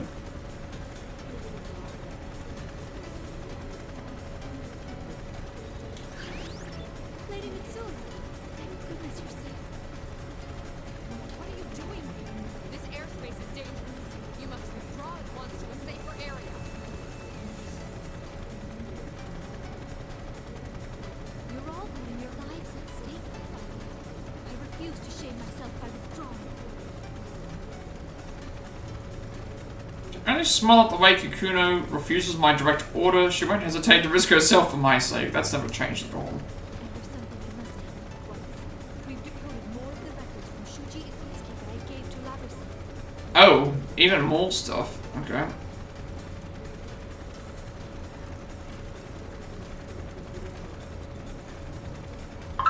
We've reached a point where there is a description that seems to be tempting for security. If we can solve it, we may be able to fully unlock it.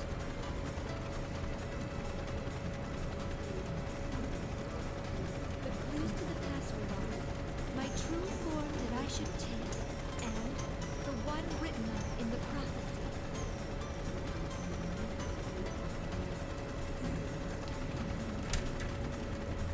Prophecy and true form? Could this be about what happened back then? Mitsuru, you have to remember. The insanity Ikutsuki was a slave to. Remember the speech he gave us?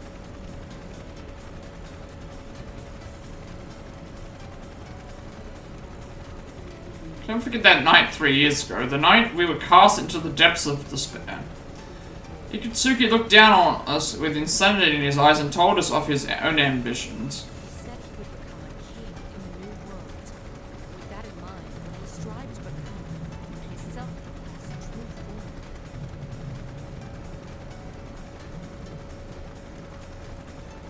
New world that Shuji Ikutsuki strove for, a world where everyone besides himself been changed into a shadow. What did he believe his true form would be?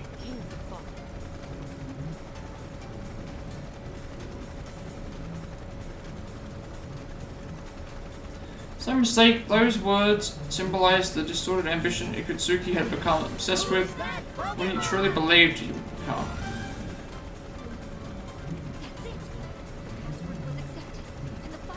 Wait, what? That's actually the... that's the password? The password is just like a... Okay, I always wonder, like... I guess the main reason is because it's like, oh, there needs to be something... They needed to be something that, what do you call it? It needs to be something that, is relevant to the plot so they can use it as the thing. Because otherwise, like, why wouldn't someone just make it something completely, like,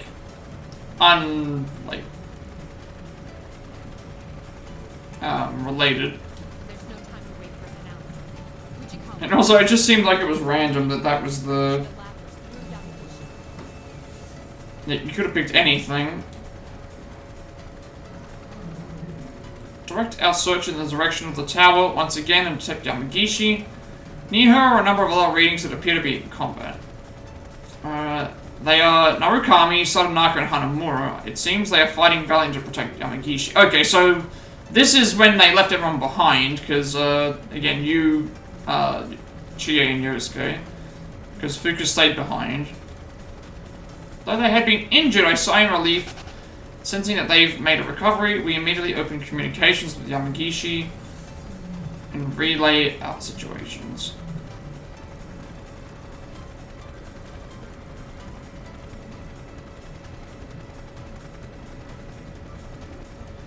According to Yamagishi, the sudden swarm of shadows in town have begun pouring into the tower as well. We then pass on our own conclusions, the reason for the horde of shadows, and our information will password. Even Yamagishi seems lost for words at hearing this. She quickly recovers herself. So that's why all these shadows have been flooding. We'll stop them here as well.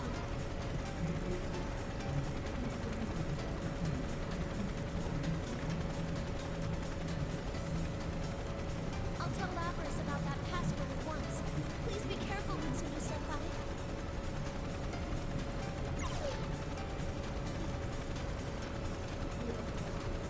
Everyone looks towards me once the communication ends. They're waiting for a word from me with such impatience, but don't worry, I understand. We will now head to the tower to aid those who are still in. We'll have to force our way in. We will combine the strength of our personas and fight our way through. As they say, that's what I'm talking about. I think that's a... Is that a reference to something? This is starting to get interesting. I'm getting pumped up. Alright. That's the plan, then it's time to bust out all our skills. Better not fall behind, Ted. I'm getting fired up! Sensei, wait for me, Lavi-chan! There's no need to fear with my tremendous strength! Right. Lapras and Chie are fighting too, so I can't just stay here.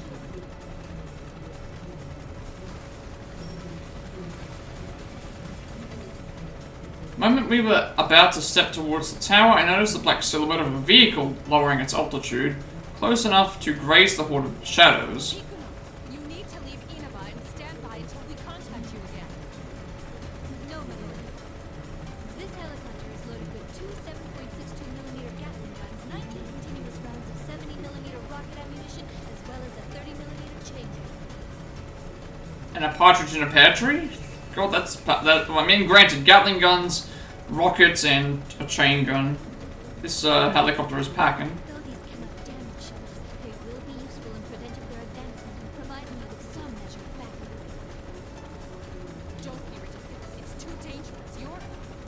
Lapras thought nothing by someone who could use a persona would risk their life to go to a place where shadows are. No matter how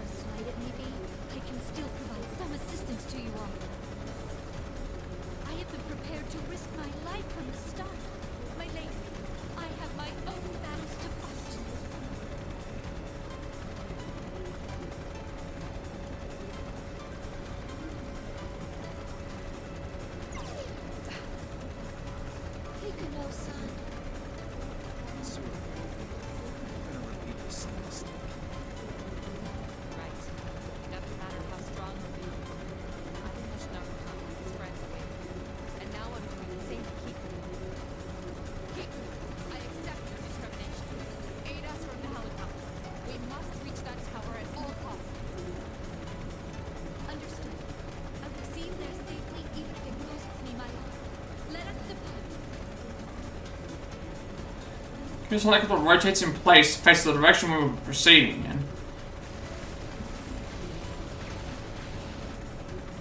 With a tremendous concussion, a rain of bullets showers down on the massive shadows, splashing bits of blackness every which way. The wave that had been completely covering the road loses its intensity and begins to retreat.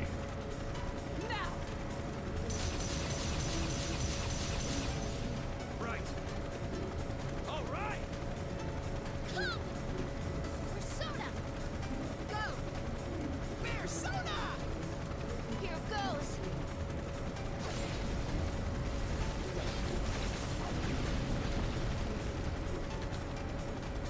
A line of sparkling light runs into the waves of shadows, accompanied by a roaring sound.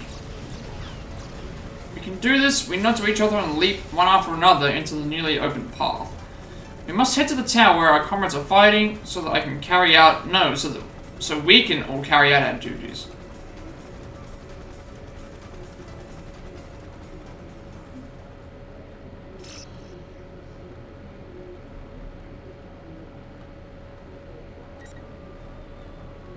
We're still at 78%. So I guess this is now...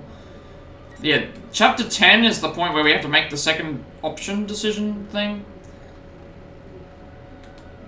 It's time for you to get some sleep. Have to go to the dentist to remove a wisdom tooth. Not going to be fun. Have a good stream. God bless you. Thank you for the stopping by. Thank you for the chats as always. Have a good sleep. Hopefully the dentist appointment goes well. And I will see you next time. We probably won't be going too much longer, assuming that I'm... Usually I would be about another hour or so, but if Allison comes home early, we'll probably keep going. I'm not really sure. I guess I'll figure it out when I get to there. Alright. Chapter 10. We may or may not finish the story today, or at least this part of it. Again, we've now done everything that's required for the story to now just get to the part where it's like just one long continuous path until we get to the end. And we're only at 78%, so... Alright, everyone's wish.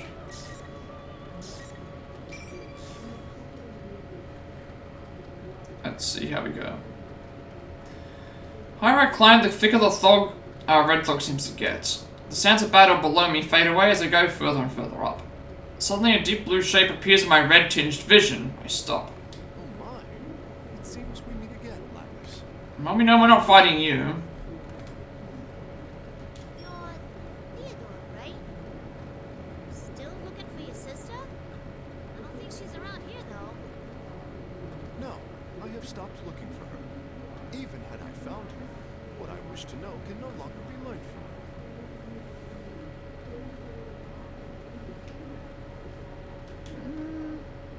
What I yearn for is something that I must discern for myself. You all have taught me that. Huh. I guess you've changed a little too, Theodore. Do I seem so? Watching you has broadened my spectrum a bit. No, a great deal. Yeah. I figured something out during all this fighting, too. Oh? May I ask what that is? Oh, sure. It ain't anything mind-blowing, though. I just felt that the bonds you form with people get passed along and only keep spreading. I see. That is intriguing. Yuko and the others got hurt trying to save me. I want to save Shoko, even if it hurts me. We all keep butting heads over and over. But the banner of friendship ain't just for show. It's what lets you go against someone while still trusting them. My, how surprising. Your expression is completely different from the last time I met you. You think so? I can't tell for myself.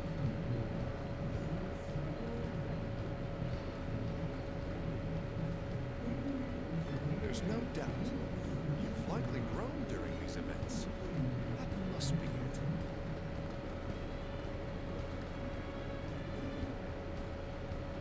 Grown. Machine. I have a cold metallic body. and it'll be an eternity before that changes. But if Theodore says that I've grown, then he must be talking about my heart. The more memories that everyone has given me. It's not just some data that was inserted into my memory, it's ingrained into me, somewhere much deeper within myself. While I watched you, I was thinking to myself as well. What is the reason you fight? What supports you? And what do you wish to protect through these battles?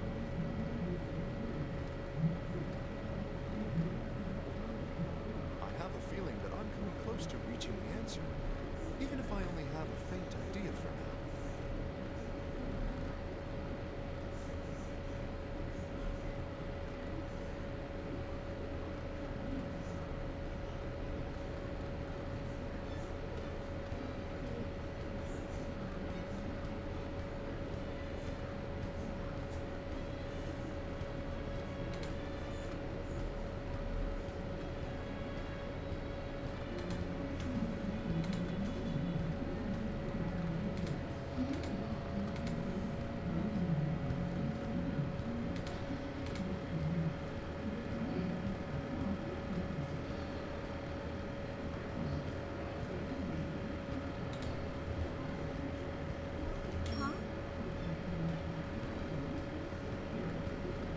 Doing something for someone else.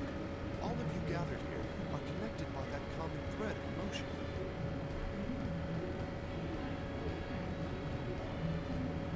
You call them bonds, and those bonds guide you towards what you wish for.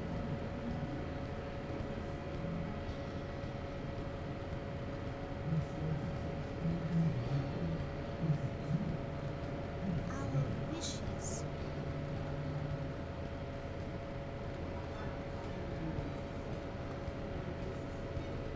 And my sister must have left that room with a wish, just like you. That is how I understand it. Right, Theodore was supposed to eliminate my own inner feelings. What we yearn for, what we believe in, that's what we wish to show Shogun. They're all our own wishes, how we think about someone and do things for those people. It's because we wish for that person to be better, for the whole world to shine just a little bit brighter. Now I'm wishing that Shogun can learn how wonderful this world truly is. Thanks, Theodore. You're awesome. I'm awesome. Is that so? It does have a nice ring to it, though. Oh, I shouldn't be keeping you here.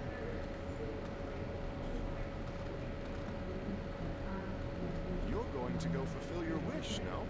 Please, proceed.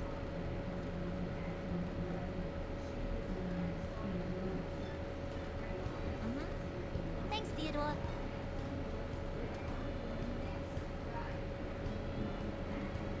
I wish you luck.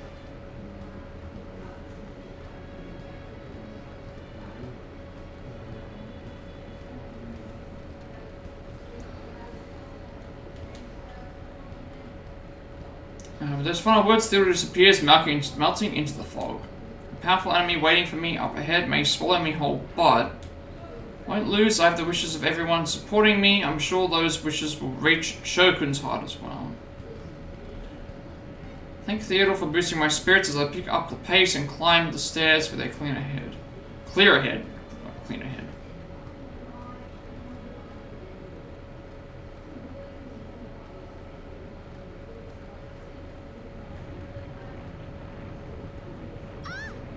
There it goes again.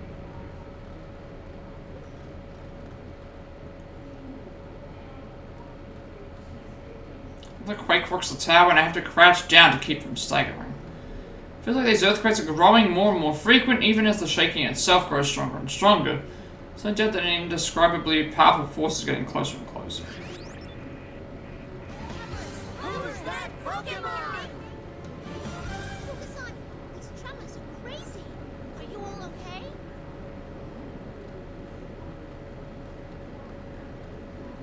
Tons of shadows are pouring out and... Don't worry, I'm with the others.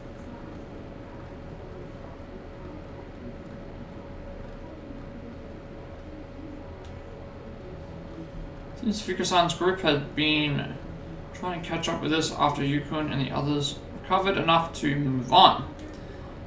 While they were about halfway up the tower, a ton of shadows suddenly began attacking them, to attack them, and right now they're preventing those shadows from coming up through the tower towards us. Anyway, I got in contact with Kikuno-san earlier. There's something I need to tell you.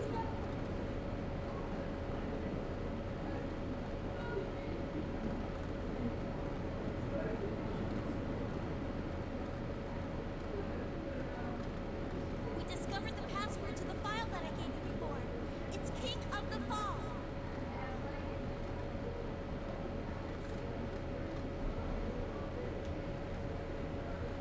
Also, the memory card that Kikuno-san had given to me before I left the helicopter. I forgot all about them during the fierce battles I had been in up until now. As far as I contain the clues that lead to bringing this case to an end.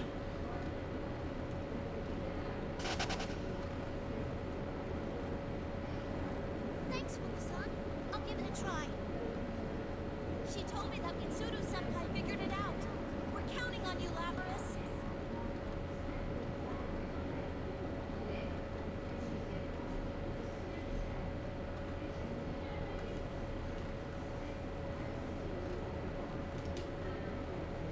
Mitsuru-san and the others rescued the rest of the Inabit personas as a Junes. They strive to make it back to the tower in order to intercept the shadows flooding the town and converging on this place. The sigh of relief over hearing that everyone is safe, I find the protected file and try to use the password Fuku-san gave me. Password accepted, opening file. This...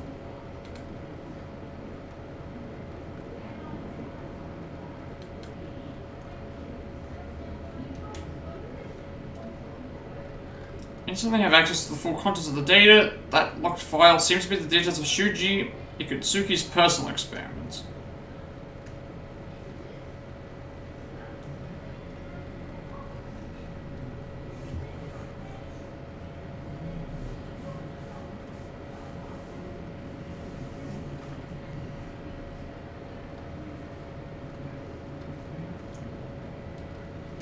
Data marked as taking place in 1999. The test subject's name is Sho Minazuki. A strong reading is getting closer. Labrys, be careful.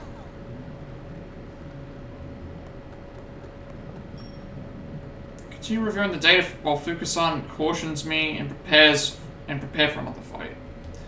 Stairs eventually come to an end, a bizarre sight, quite different from anything I had seen until now. Leaps into view. Oh, okay, this is where we are. This is where... So this is where we reached... This is where you and stuff reached before with Adachi's thing, so I'm guessing this is leading to Hinokage Tsuchi. But we just get it on from Labrys' perspective instead of, Yu's. I guess that's what we're doing.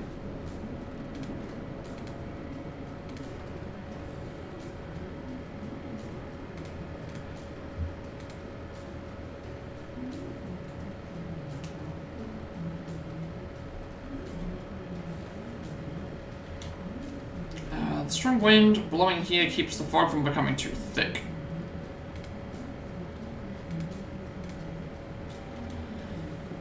This wide space is made of what appears to be red marble, and vibrant green patterns run through it like blood vessels. Pillars that appear to be stylized flames stand around us, casting eerie shadows onto the lustrous floor. Floating near the center is a crystalline object that appears to be slightly taller than I am and emits a bluish-green light. Closer inspection, I see golden particles clinging to the rotating object. Those are the persona fragments around past fights. So I walk step by step across the hard red floor. I approach the young man standing by the crystal. The heel is a man in a suit. Who could that be? Beginning facial scan, searching record. Okay, so that's obviously Adachi. Result found, Toru Adachi, the man who was arrested last year as the perpetrator of the case that Yukon and his friends solved.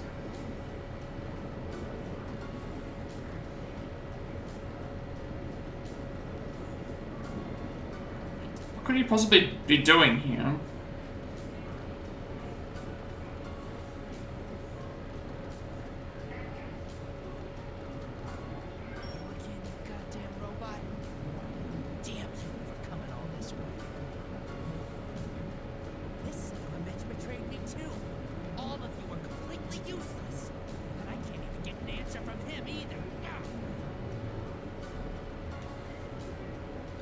Don't know what happened before I got here, but Shokun seems furious. He places a foot on Adachi-san's body and leans heavily on it. Adachi-san groans faintly. It looks like he's alive but unconscious. Hey, scrap for brains. What happened to him? Where the hell's Minazaki? I don't know. He fought us, and You guys did something to him? Bullshit, that's impossible. He's strong. As strong as me. And there's no way in hell that he'd lose to some goddamn pest like you! Shoko, there's something I want you to hear. It's about your father.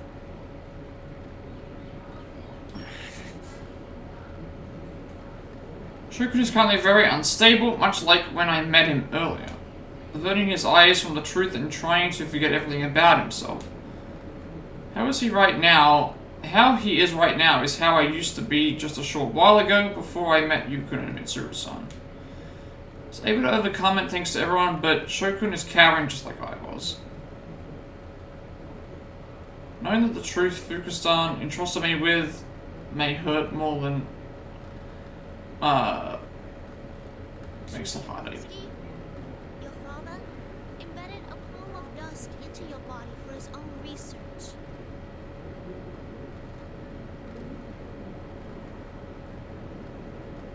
But because the persona ability didn't awaken in you, you entered a vegetative state. And then Ikutsuki threw you away. Is that right? Just when I was wondering what shit you were gonna spew after coming all this way. Did you come to rub salt in my wounds, you goddamn bastard? Yeah, that's right. That piece of shit tossed me aside.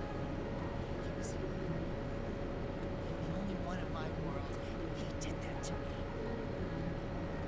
I already know that he was a goddamn bastard. So what?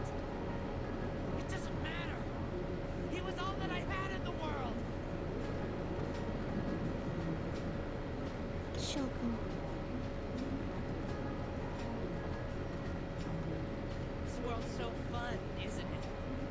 Full of shitty bastards, always pressing in on you. It's so awesome. I'd rather be alone than spend another second having to deal with another dipshit ever again. So you can all just disappear. Pretty certain that this is almost the same, but it's like it's from a different perspective. You don't really want to be alone. I think before it was like you confronted Sho and Adachi was there, and then now it's Labras instead of you.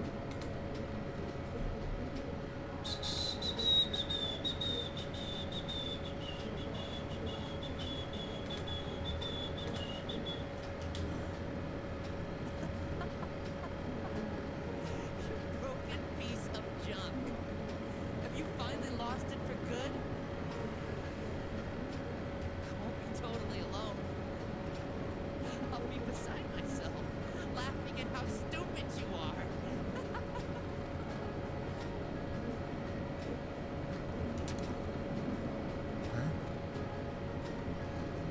It's a micro-memory card. Your father, Shuji Ikutsuki, recorded the experiments he did to you on it. Listen to this, from a report on Project Puppet Master. Ah, we're getting new.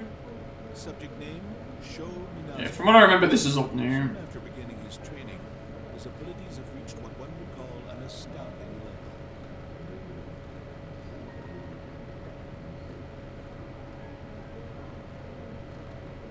Muscle strength, agility. Physically, he surpasses normal specimens. Special mention must be made of his abnormally aggressive nature.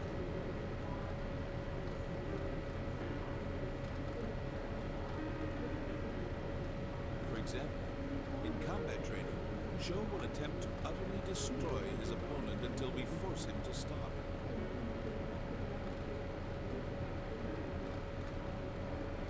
The depth of his fury is unfathomable, but having no rational or mental breaks based on his rationality makes him an ideal weapon.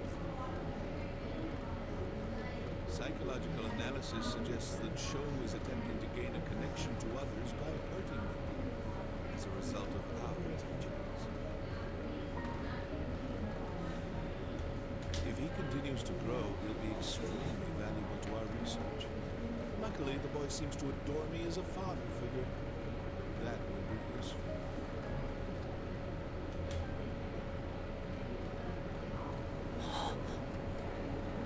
You see? The reason you're hurting everyone is because you want a connection with them. It's because of the experiments you did on you.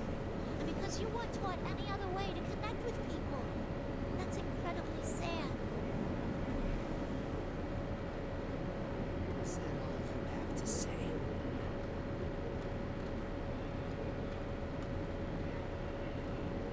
Shogun! Yeah, he's right. So what? What do you want me to do?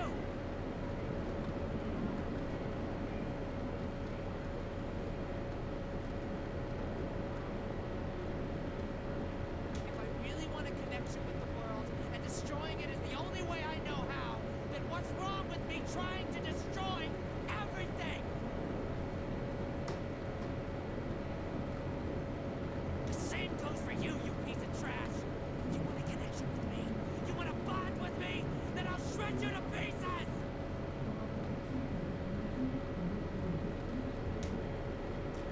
Shogun draws his two swords, almost spitting with rage. His eyes are clouded with madness and malevolence. His stare itself feels like blades piercing into me. Whenever Shogun got this worked up before, that other person would step in, but it doesn't happen now.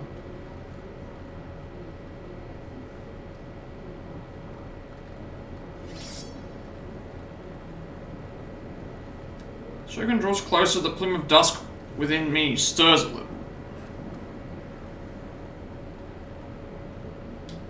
But back to it, feeling the presence inside. Okay. It's okay. Thanks for leaving this to me. Shogun, if you don't know any other way, then I'll go head to head with you your way. And then, I'll make sure you hear me out. I jumped right into the fight.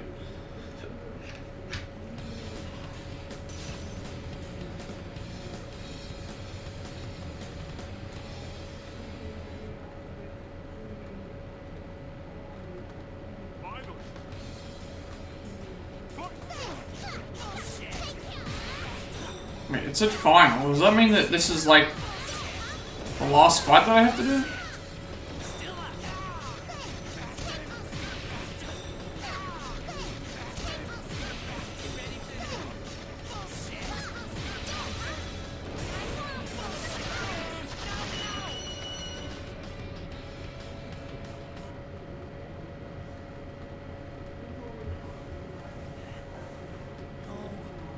It's not over yet.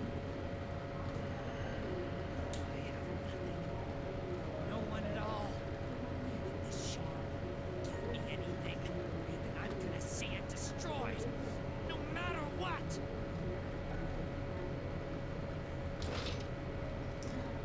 Shogun is on his knees. He desperately tries to regain his feet by leaning on his swords, his face contorted in pain. Dangerous aura I felt from him before the battle isn't weakening. On the contrary, it's becoming stronger. Shogun, do you really think you were alone?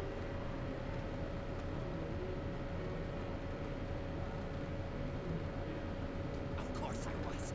What do you know? I was always... No, who's that Pokemon? You were never alone.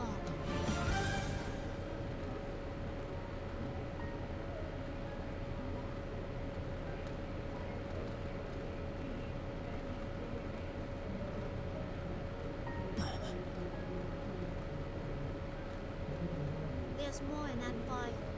Do you remember why you went into that coma? How should I know?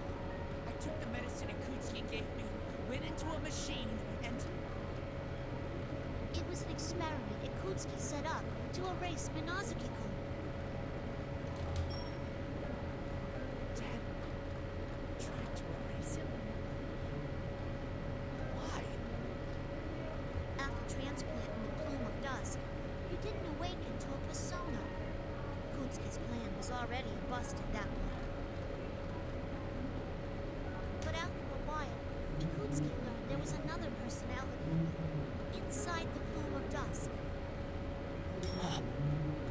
That was the change in you. At first, it seems like Ikutsuki was interested in that other you, too. But the new you was different and wouldn't listen to what Ikutsuki said at all. That other you awakened to a persona, destroyed the test facility, and then tried to kill Ikutsuki. Bullshit. That's not true. Why would he try to kill my dad? You really can't figure it out? Minazuki was trying to protect you.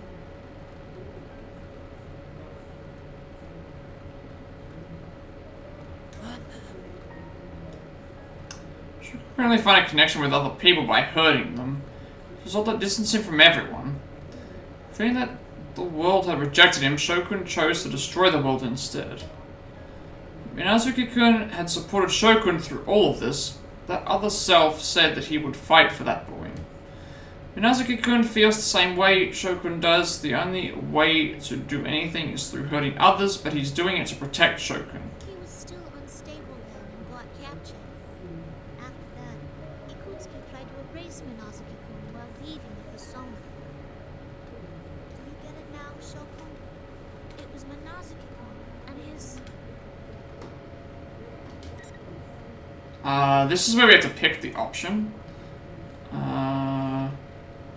And I believe we want to pick the...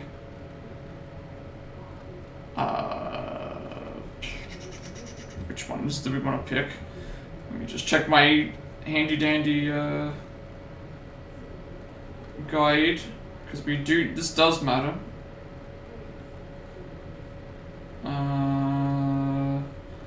For the true ending.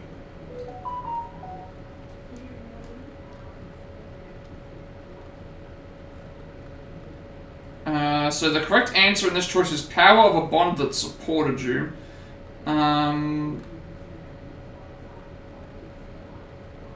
So be selected. It's founded on the strength of our bond, of your bonds from Persona 4, and now we've got to pick power of a bond supported you, so that's the top option. We do need to go back and select, I think, one of the other ones later, but the true ending unlocks once you read the epilogue. Presumably. So we won't get that until after. So it'd be power of a bond that supported you. This is the one we've got to go with. Power of a bond that supported you. That's bullshit. That's not... Shokun clasps his head in his hands and falls to his knees. My head hurts, this is Shokun's pain. Shokun's world consisted of being denied by everyone, and only being accepted by the other person within him, Minazuki-kun. Mercilessly shuttered that, and I'm trying to draw him into our own world, the real world, the world that is nothing but a place of fear to him. And how difficult it is for him to accept it. What's this sob story going on over here? Oh, okay, this is where we get the, This is where we get the, other stuff. General Teddy suddenly appears behind Shokun. Something that's not right. I've never sensed his presence here before. General Teddy should be a fake version of Teddy, created from a shadow. Turn my senses toward him again, but that wrong feeling I sensed when I met him in the classroom has gotten even stronger.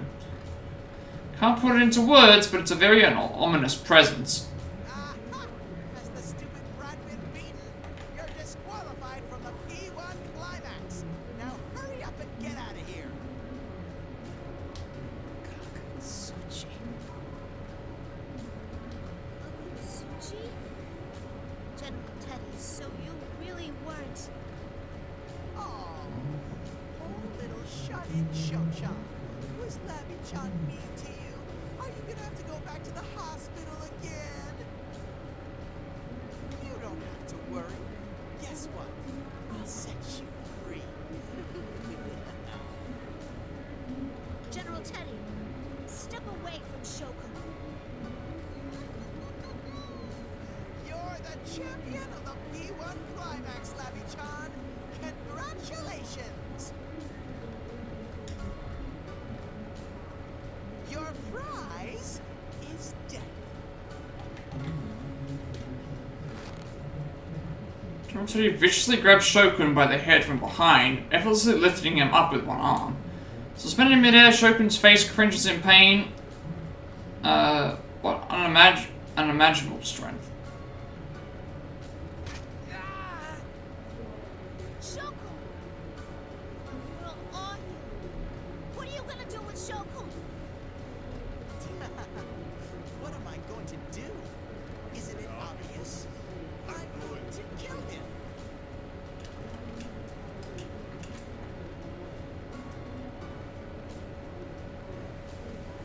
I'll grant this brat what he wants.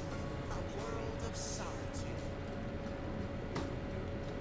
But I'll be the only one there. It will be a world all for myself, where only I exist. General Teddy's tone changes, and an ominous hatred-filled voice reaches my ears, echoing as if reaching me from the very depths of hell. I know this voice. When I was forced into sleep in the laboratory in Nakushima, I had a dream, and in that dream, a voice echoed in my head. This voice tempted me to forget everything, to shut myself away in a distorted world that reflected onto my desires. Only my desires, it's that same voice. Are you? Yep. That's right. This red ball and the brat's power were on loan from me. At least he worked away.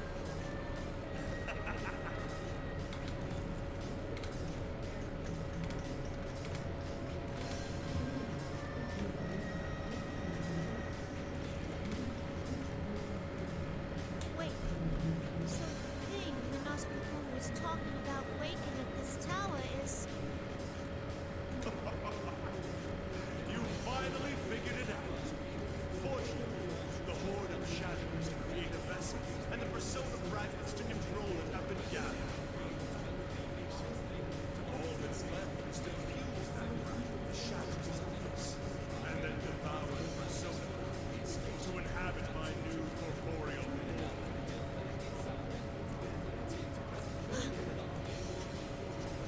I may know details.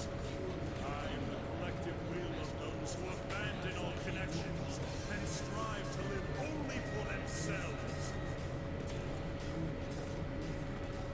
I am burn, trample, and cast you humans down into the depths of despair. My name is Hino Kagutsuchi, one who kills all who live in this world.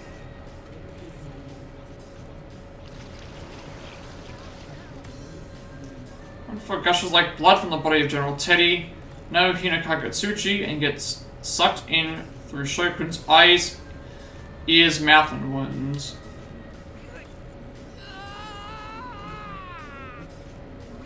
Shokun!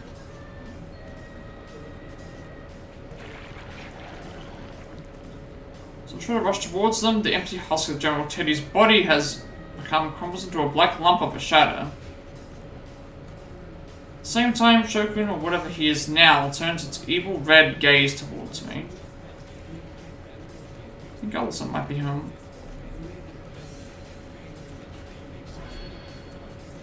I think we keep going then. His powers are immeasurably stronger than Shokun's, Minazuki-kun's. My entire metal body shrieks as I'm twisted in directions that I was never meant to go.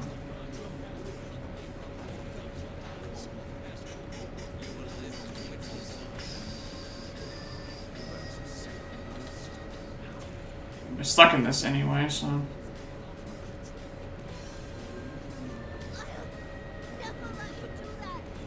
Give Shokun back!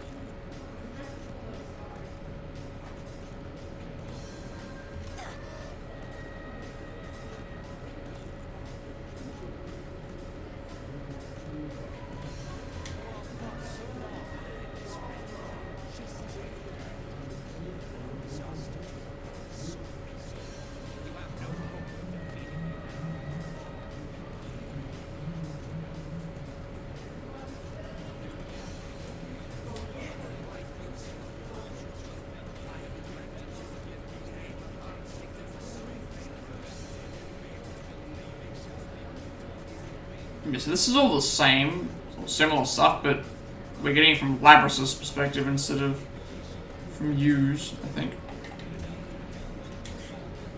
The other tournament. This one's so you the real one behind these battles.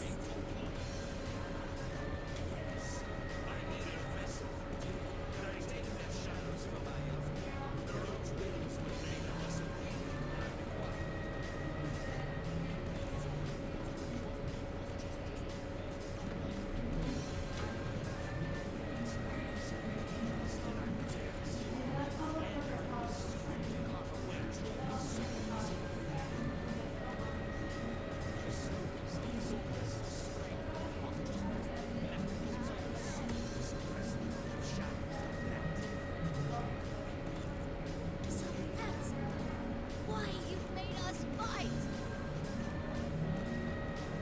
This was the crystal floating up above, so that's the collection of persona fragments that had been carved away from us. Now enough of them have been gathered. This power will be what brings destruction upon this world, the final piece required to create the vessel for a god.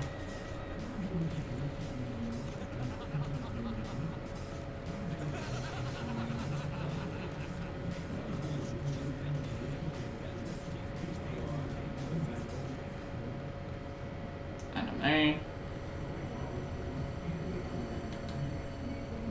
Now is the time for despair. This new form that you have given me. Behold it!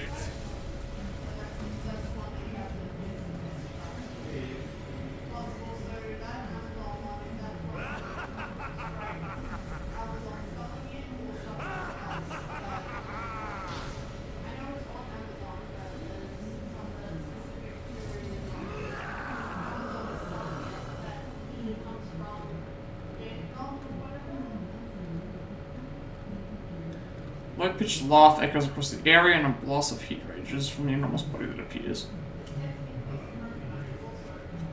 Right, I'm gonna have to quickly check something. I'm pretty certain that I can keep going.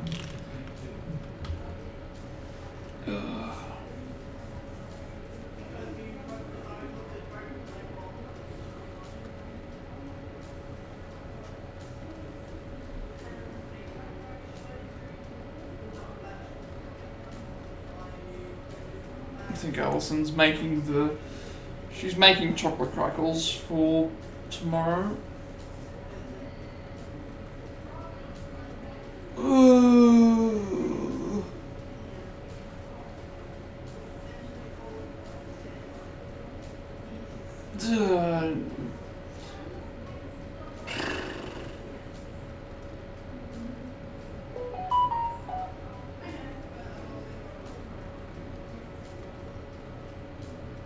Getting notified for now.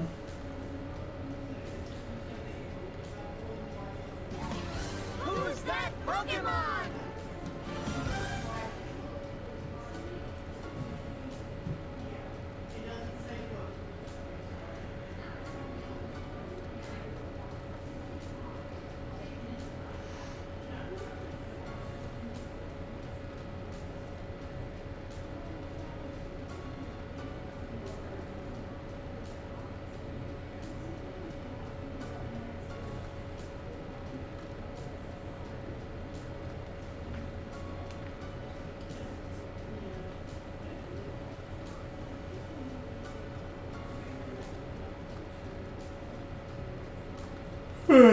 I'll probably keep going. Just need to.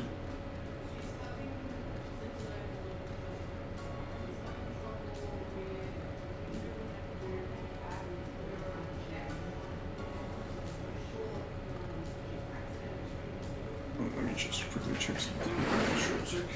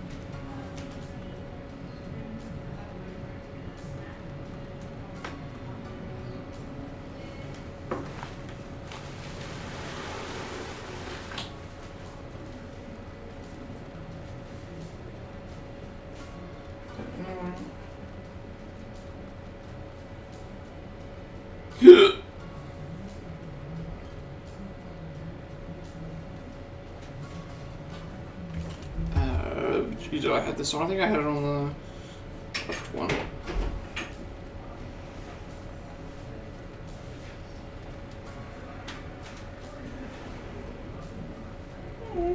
Hello. Welcome back. Welcome home. Yes. Back from what to do's. Hello. So it's the weekend. Yes. Yes. I'm having a quick snacky. Yes. And a quick drinky. Yes. Then making chocolate crackers. Yes. Yes. And I will briefly hop on the Genshin just to clean my Vulcan. And then turn it off again. Yes. Because at the moment I can't really do much until Monday because I can't do my reputation until Monday. And I would assume that by the time that's done, the thing will be gone, my banner will be gone, so I won't be able to get any more copies of the character that I want, but then I'll just have to wait until next time. I do have, you've got an update for rifles, I just saw. Oh. I will do an update after I've checked Genshin. Got that as manifested using shadows as its vesting. But yes, it is good to be home. Yes, it is good to be home. Yes. Yes. And is Pika having fun? yes. Yes. I'm a bit tired though. This can't be. Being that could incinerate the world, its powers are so tremendous that it could perform such an outrageous deed. Its roar shakes the air, and there's a heat like scorching flame. My senses show that it has fully manifested.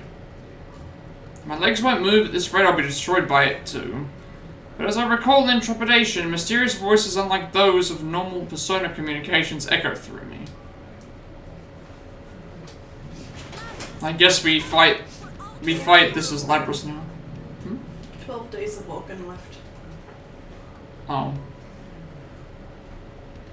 Labras, leave this place to us. Once this is all over, we'll have a party and celebration. I'm positive you can do this, Labras. We'll take care of all these shadows. Don't worry, Labras. Not alone. Close my eyes and imagine the faces of everyone I've met since my awakening. Everyone who had accepted me, everyone who had given me a place to belong. Because everyone is fighting me below me right now, I am able to stand here. This is all on you, Labras. You promised that you'll come back no matter what.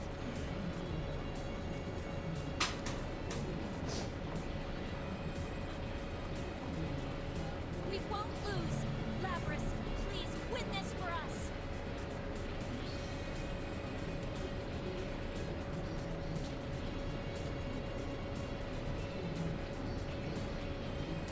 We're counting on you, Labras-san.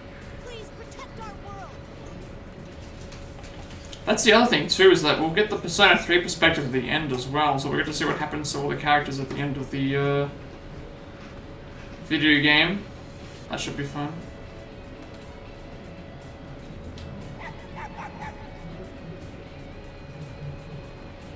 All the friends that I had met at Inaba and my companions who trusted me to finish the job before me, their voices give me strength. We'll make sure to hold them back here. You can win this, Labras. Labras, we're entrusting this to you. Our thoughts are with you. Let us handle things here. You have your own role to carry out.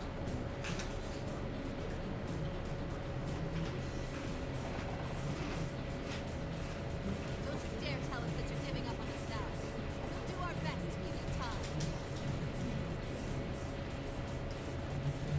Lammy-chan! Your knight is on your side! Get a grip, Labras.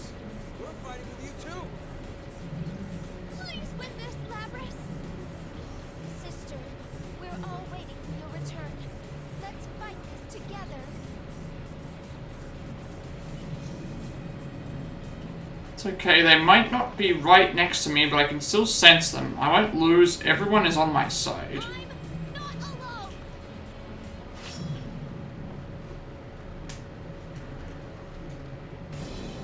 Alright, this is where we're gonna do that stupid boss fight, which, yeah, this boss fight was not that great. Which boss fight was that?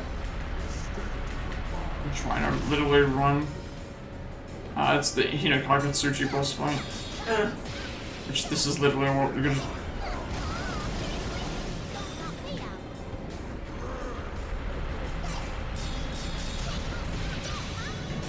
Why am I not doing any damage?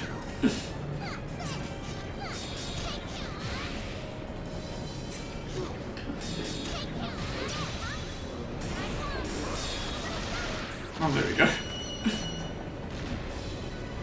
Just a lame boss fight.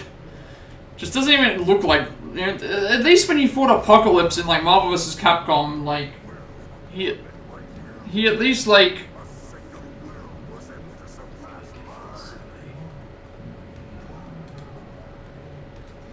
yeah, a bit disappointing.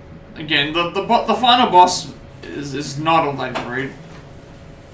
I would have preferred like something different. You can't hear the voices of everybody who support you. You'll never win against us, Hino Kamatsuchi.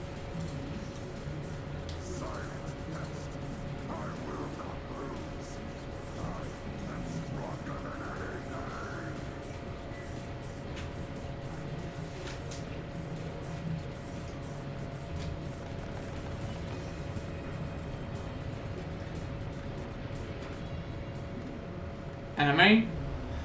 Will this be different? Because remember last time it was you and Adachi who teamed up to defeat him, but is it going to be just Lapras now? Or maybe Lapras and Aigis do it?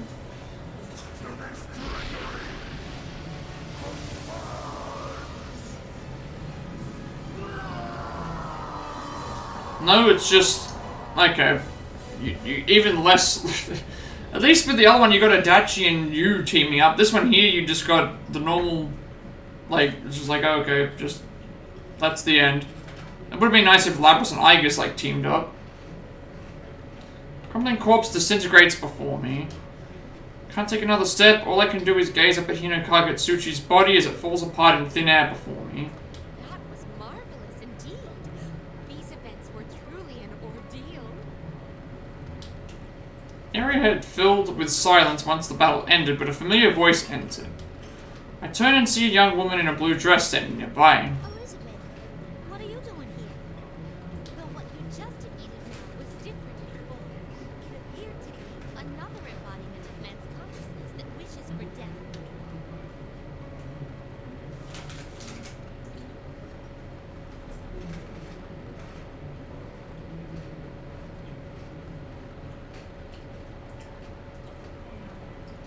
And suffice to say, I had my own reason to witness it. A reason?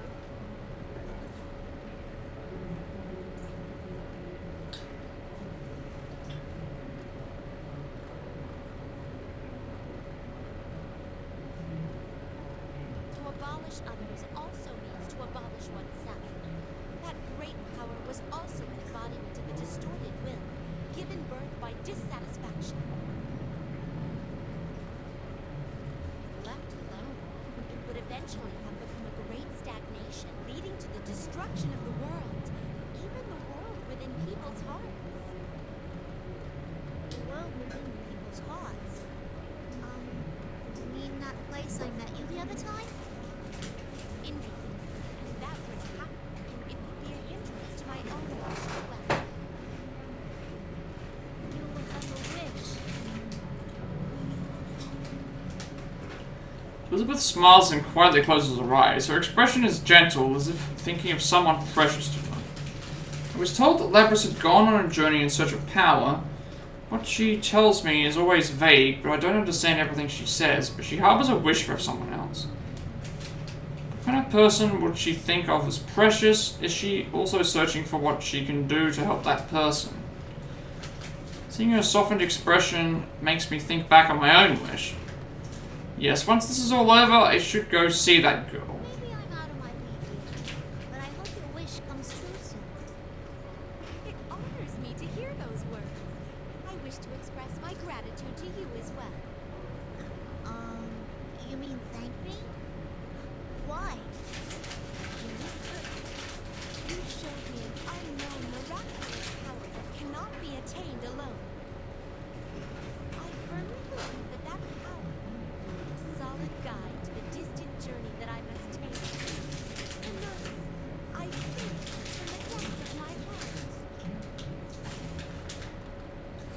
Elizabeth bows deeply to me. No, I didn't do anything. I should be the one thanking her. No, I'm really kidding.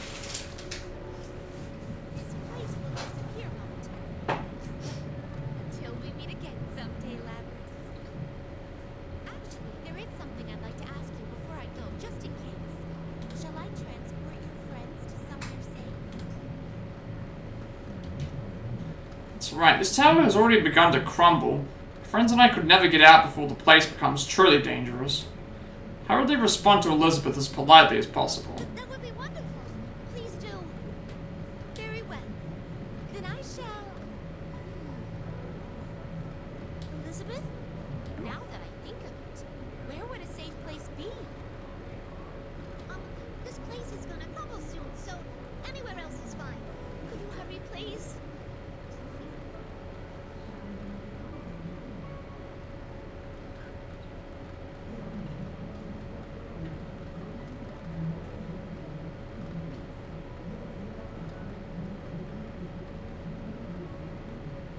Yes, that reminds me.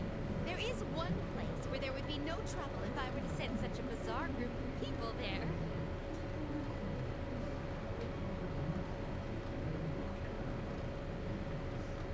I will now transport your companions. Well then.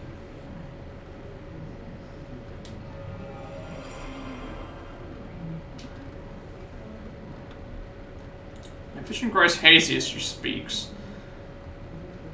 That's when I remember something. What about Shokun and Adachi-san? That is also like, because like when we got transported back, I believe they mentioned that Shokun, like you saw Shokun, and then they mentioned about him, and then Adachi is just like nowhere to be seen. So that's what makes me think that the episode of Adachi is going to be like what happens to them afterwards, and then maybe we get the true ending. So I guess if we unlock the true ending as its own separate thing, we might do Adachi's thing first and then get the true ending, because it's like, well, it's a part of the story. Like, if the true ending also has Adachi's portion in it, we want to do something with that.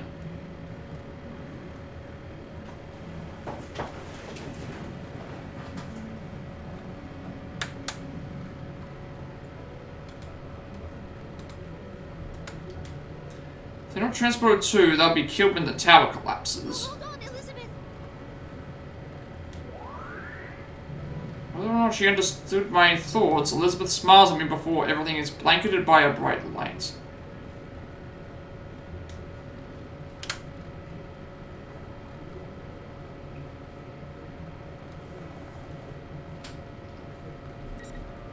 Oh, okay, there we go. How much further? But at 86% right now, which is where we were when we stopped like the last time. But we've still got 1, 2, 3. So this is similar to the last thing, where it's like one will be the epilogue, one will be the other thing, and then the other. Yeah. So I guess we just click this.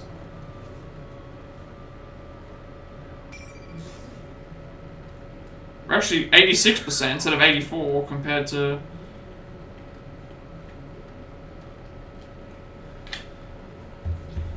The light fades and the scenery around me is completely different. This location is familiar. This is the TV world in the open space where everyone gathered.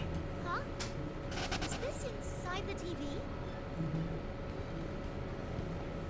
That's right. Where's everyone else? Where's Shoko? Look over and see Shokun collapse on the ground a little further away, thank goodness. It was quite mean of Elizabeth. She only mentioned my companions, so I was worried about what would happen to Shokun. I see. Elizabeth said that she would transport my companions. That means she considers Shokun to be one of my companions as well. I don't see Adachi-san anywhere, but this is Elizabeth we're talking about. I'm sure she transported him to someplace else too. Anyway, I worry about how Shokun isn't moving from the ground, and I quickly rush to his side. Shokun!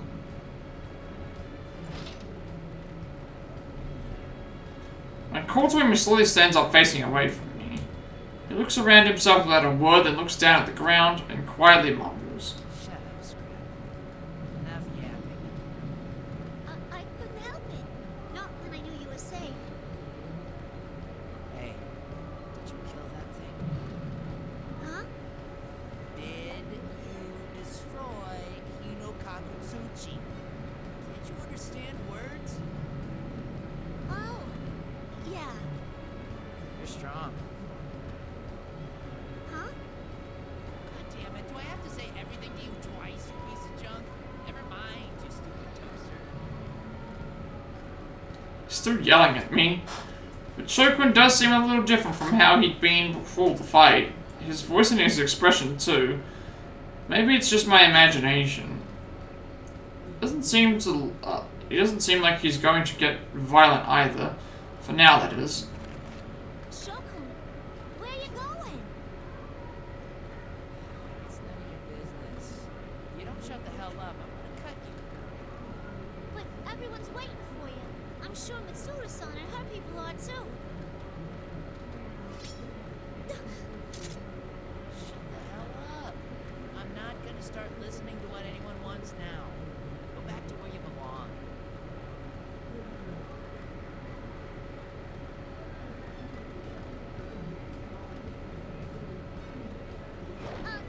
Shokun!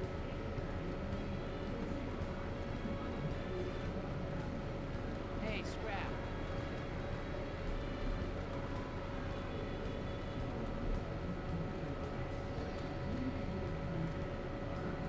Shokun makes as if to leave this place, then stops to talk to me. It seems he remembered something. Actually, a little surprised that he's talking to me. Oh, yes?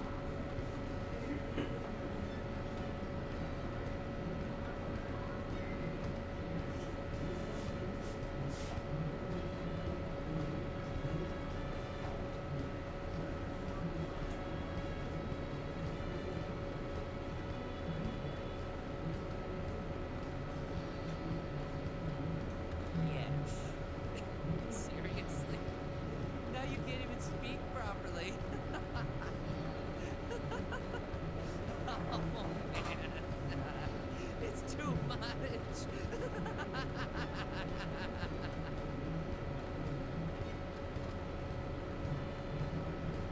You don't have to laugh that much. Oh, damn it. You really are broken, aren't you? Hey, do you think even now he might be... Huh? Never mind. See you later, robot. Better have your damn oil changed or something. Huh? Oh! Before I can think of something else to say, Shokun's already getting far away. What should I do? This is inside the TV world, after all. His posture is much more confident compared to when I first saw him. He has his own future waiting for him now. I'm sure there will be mountains of painful difficulties waiting. It's even the possibility that we might end up facing him again as an enemy. But even then, that's okay. Even though it was only for a short time, I sense a bond between myself and him. If I don't give up and I keep wishing for a success, a day may come where we reach an understanding. But don't get an oil change during a maintenance routine. Suddenly, several shining figures appear within the room here on the TV world. The light around them dims, I recognize familiar faces. My companions who have finished fighting their own fierce battles gather one after another. What's going on? The fog suddenly lifted. Where am I? Labrys, you're okay! I'm so relieved that I can't stand up. Labrys, thank you. I believed in you. I knew that you could do Wish you could have seen us, Labby-chan. Shadow Operative Junpei Iori totally nailed it.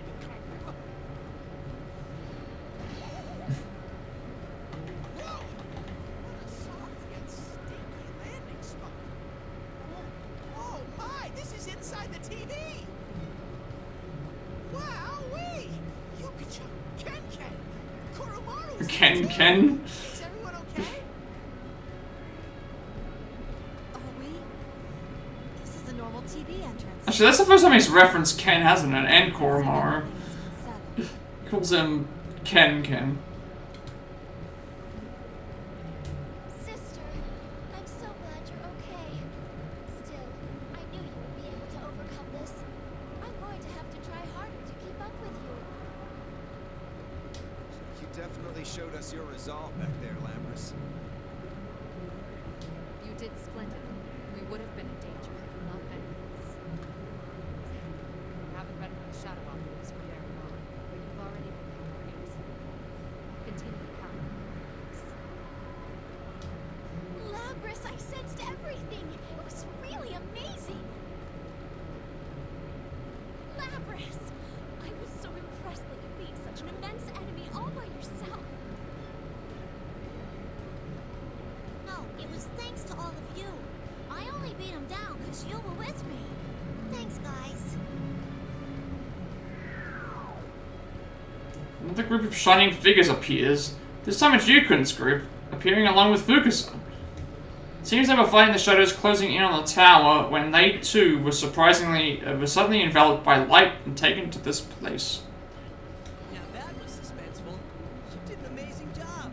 We're definitely throwing a celebration party.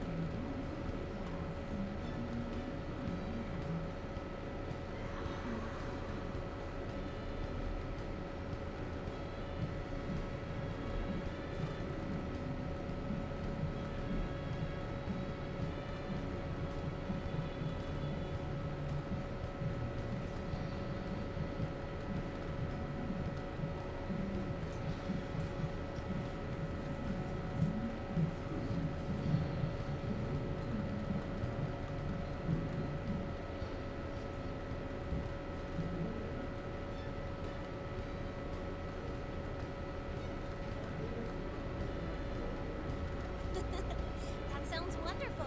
We have quite the group here together after all.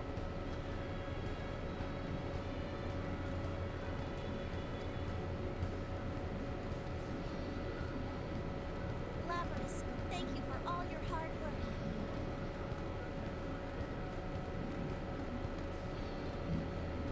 Are you okay, Lapras? Are you hurt anywhere? I mean, you were really amazing! Thanks, Lapras. The town should return to normal now. It's all thanks to you. Yuku. Had I not come here, everyone in Inaba would have continued leading peaceful lives. Internally, I was afraid to learn what he truly thought of me. That was when Ken-kun told me that I should go to him myself and find out how he feels.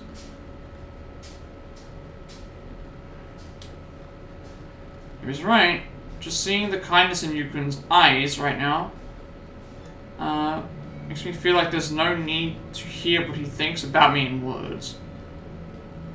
The relief of this painful battle coming to an end mixes with the joy of discovering new and true friends. My happiness proves to be contagious, and before long we're all talking animatedly with one another. For some time Mitsuru-san approaches me. Her expression seems rather meek, and when she speaks to me, she seems apologetic. Lapras, I'm sorry, but I need to hear your report. Where is Minazuki? Were you able to speak with him?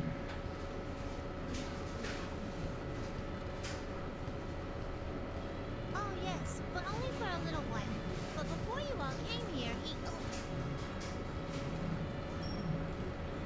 Give me a report. Akihiko-san nudges me in the shoulder with his elbow. The cynic bewilderment, Mitsuru-san clears her throat.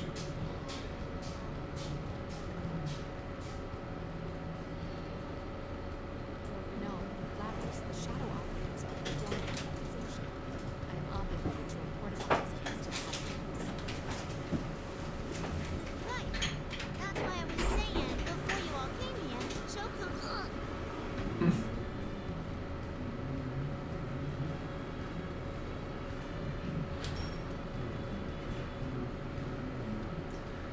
Akihiko-san nudges me in the shoulder even harder this time.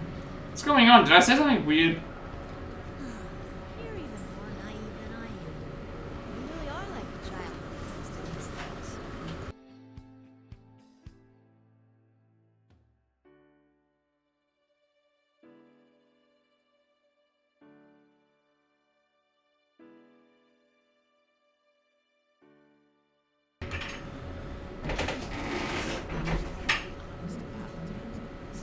That's why you just dodge the question.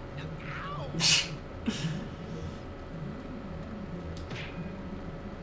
Junpei, don't start teaching glamorous stuff like that. We don't want her becoming more like you. What was that for?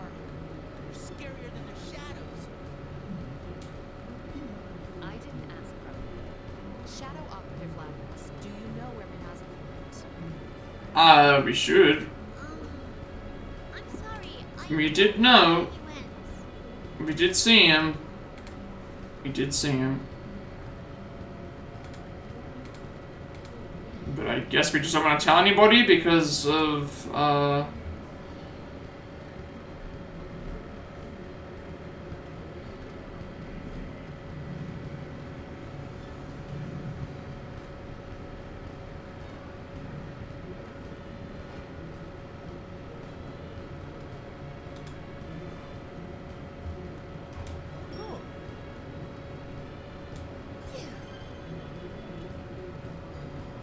when I answer them, they all sound relieved. For some reason, even Akihiko-san and Mitsuru-san are smiling in a satisfied manner. Could it be they actually want me to say that I didn't know where he went? I see. Normally we'd have to send someone to track him down. If you don't know, then there's nothing to be done about it. I will report this case to our authorities, and the Shadow Operatives will take responsibility for it. Always. Mitsuru-san! Again, now if Shokun, who was the person behind such a serious case as this, were to be captured, he would be dealt with severely. Even if Shokun were to meet with Mitsuru-san and the others right now, we'd surely get angry like he was a moment ago, and it wouldn't be much of a conversation. It's a game where you roll cards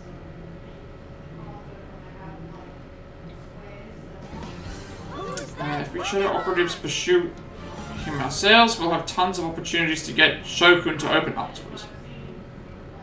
Tsuru-san, everyone, thank you. Hey, what are you guys doing? We're gonna leave you behind if you don't hurry up. Others who are a bit further away call out to us. It seems the time for us to part is drawing closer once again. Since we are connected by bonds, we'll be able to see each other anytime we want. We'll just be physically distant for a short while. Are we really getting out from here? I'm feeling really anxious about this. Oh? Are you scared, Junpei? That's pretty lame for a big boy like you. Don't mind me for going on ahead. Please excuse us.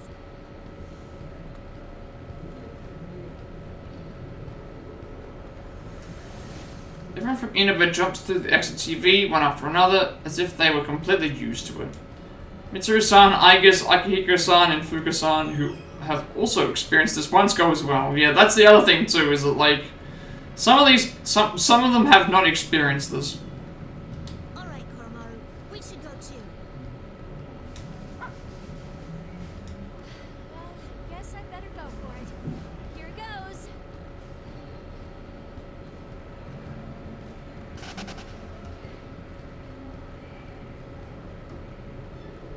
Come on, Junpei.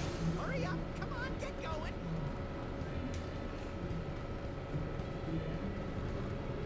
Hey, right already. This is my first time. Put me down. No!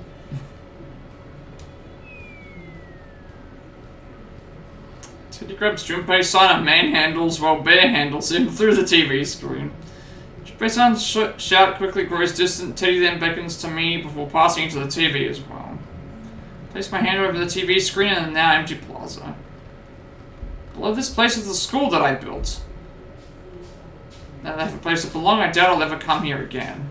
Goodbye. This time I went back with the others.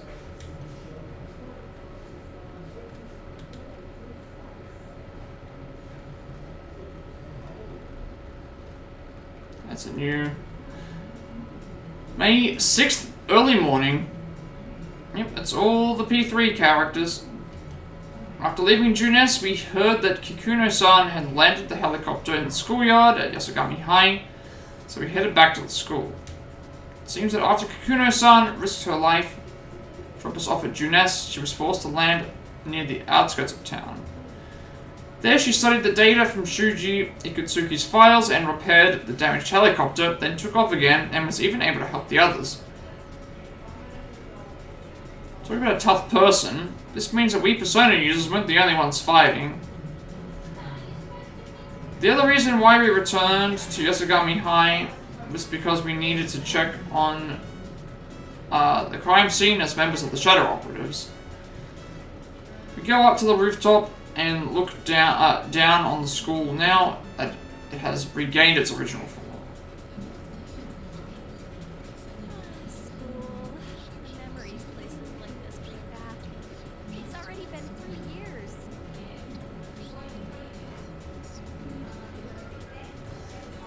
I know, right? Time goes by fast when you're living up those Yeah, I gotta remember that these characters, like, it's like 2 years since they had done stuff or whatever. So you have a full life too, Junpei-san? Can you teach me how to play baseball? Oh, now you're talking. Team trains really damn hard. I won't go easy on you. Got it?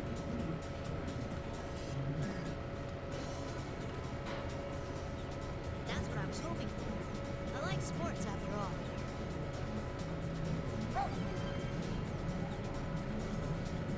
By the way, Yukari, are you planning on going back looking like that? Would everyone please stop talking about my clothes? I mean, you of all people should be talking, Akihiko-senpai. That costume's really cool, though. Feather pink. I'm standing next to a real hero. There we go. Just be true to yourself, kid. Looking up to superheroes is what's truly childlike. Still, you're amazing, Yukari-san. You actually wearing the costume and acting at the same time. Normally, even female ranger characters are played by male actors during the scenes while they're in their costumes. Really? I guess that is true. I guess it is true, because, like, I guess the stunt people... Like, the stunt people that do this thing... Yeah, I guess that would be the case, because... Like, in, like, the American version of the Power Rangers with the drama stuff, like, the kids are obviously, like, acting like they're in school and stuff, but... The stunts are done by the... professionals, I guess.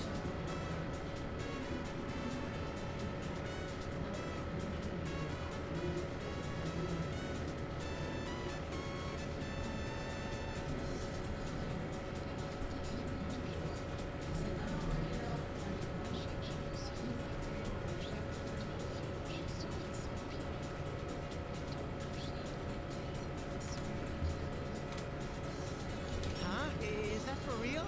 No. All those times I... Hear that?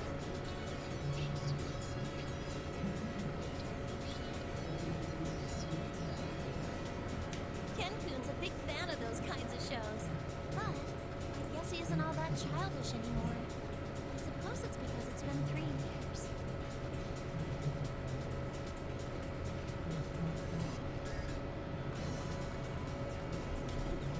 It might be in poor taste to say this right after what happened here, but I'm still glad we were able to get together again like this.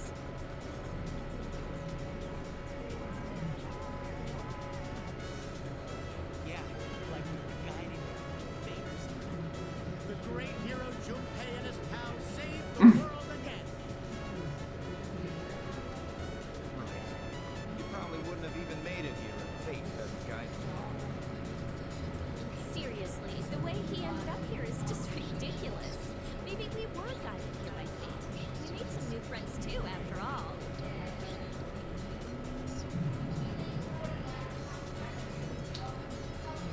everyone looks to me.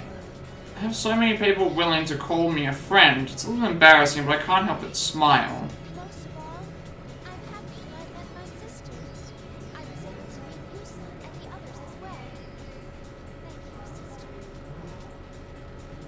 Yeah, I'm thankful for everybody else. Without you, I'd have never woken up and stayed in that box forever. Just like a machine. You all accepted me for who I am. Gave me a place to belong.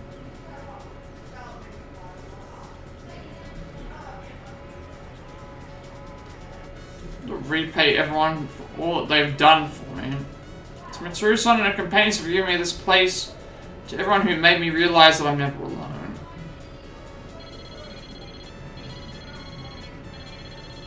It's me. Milady, the preparations have been made. But are you sure about this? Yes, I'll be right there. Huh? Where you going, Mitsuru-san? Hey! Mitsuru-senpai, don't tell me you're going back for us.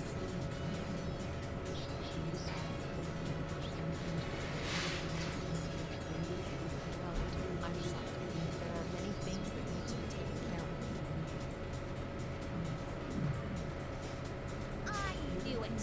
I'll have you know that we all put aside our jobs and other affairs to come here. You're gonna spend some time with us, like it or not. Do you feel bad about causing a problem?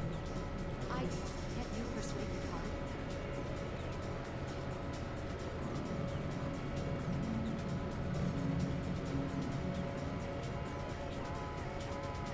No, I refuse that order.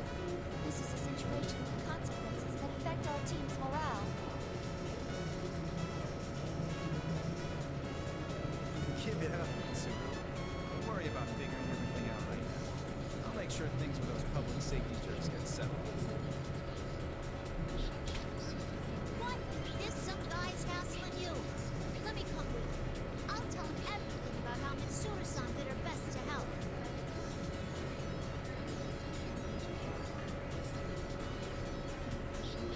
Please, don't. Things will only get more complicated if you do.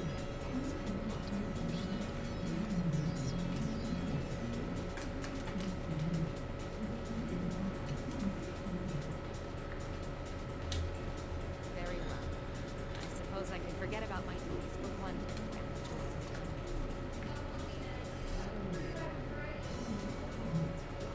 in time. That's what I'm talking about.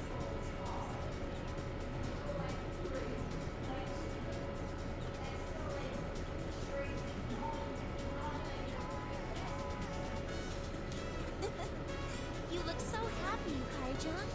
It's been a while since I've seen you smile so much.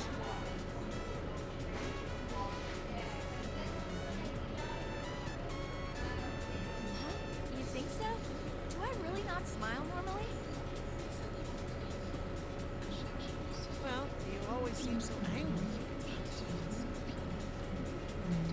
That's because you're always making me angry. Hey, time out, Yucatan. You could really hurt me with that thing. Laughter echoes from the rooftop where the bright morning sunrise shines down upon us.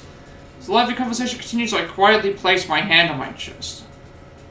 What's here right now connects me to that place, it connects me to everyone. May this warmth I feel spread to everyone else and to him as well.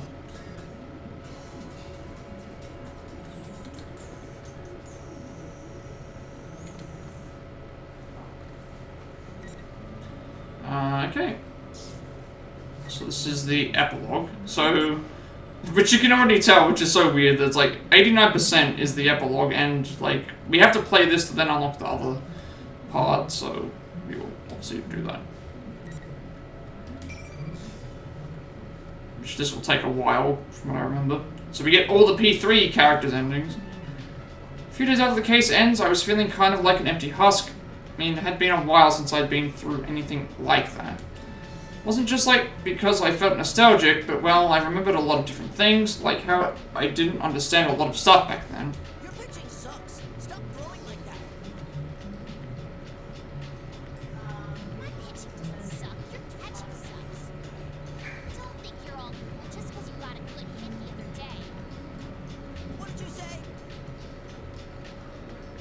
So I'm watching the kids practice. I'm not particularly paying much attention. Just when I think things are getting peaceful, a squabble starts up. Well, it's a coach's job to settle things like this. Hey, break it up. What's going on here? Stay out of this, Junpei. Coach Junpei, right? So, what's up? He blames me because he can't catch. It's 'cause you got no control. Everybody knows it. The kids all stop practicing and gather around the argument. Kids have way too much energy and get into fights frequently, so I need to mediate this conflict in a mature, dignified way in order to be a good example.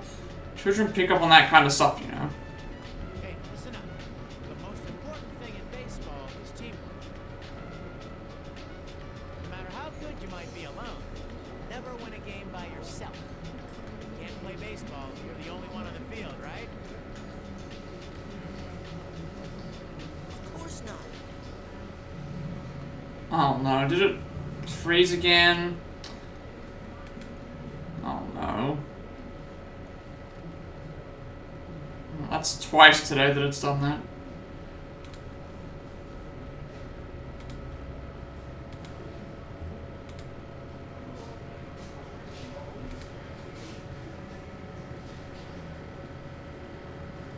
Come on.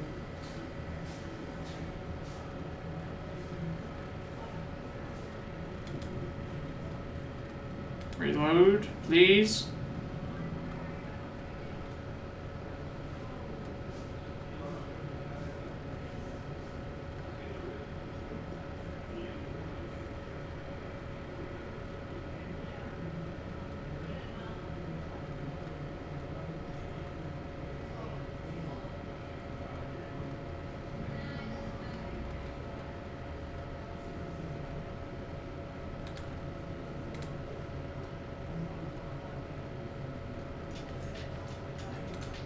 Let me just get the game back up again. Who's that Pokemon?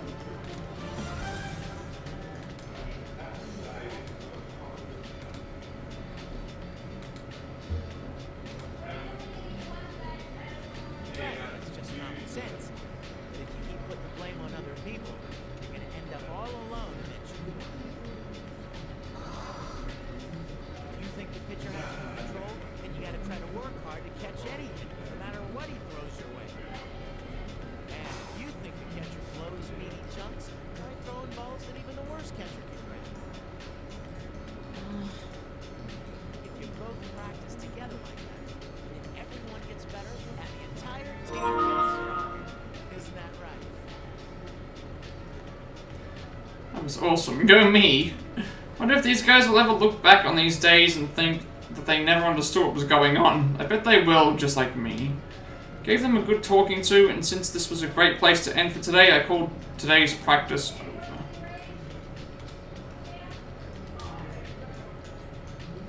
So everyone says goodbye and goes their separate ways. One of the kids doesn't leave. Is that Goro? He looks a lot more humble than usual. Noticing slight changes in your plays is one of the things that makes a great coach. Hey, aren't you going home? Junpei, do you have a girlfriend? What's he asking me that all of a sudden? Sheesh, kids these days. I didn't think so. Hey, what's with the attitude? That's really rude, you know. There's a girl I like, but she's gonna move away. I didn't know and we got in a fight. Fight? I thought we'd make up like we always do. Even when we get in fights, things always go back to normal with you guys. But when I heard she was transferring to another school, I got worried about what would happen if I couldn't make it.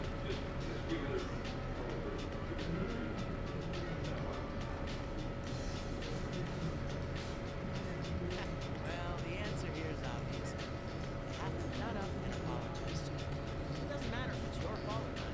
That'll fix everything. That's so lame. I can't do that. Lame, not lame. Is that your problem here?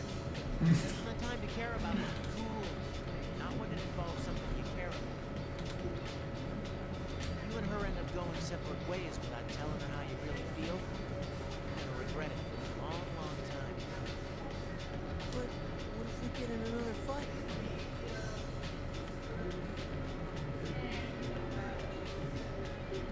Rory drops his eyes again. That's this kid's bad habit. He acts all tough, but when things matter most, his timid side comes out. Aren't you the team's cleanup hitter? You gotta strengthen your resolve. I guess I better do the coach thing and encourage him. The way Goro is hanging his head makes me a little uncomfortable deep down. So my own words coming back to haunt me. Regretting telling someone your feelings before you have to part, huh? Yeah. That Grand Slam I worked in my dream, I can still feel it in my hands. I got up on the platform for the MVP interview, but that time it ended before I could say it. This time, when I still haven't answered his question, Goro peers into my face. Oh, well, I guess I need to strengthen my own resolve. Look at the empty outfield and picture myself in that dream. You get a hit, we'll play. Are you gonna try for a grand slam? Goro seems dazed for a second at my sudden enthusiasm, but his clouded face quickly breaks out into a bright smile and he's his old tough self again. Alright, I'll go do it.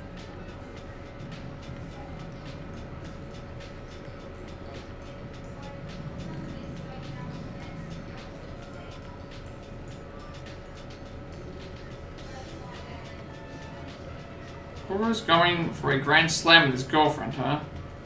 Don't know if I should call him optimistic or if he doesn't really know what he's talking about, but at least it looks like I got through to him. In which case, I think it's time the ace slugger swings for the fences too.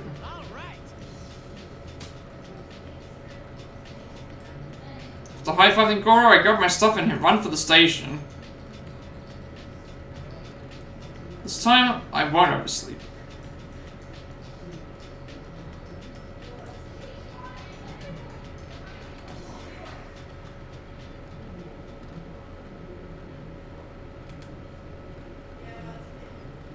This is Lapras now, maybe? The view from the pier matches an old memory of mine. The color of the sky, the ocean, the sound of the waves. It's the first time in years I've come back to this place. Oh no, this is Yukari. Okay, never mind. We were second years in high school, wasn't it?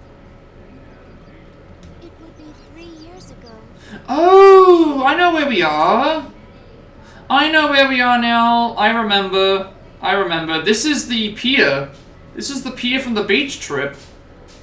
This is the pier from the beach trip where they were trying to pick up girls and stuff on the beach, and then Aigis was standing at the pier. Yeah, now I remember. This was like Mitsuru's like holiday thing area that we went with the beach trip. Now I remember. So this is where Lapras ran to.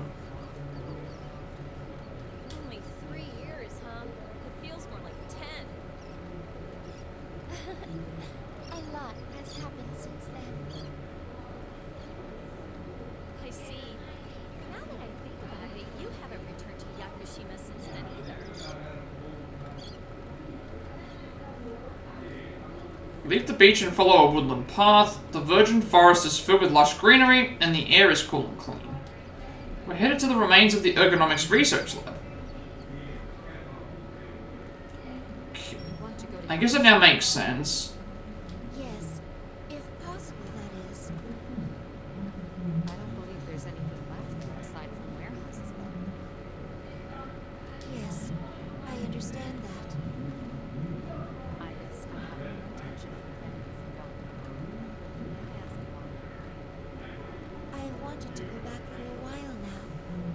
That was when my sister's case began, so I thought that now would be a good opportunity. I wanted to see for myself what led to my birth. I think it's a good idea. Yukari-san. Isn't it normal to want to know about things like that? We're talking about your roots here.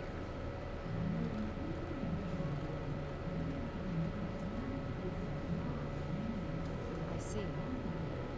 Actually, I was just thinking about taking a vacation too. That battle from the other day was a lot more grueling than I imagined it would be. Kari-san says it truly was a fierce battle. Because I was severely damaged, my maintenance had to go on for a good deal longer than usual, and I spent a long time in my repair bay, so I've been longing to feel the light of the sun.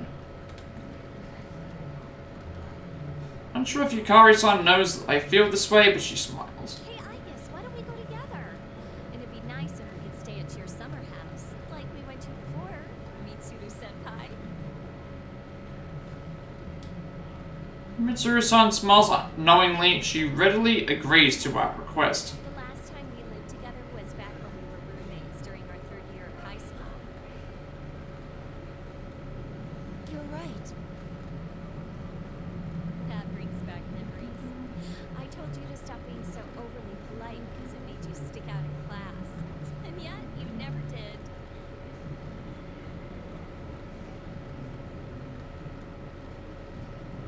Yep, that's the lab gate. Passing through the forest, we reach a desolate area with debris scattered around. Could this have been the outer wall that surrounded the research site? The entire thing has collapsed and it's been overtaken by what plant growth. So this is the place.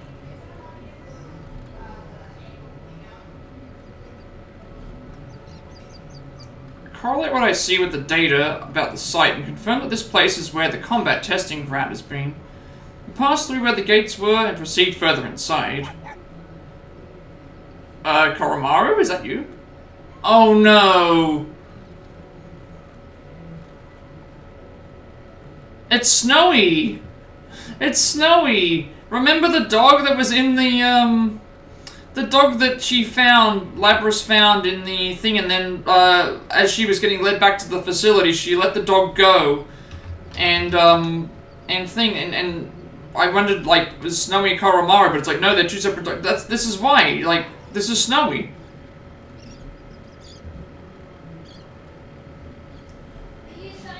This is Snowy, like, it's Snowy, the white dog.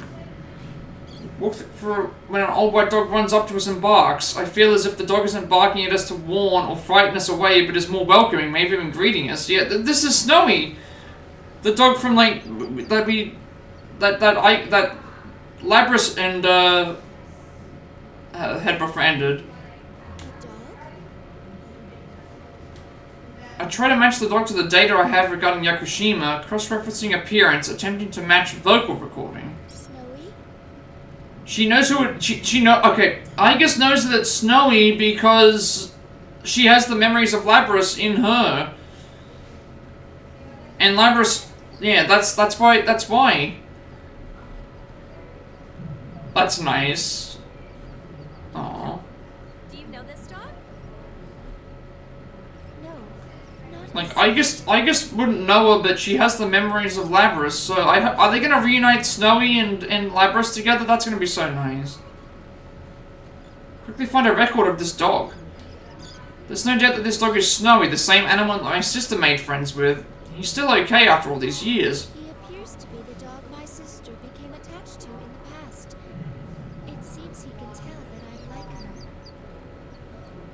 Huh? Snowy wags his tail and comes over to happily nuzzle me.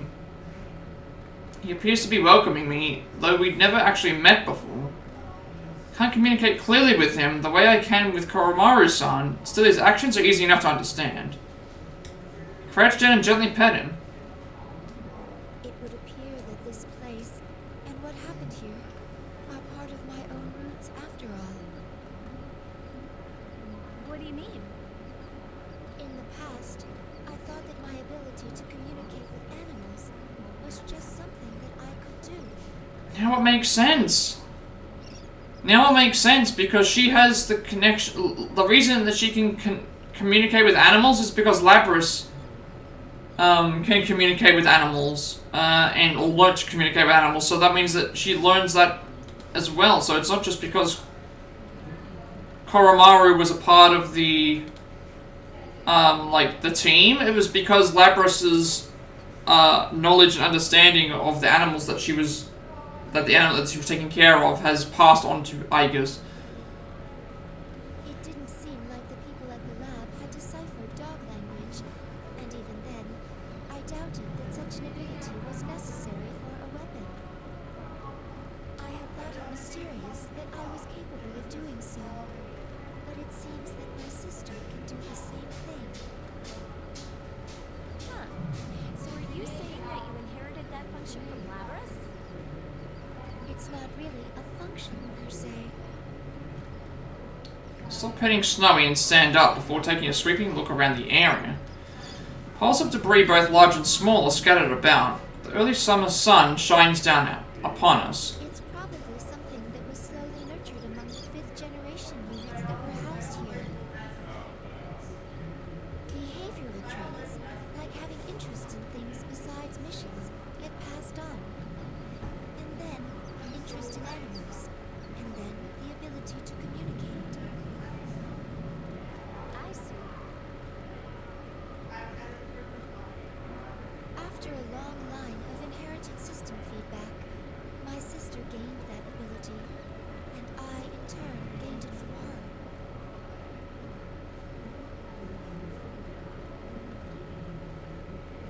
The reason I have a special rapport with dogs, out of all animals, is most likely because of that process.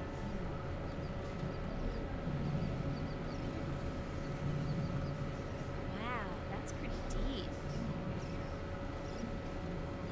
If it goes that far, then you're right. It's not just some function that you were intended to have.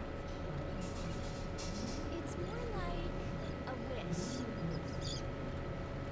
Yes. Crouched down once more and pet Snowy again. After that, I began clearing away the mossy rubble that had been left unattended for so long. Snowy happily runs around the area that has been cleared of rubble. Still, for the ones before Labrys who had hearts or wishes, it might be a bit sad that this place is left like this. Just as Yukari-san says, the carelessly scattered rubble under this clear, beautiful sky only emphasizes the loneliness of this place. Snowy barks once and runs through a small hole in a passage blocked by debris, and barks again as if motioning us to follow him. We see a shimmering yellow-green light shining through the hole he had passed through. What's that?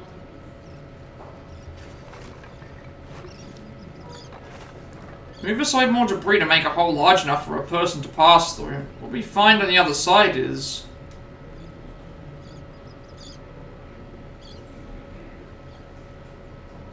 oh, that's the combat test area.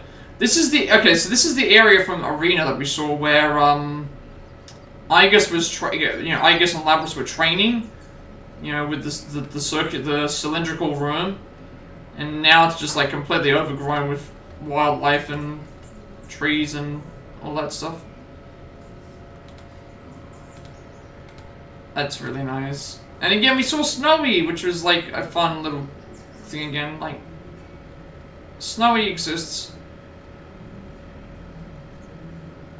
Always nice to see Snowy.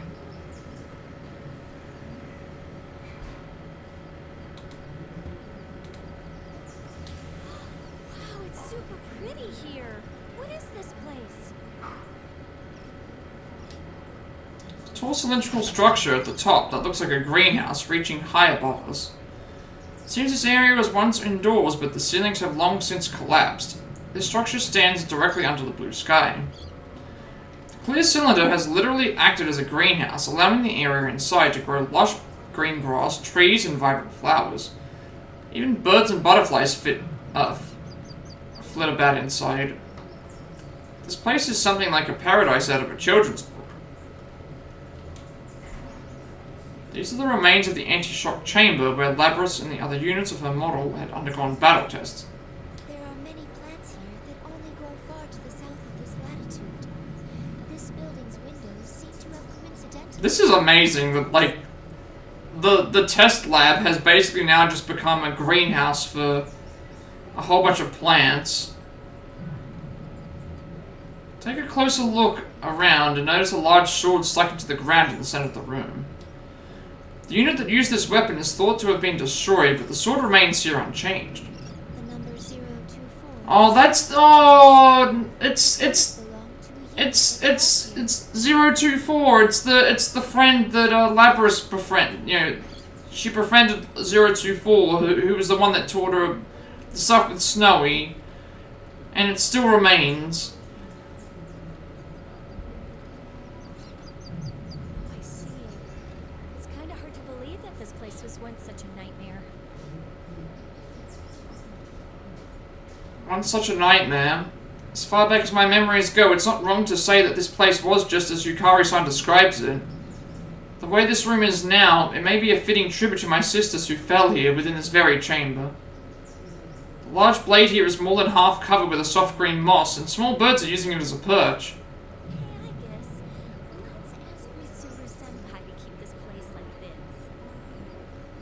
Yukari-san. Then why don't we bring everyone else here from time to time? This is like yeah, bring Labras back, please bring Labras back so that she can go and reunite with Snowy and see that how beautiful the place is, because she would probably love it.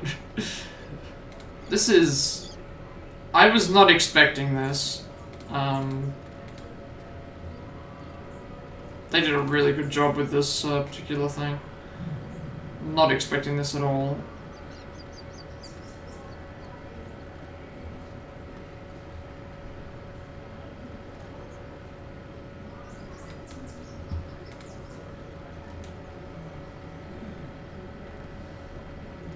Not. My power is your power, that's why I'll never forget you all. As the last of the anti-shadow suppression weapons, I will fulfill my duty to protect my companions and my sister, protect humanity and create a future with your memories within me. I'm glad I came here. Feel happiness in the depths of my heart and take a step forward. I've raised my voice as loud as I can, so it echoes throughout this entire chamber. Everyone, thank you.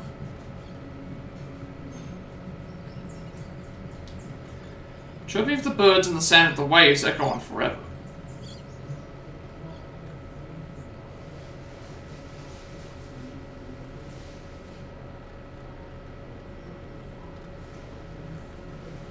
Alright, who is this now? A few days after the case was resolved, I stand before a gravesite. The marker is still clean and new and clean. I'm guessing that this would be Mitsuru, right? Mitsuru visiting her father, I think. We finally met. I'm sorry it took me so long to come.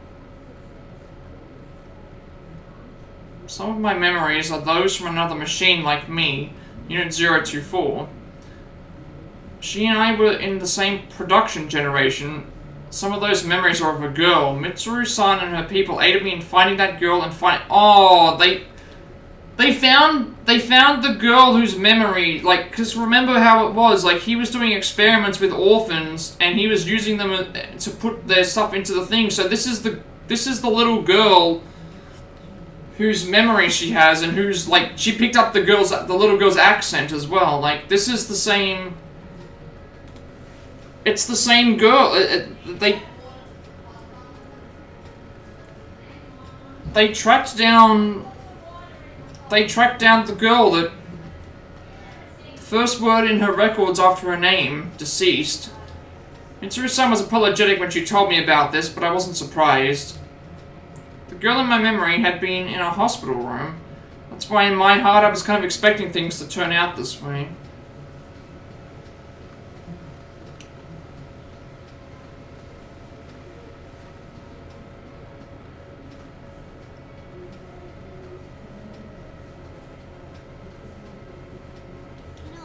There's a bunch of stuff I wanted to say, and I don't know where to start now. But thanks so much for giving me life.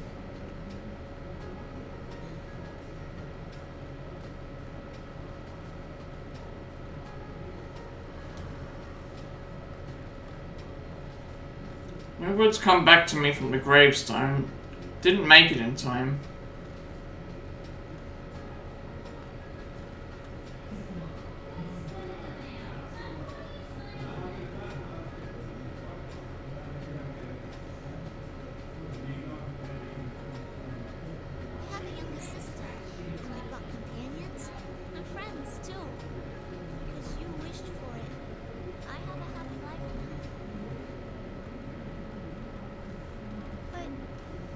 There's nothing I can do to repay you.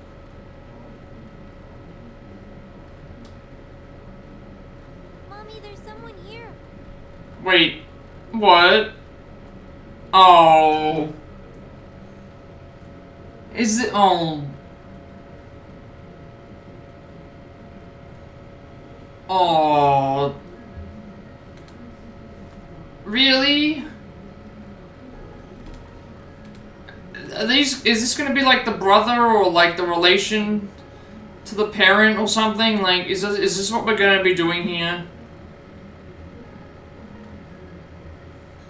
This is what it's gonna be, isn't it? It's gonna be like the relation, the relative of the girl or something. I think that's what we're doing. As I was standing still, a boy approaches me and looks up with curiosity. A woman, apparently his mother, follows him and bows to me. She's holding a bouquet of flowers. It seems his family's come to visit this girl's... Oh.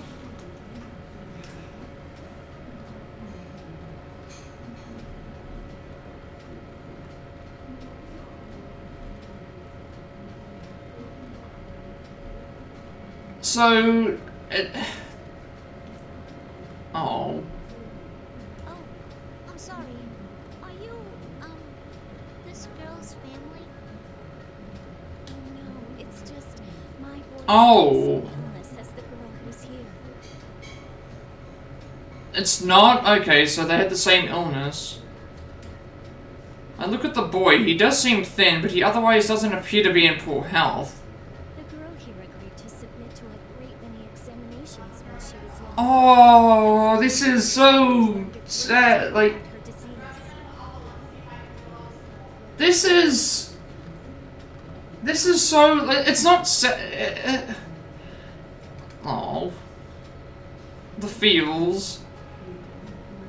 Because of this girl having so many examinations, they were able to learn about the disease, and maybe they've cured. Like, this is what I mean. Like, this happens in real life too. Like, the people that have to go through the extreme treatments, the people that have to spend tons of money to try, and do anything necessary to try and live, are the ones that end up ultimately saving so many lives.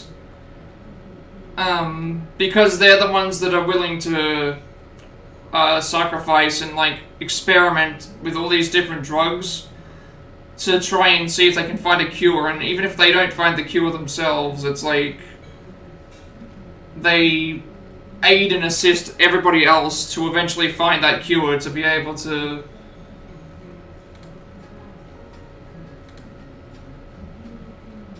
it's thanks to her sacrifice. Like, My little boy is it just keeps stacking up and up, you know, like, this is, like, I don't want to cry, but, like, this is a really, really heartfelt ending, like, for this. They did such a good job, like... He can even go to school. She tells me more about her son and then explains that they come to visit the girl's grave to thank her.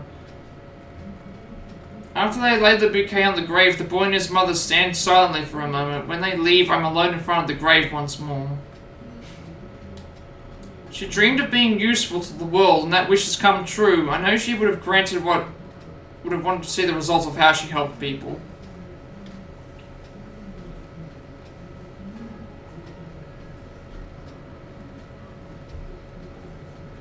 This is... In the end, she never could. Then I found something I can do. Damn. Hey,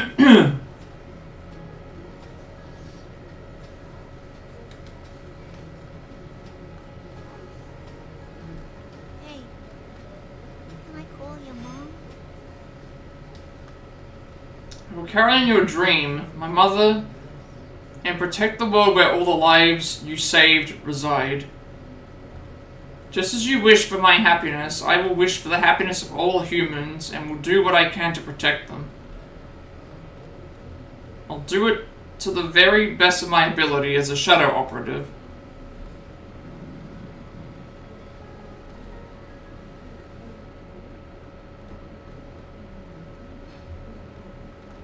I was not expecting that. Miss Yamagishi, this is a spectacular feat. We've never had a second-year student receive the award for best paper at this school. Thank you.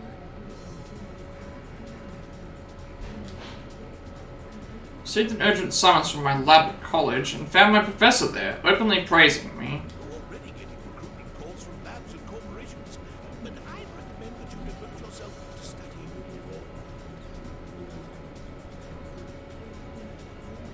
Abroad, you say? I just happen to be friends with the professor who's searching for an assistant. If you wish, I can write you a letter of recommendation at once.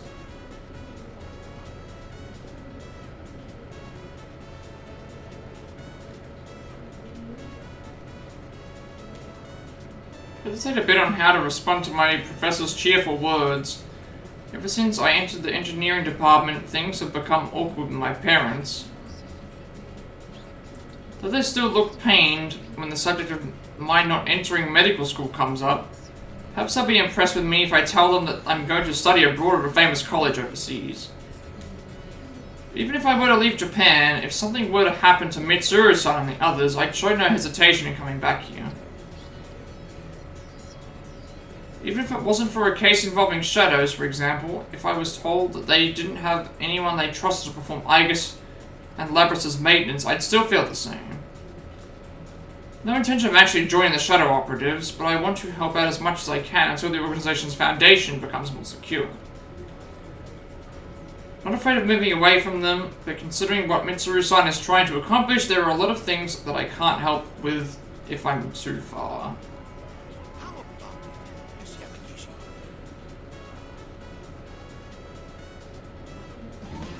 Who's that Pokemon? I'm sorry, but I'll have to decline for now. If the time comes when I feel a need to study abroad, I'd like to ask for your assistance then. Yes, that's what I thought. Then I'll contact them at once and... Wait, decline.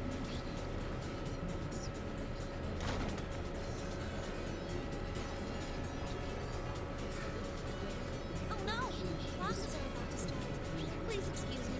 Thank you for telling me about this. Miss Yamagishi, wait! Hey!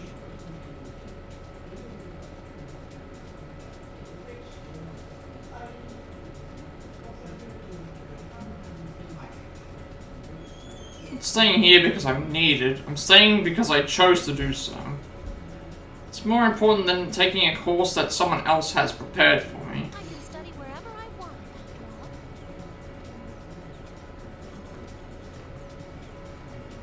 Join the flow of students, move from class to class, and hurry to my next class.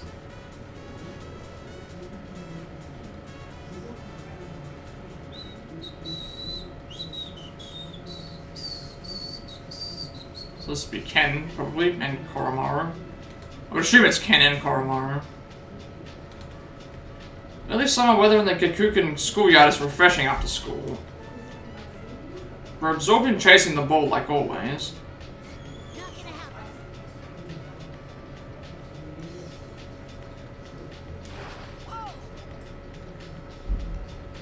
One of the players I'm guarding against goes flying and the game stops. They get a little too rough. I rush over and see how he's doing.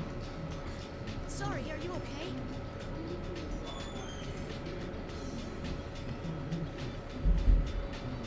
I'm fine. It wasn't a foul. That was a great tackle, Ken. You've been on fire lately.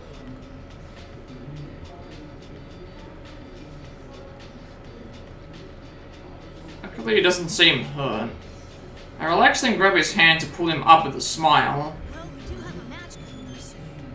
Isn't our opponent supposed to be a strong team?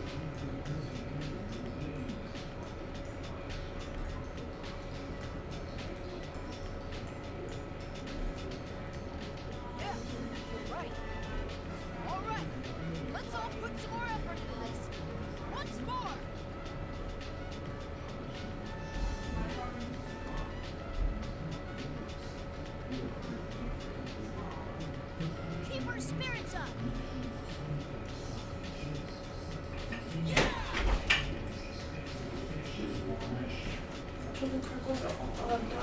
in the fridge. I was wondering how long you're going to be on the stream.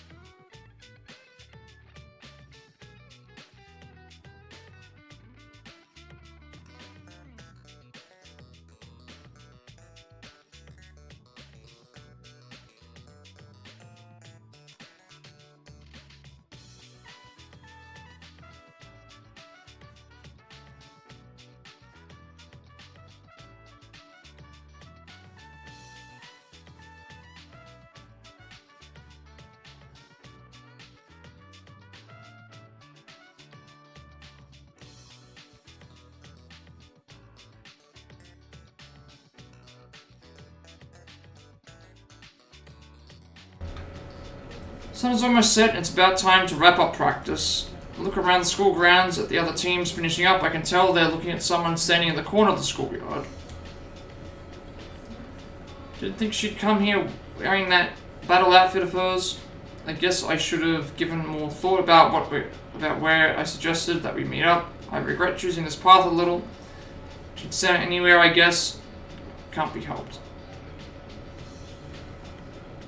When I called Mitsuru-san here, this is the first time I've seen her in person since that case ended.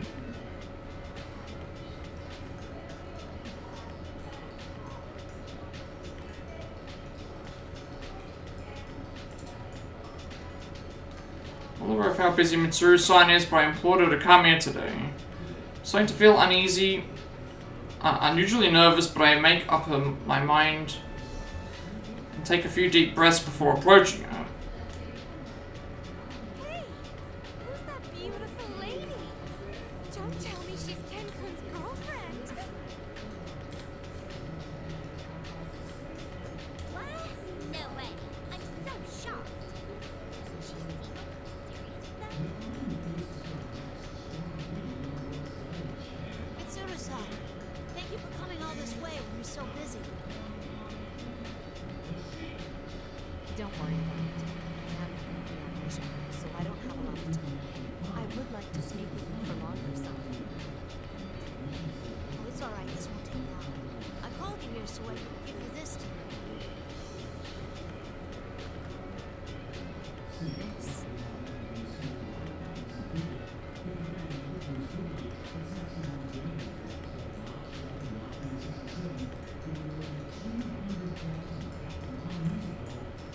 There are small silver badges, the official identification given to members of the Shadow Operatives. When she sees it, Mitsuru-san briefly looks surprised. She looks from the badge to my face, then swallows whatever she was about to say. I'd like you to take it back for now. I don't need it. I promise I'll come get it again one day.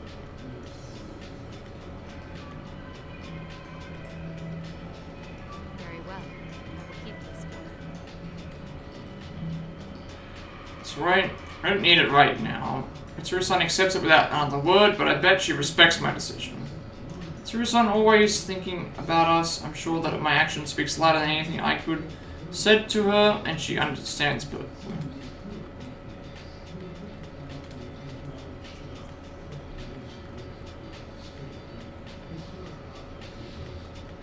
That's how it should be. Thank you, Mitsuru-san.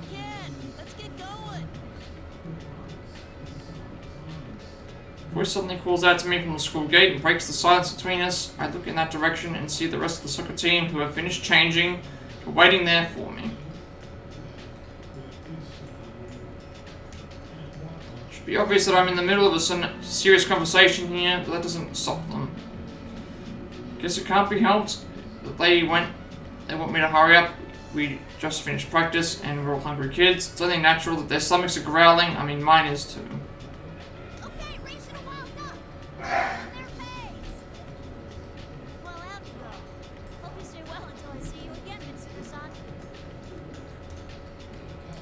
In any case, since the burdens on my shoulders have been lifted, I quickly bow to Mitsuru-san before rushing out for my teammates.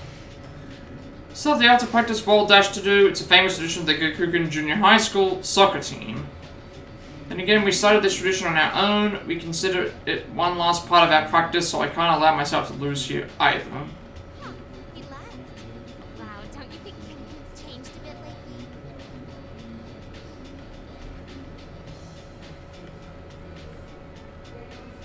Really? Like how?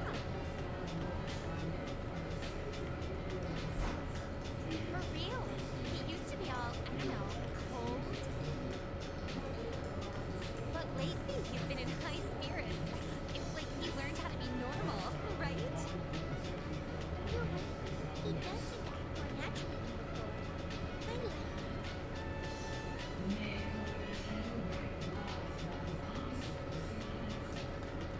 I guess this is the last part. 3 years ago, we forged a bond through our long and severe battles. That bond is still very important to me. If I let myself get too caught up in that bond, I'll end up missing out on things in my own life. I think I was able to change because I realized that. Is this skippable? I think it is. Since my bond with the others has remained unchanged, but more than that, I sense that I've grown in myself as well, even if only a little. What's best for me right now is to spend my days doing what I can without rushing through life. What happens to me now will surely affect my future. That's what I've come to realize. Acting that way will be my way of fulfilling the duty that was left to me. Alright, this is Koromaru. Koromaru appears from a side street, magnificently runs past us. Koromaru has been showing up like this from time to time and racing us to the burger place. I remember thinking this during the recent battles, but even though Koromaru is quite old, he sure doesn't seem that way. I bet he's determined not to let us kids beat him either. He's challenging me. I can't just let him win without a fight. I pick up the pace and chase after the white furry shape hit me.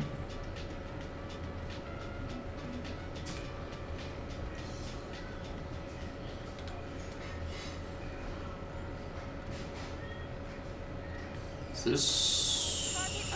Wait, what? Oh, right. Okay.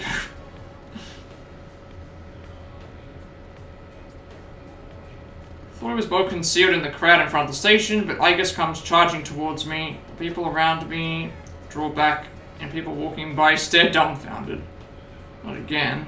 It's time for your English 2 class. I'm gonna be absent. Absence without Mitsuko-san's express permission will not be tolerated. The class doesn't do roll call. If I pass the final exam, I'll get the credits I need. I've already mastered English anyway. I've heard that some college classes randomly take roll. One cannot discount the possibility. That professor? It'll never happen. You stand out, so your absence will immediately be apparent.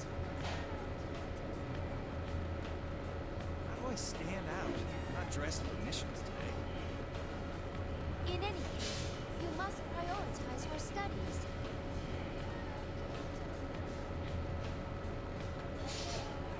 Case closed. I went back to college, even though so recently I had been taking time off to go on my training journey. Mitsuru had a hard hand in getting me to go back annoyingly. I mean, thankfully, Igus has taken it upon herself to manage my college credits, which has led to situations like this. And when I go after her radar, she suddenly shows up out of nowhere and drags me back to class. My attendance, classwork, study groups, assignment submissions, exams. She has total control of my every move, and I don't even have time to train anymore. Stop being so persistent, Igus. I told you I have plans today.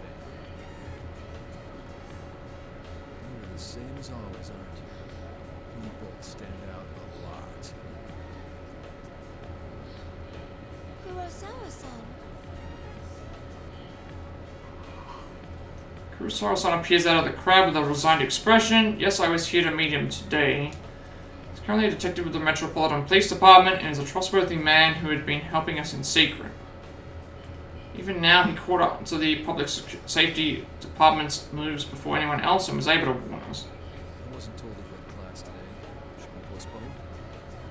Oh, no, it's alright. Let go, Igus. I see. So your plan was to meet with Kurosawa-san. something important I need to consult with you.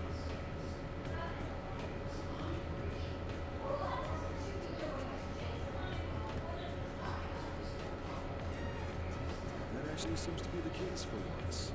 I don't have much time to spare either, so why don't you hand him over to me for today, ladies? If that is the case, then I understand. I will await your report later.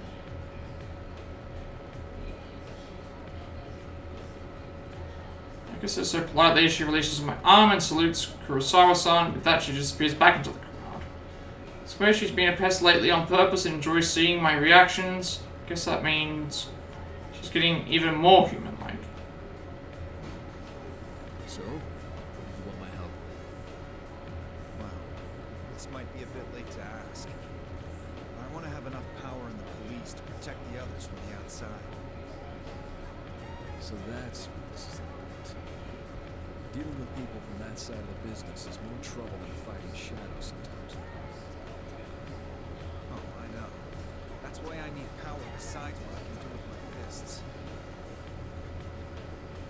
Kurosawa-san smirks in response. Look on your face. That reminds me. You're old enough to drink now, aren't you? Oh, Nathan, I found out that the actor who played Big Bird passed away today. Oh. Yeah. Did they always play Big Bird? Or was it just like... I think so. He was 81. Oh, Yeah. that's sad. I think that's... Yeah. And apparently the rival of Greg Norman also passed away. It's there before. Golf person. Golf legend. Who's that Pokemon? Oh, yes. What's this? You like alcohol? No, alcohol and protein shakes go surprisingly well together.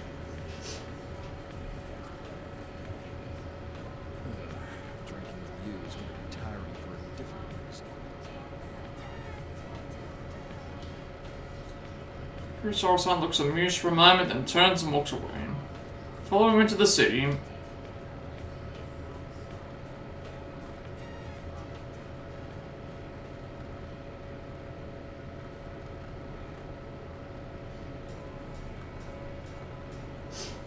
Senpai are now walking through the city, which has suddenly become filled with summer fashions as the long holiday draws to a close.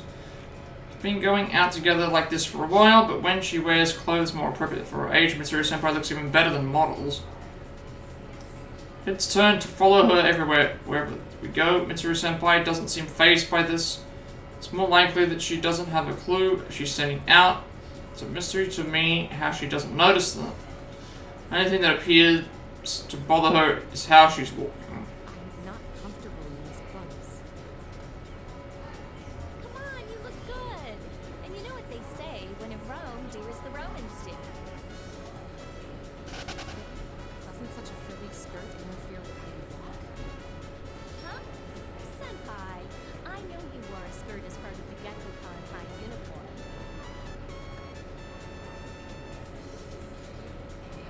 A uniform is fine, since it's like battle attire.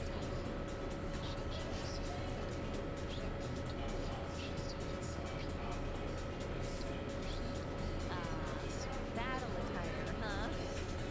Hey, ladies. How's it going? Two of you looking for a good time? You should join us and have some fun.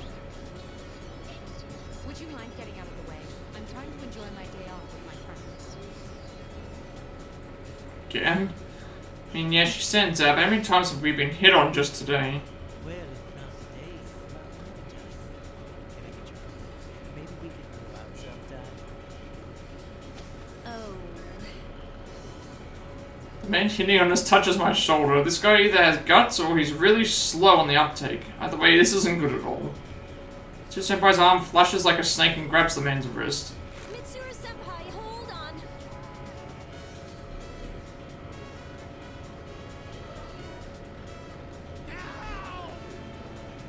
I prefer if you kept your hands off my friend.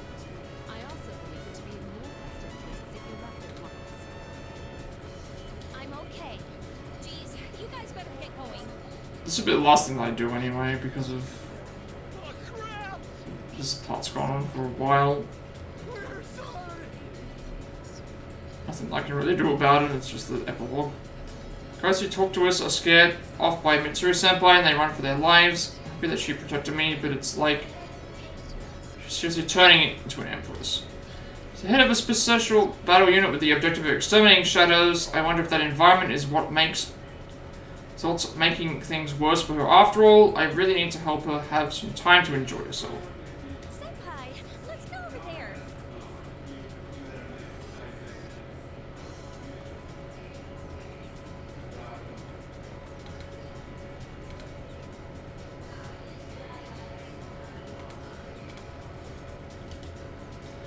Take Mitsuru-senpai's arm and change it into a shopping mall. I'm pretty sure the guys like that won't follow us all the way into a store. After checking out some clothes and other accessories like normal girls in these busy holiday stores, we decide to take a break at a cafe terrace.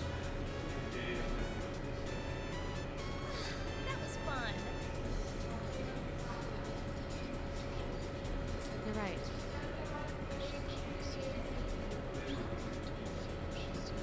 Relax and enjoy the fun we had and take another sip of my iced coffee.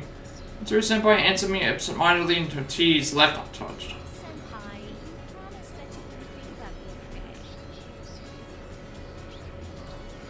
okay?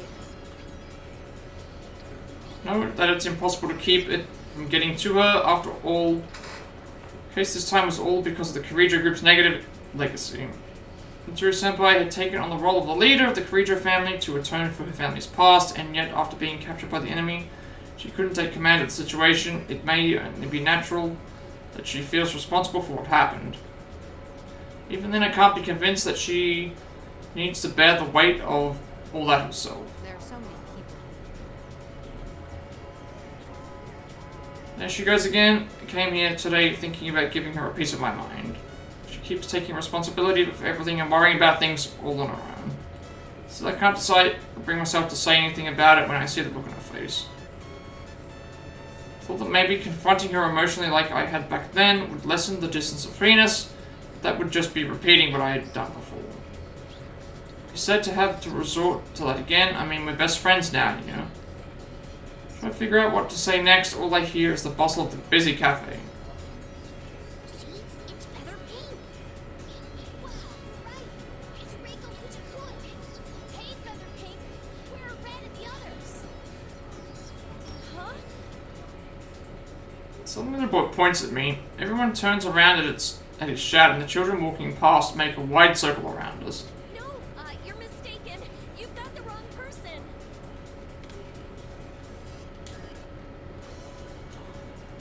Hurriedly wave my hands in an attempt to disperse the crowd. Having a role that shows my face can be really inconvenient. You're quite popular in Chicago. How does it feel to be a hero? Huh? Well, I guess it's worth it since these kids are really into it. Death must not be needlessly feared, but it must not be needlessly desired as well. Face it and fight, everyone. Or so the line goes. Senpai, why do you know that? So opening line at the intro to Featherman Victory, that catchphrase comes up in every episode of the show. I may be busy, but I still have time to watch the television. What? But why would you watch Featherman of all things? Why wouldn't I? My best friend is one of the stars.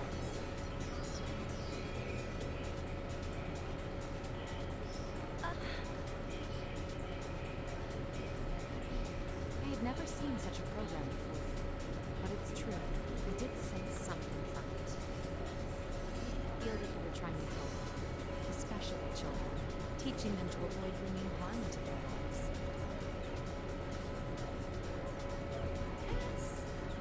Well, I guess that's how it is.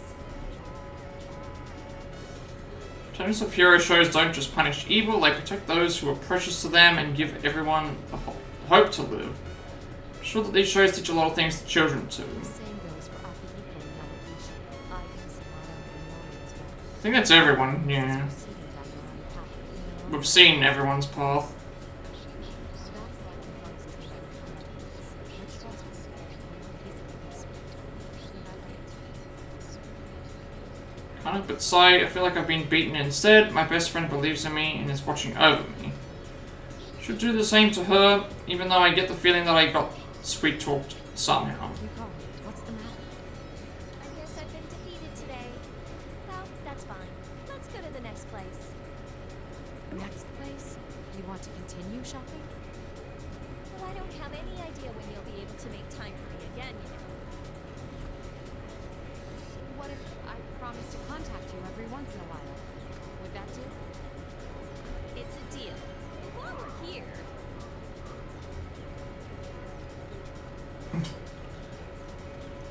Mitsuru-senpai may resume our shopping. Not sure why, but I feel as if whatever had been bothering me had disappeared.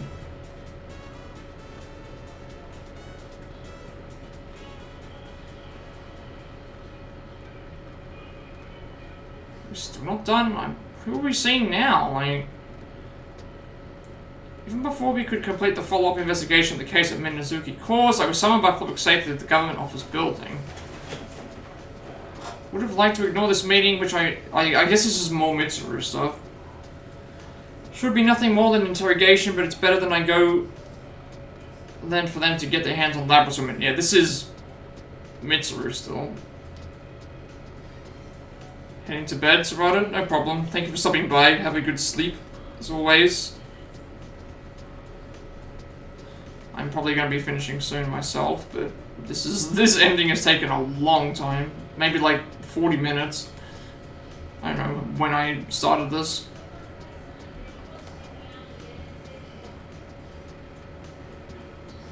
I have no idea when I started this.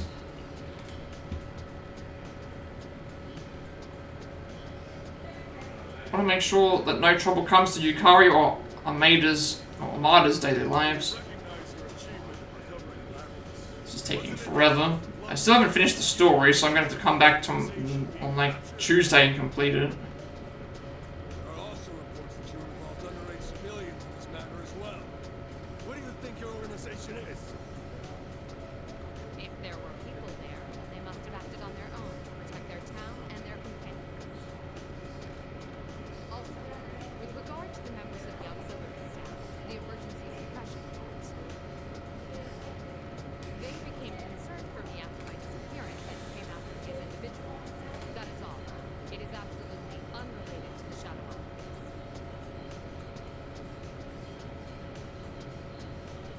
You're just playing semantics.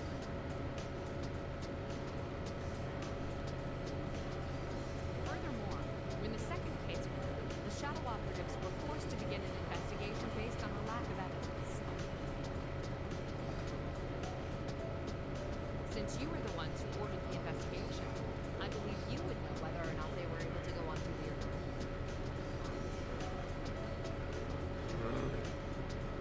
Also, even though it may have been merely an intimidation tactic, I received a report that my people were fired upon during the incident.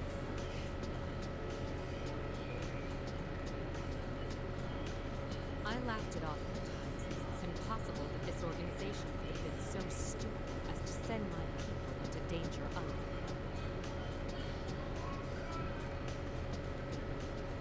You little. But as you pointed out, it was due to my lack of preparedness that I was captured. I will accept any kind of punishment. The report says that your capture was nothing but a ruse, though? Excuse me. What is it? We're in the middle of an inquiry here. I was ordered to bring these documents the moment they arrived. And you entered the room, hands a binder full of documents to the men interrogating me. While they're distracted for a moment, the newcomer glances at me. I feel as if I know that man from somewhere, but what was that about? What is this? As you can see, it's the report from our undercover investigation of the Kiriju. You fool! These are not the kinds of details we asked for. This deliberation is temporarily suspended. We'll be notified of our further decisions at a later date.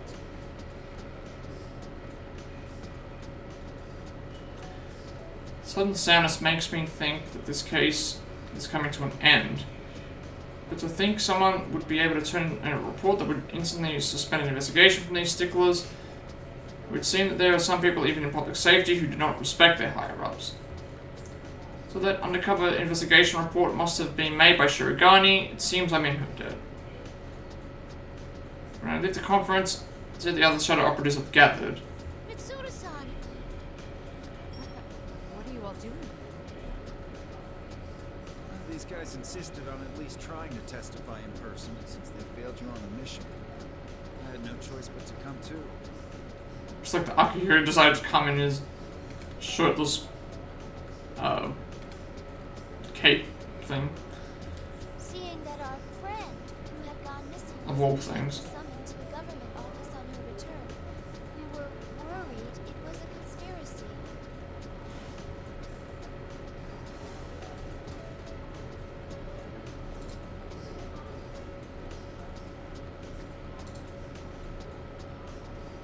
Indeed, as your friends, it's only natural that we rush to your side, because we are your friends.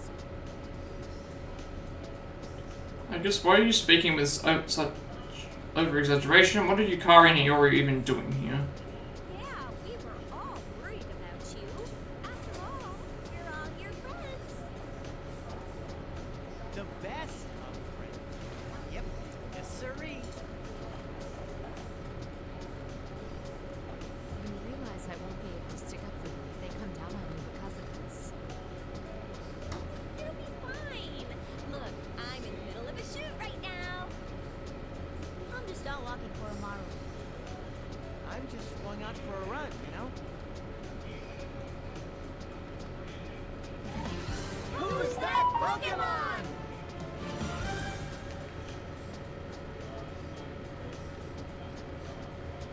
You're training, Junpei? You should have told me sooner. I'll come along.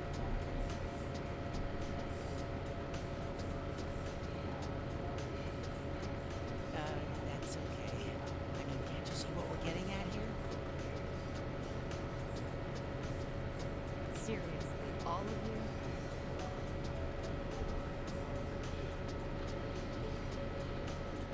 Can I but laugh with amusement? Though this makes me happy as their friend, I have mixed feelings as the leader of the organization.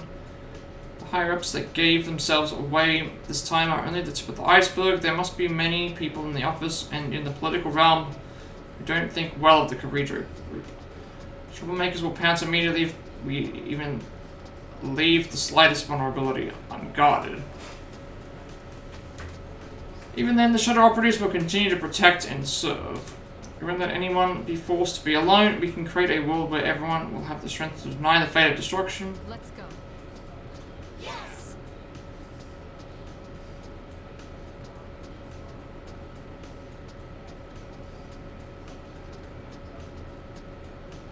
We'll continue moving towards the future for the sake of granting our wishes. Is this the end? I think.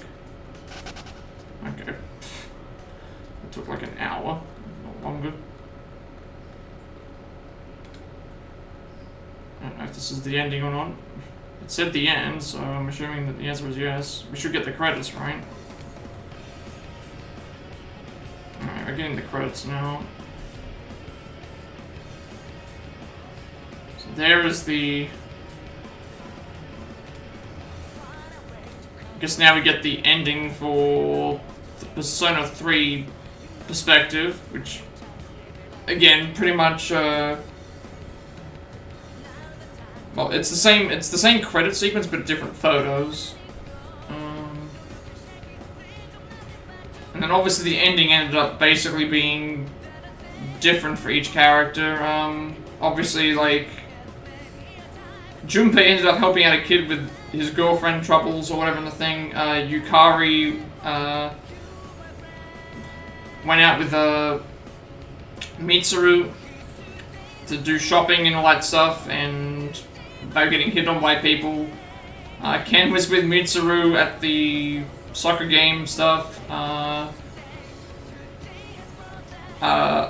They did the Iga sequence where they were on the beach with Yukari, which they got reunited with Snowy the dog, who was like 10 years older, and he was older, and it was like, that was nice, a nice touch. And then they followed that up with then going to the training area, where the training area ended up being like completely overgrown with different wildlife and greenhouse stuff, and that was really touching. And then they did the third thing where Labras goes to the gravestone of the girl whose memories she inherited, and then a mother and a boy went to the thing and they said thanks to this girl's experimentation for thing, and we found out more about the disease and he was able to thing. So essentially, like, she was able to, like,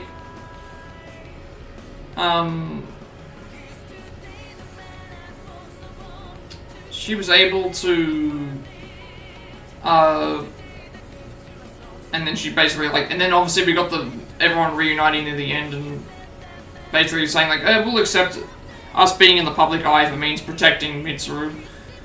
I think that was everyone, right? And then, Fuka ended up, like, getting accepted into some stuff for school and then ended up, rejoining everyone. I think that was everything that happened at the end for their perspective. I think I enjoyed this perspective more than the first one, to be honest. I'm not sure why that is. Maybe there was more characters to choose from, but I'm not really sure. I think I enjoyed this one, the P3 perspective, more than the P4 perspective.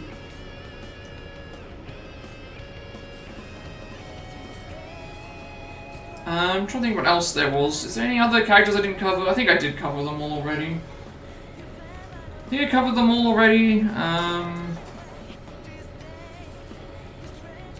Again, we got the similar ending. They just swapped you with Labras instead, and then Labras had to fight the final boss. That was not as good. I'll cover more of the story when we get to the end of the credits, but that's one thing I will mention. Like, Labras defeats the enemy by herself and then just has the same ending.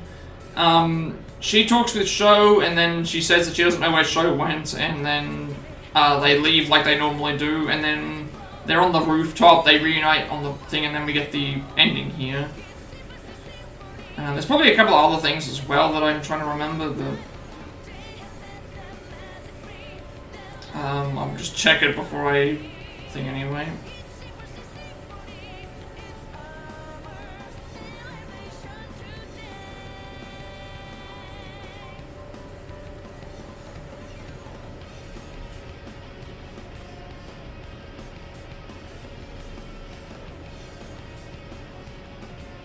I think that was all that was, because it was mostly just like a lot of the reuniting characters with like the Mitsuru side doing her stuff, and then Aigis' side with Teddy fighting stuff, and then we did another scene with Fuka where they did the thing with we had Theodore as well. I don't know if anything else is going to play after this. I'm assuming nothing's playing after this. There's the trophy for P3's perspective.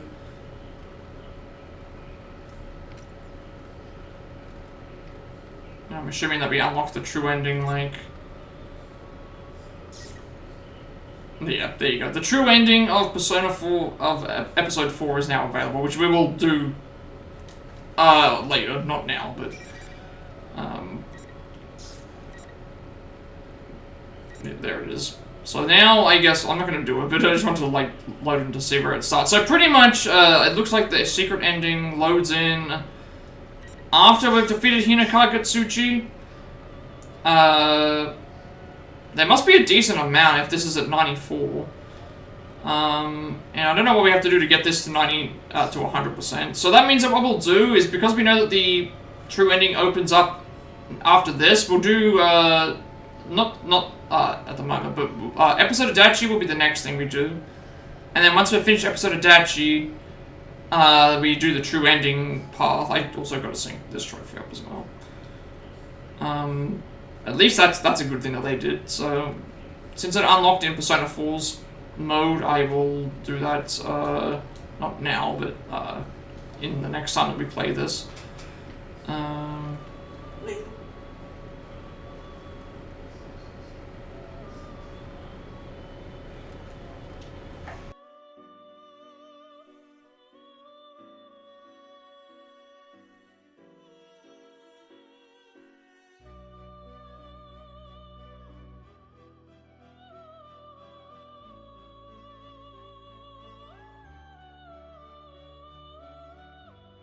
So yeah, next time that what did we do here?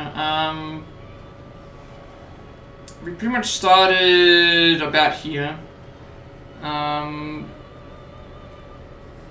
then once we defeated like the Labrys clone with the thing with this as well, pretty much like their stuff was the same, like everyone reuniting together, everyone fighting off multiple shadows, and then we had the main line story, which basically ended up becoming Labrys taking Yu's spot, and then we didn't even get like an Adachi and Yu. I thought we were going to get like Labrys and Aigis teaming up to potentially get rid of the stuff, because the Minazuki stuff was exactly the same.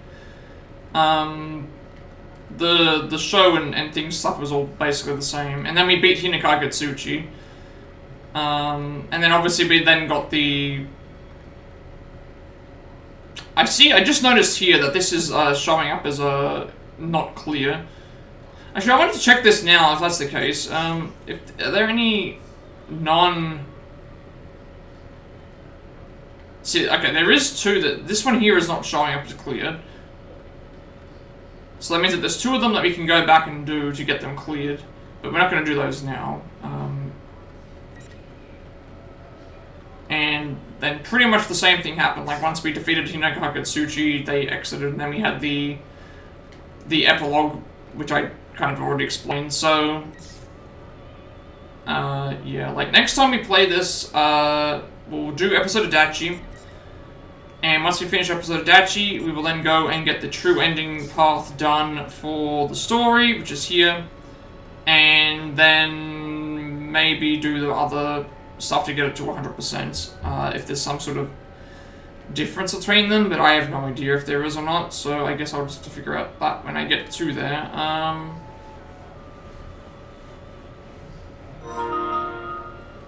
Because...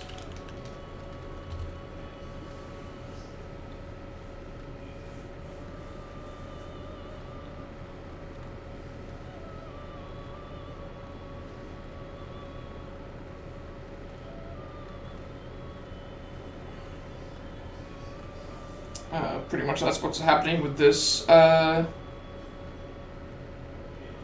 Adachi episode, then true ending, and then maybe the extra little sections if those don't take too long, and then that'll be the story pretty much over. So that means on Tuesday the stream will probably be shorter because of that. Maybe, I'm not sure. And then Wednesday onwards we should be able to just do normal playthrough stuff with trophies and things as we play, and then see where that takes us. I think that's about it.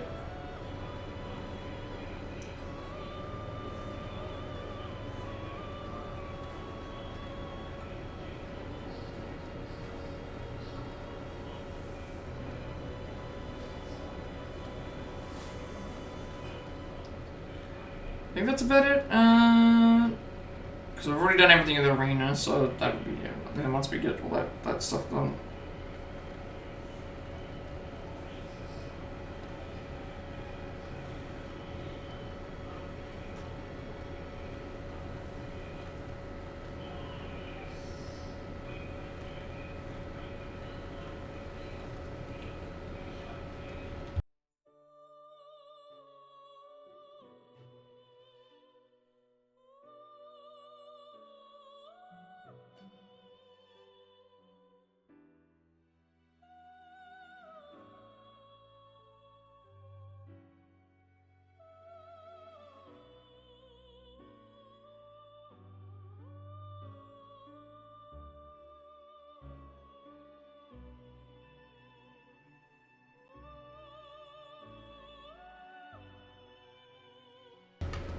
Alright, I don't think I have anything else to talk about.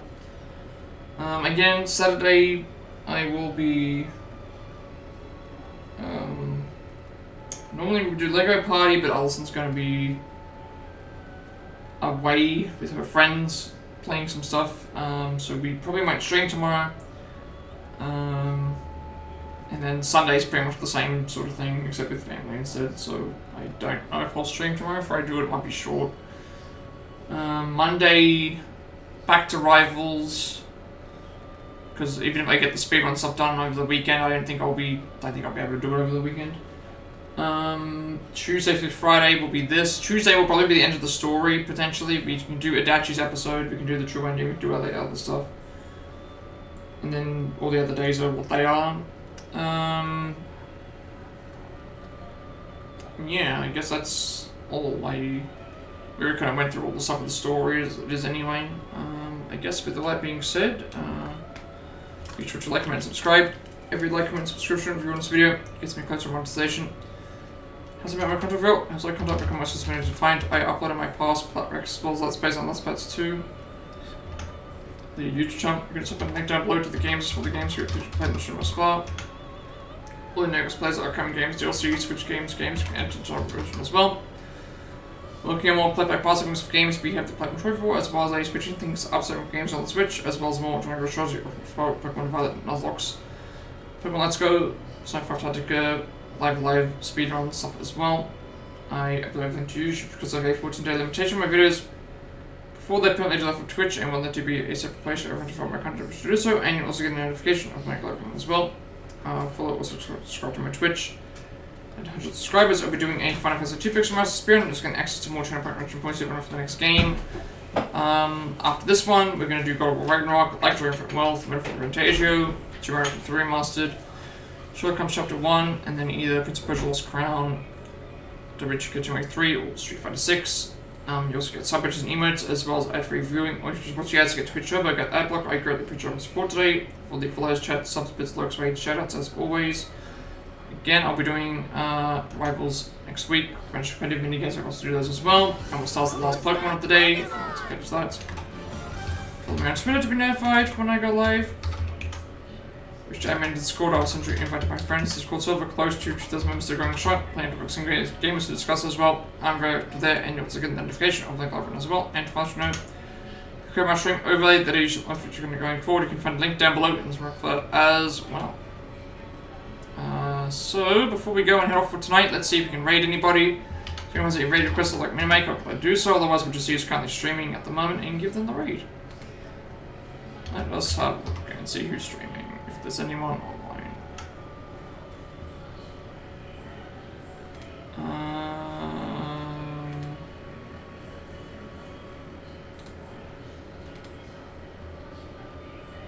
Let's see.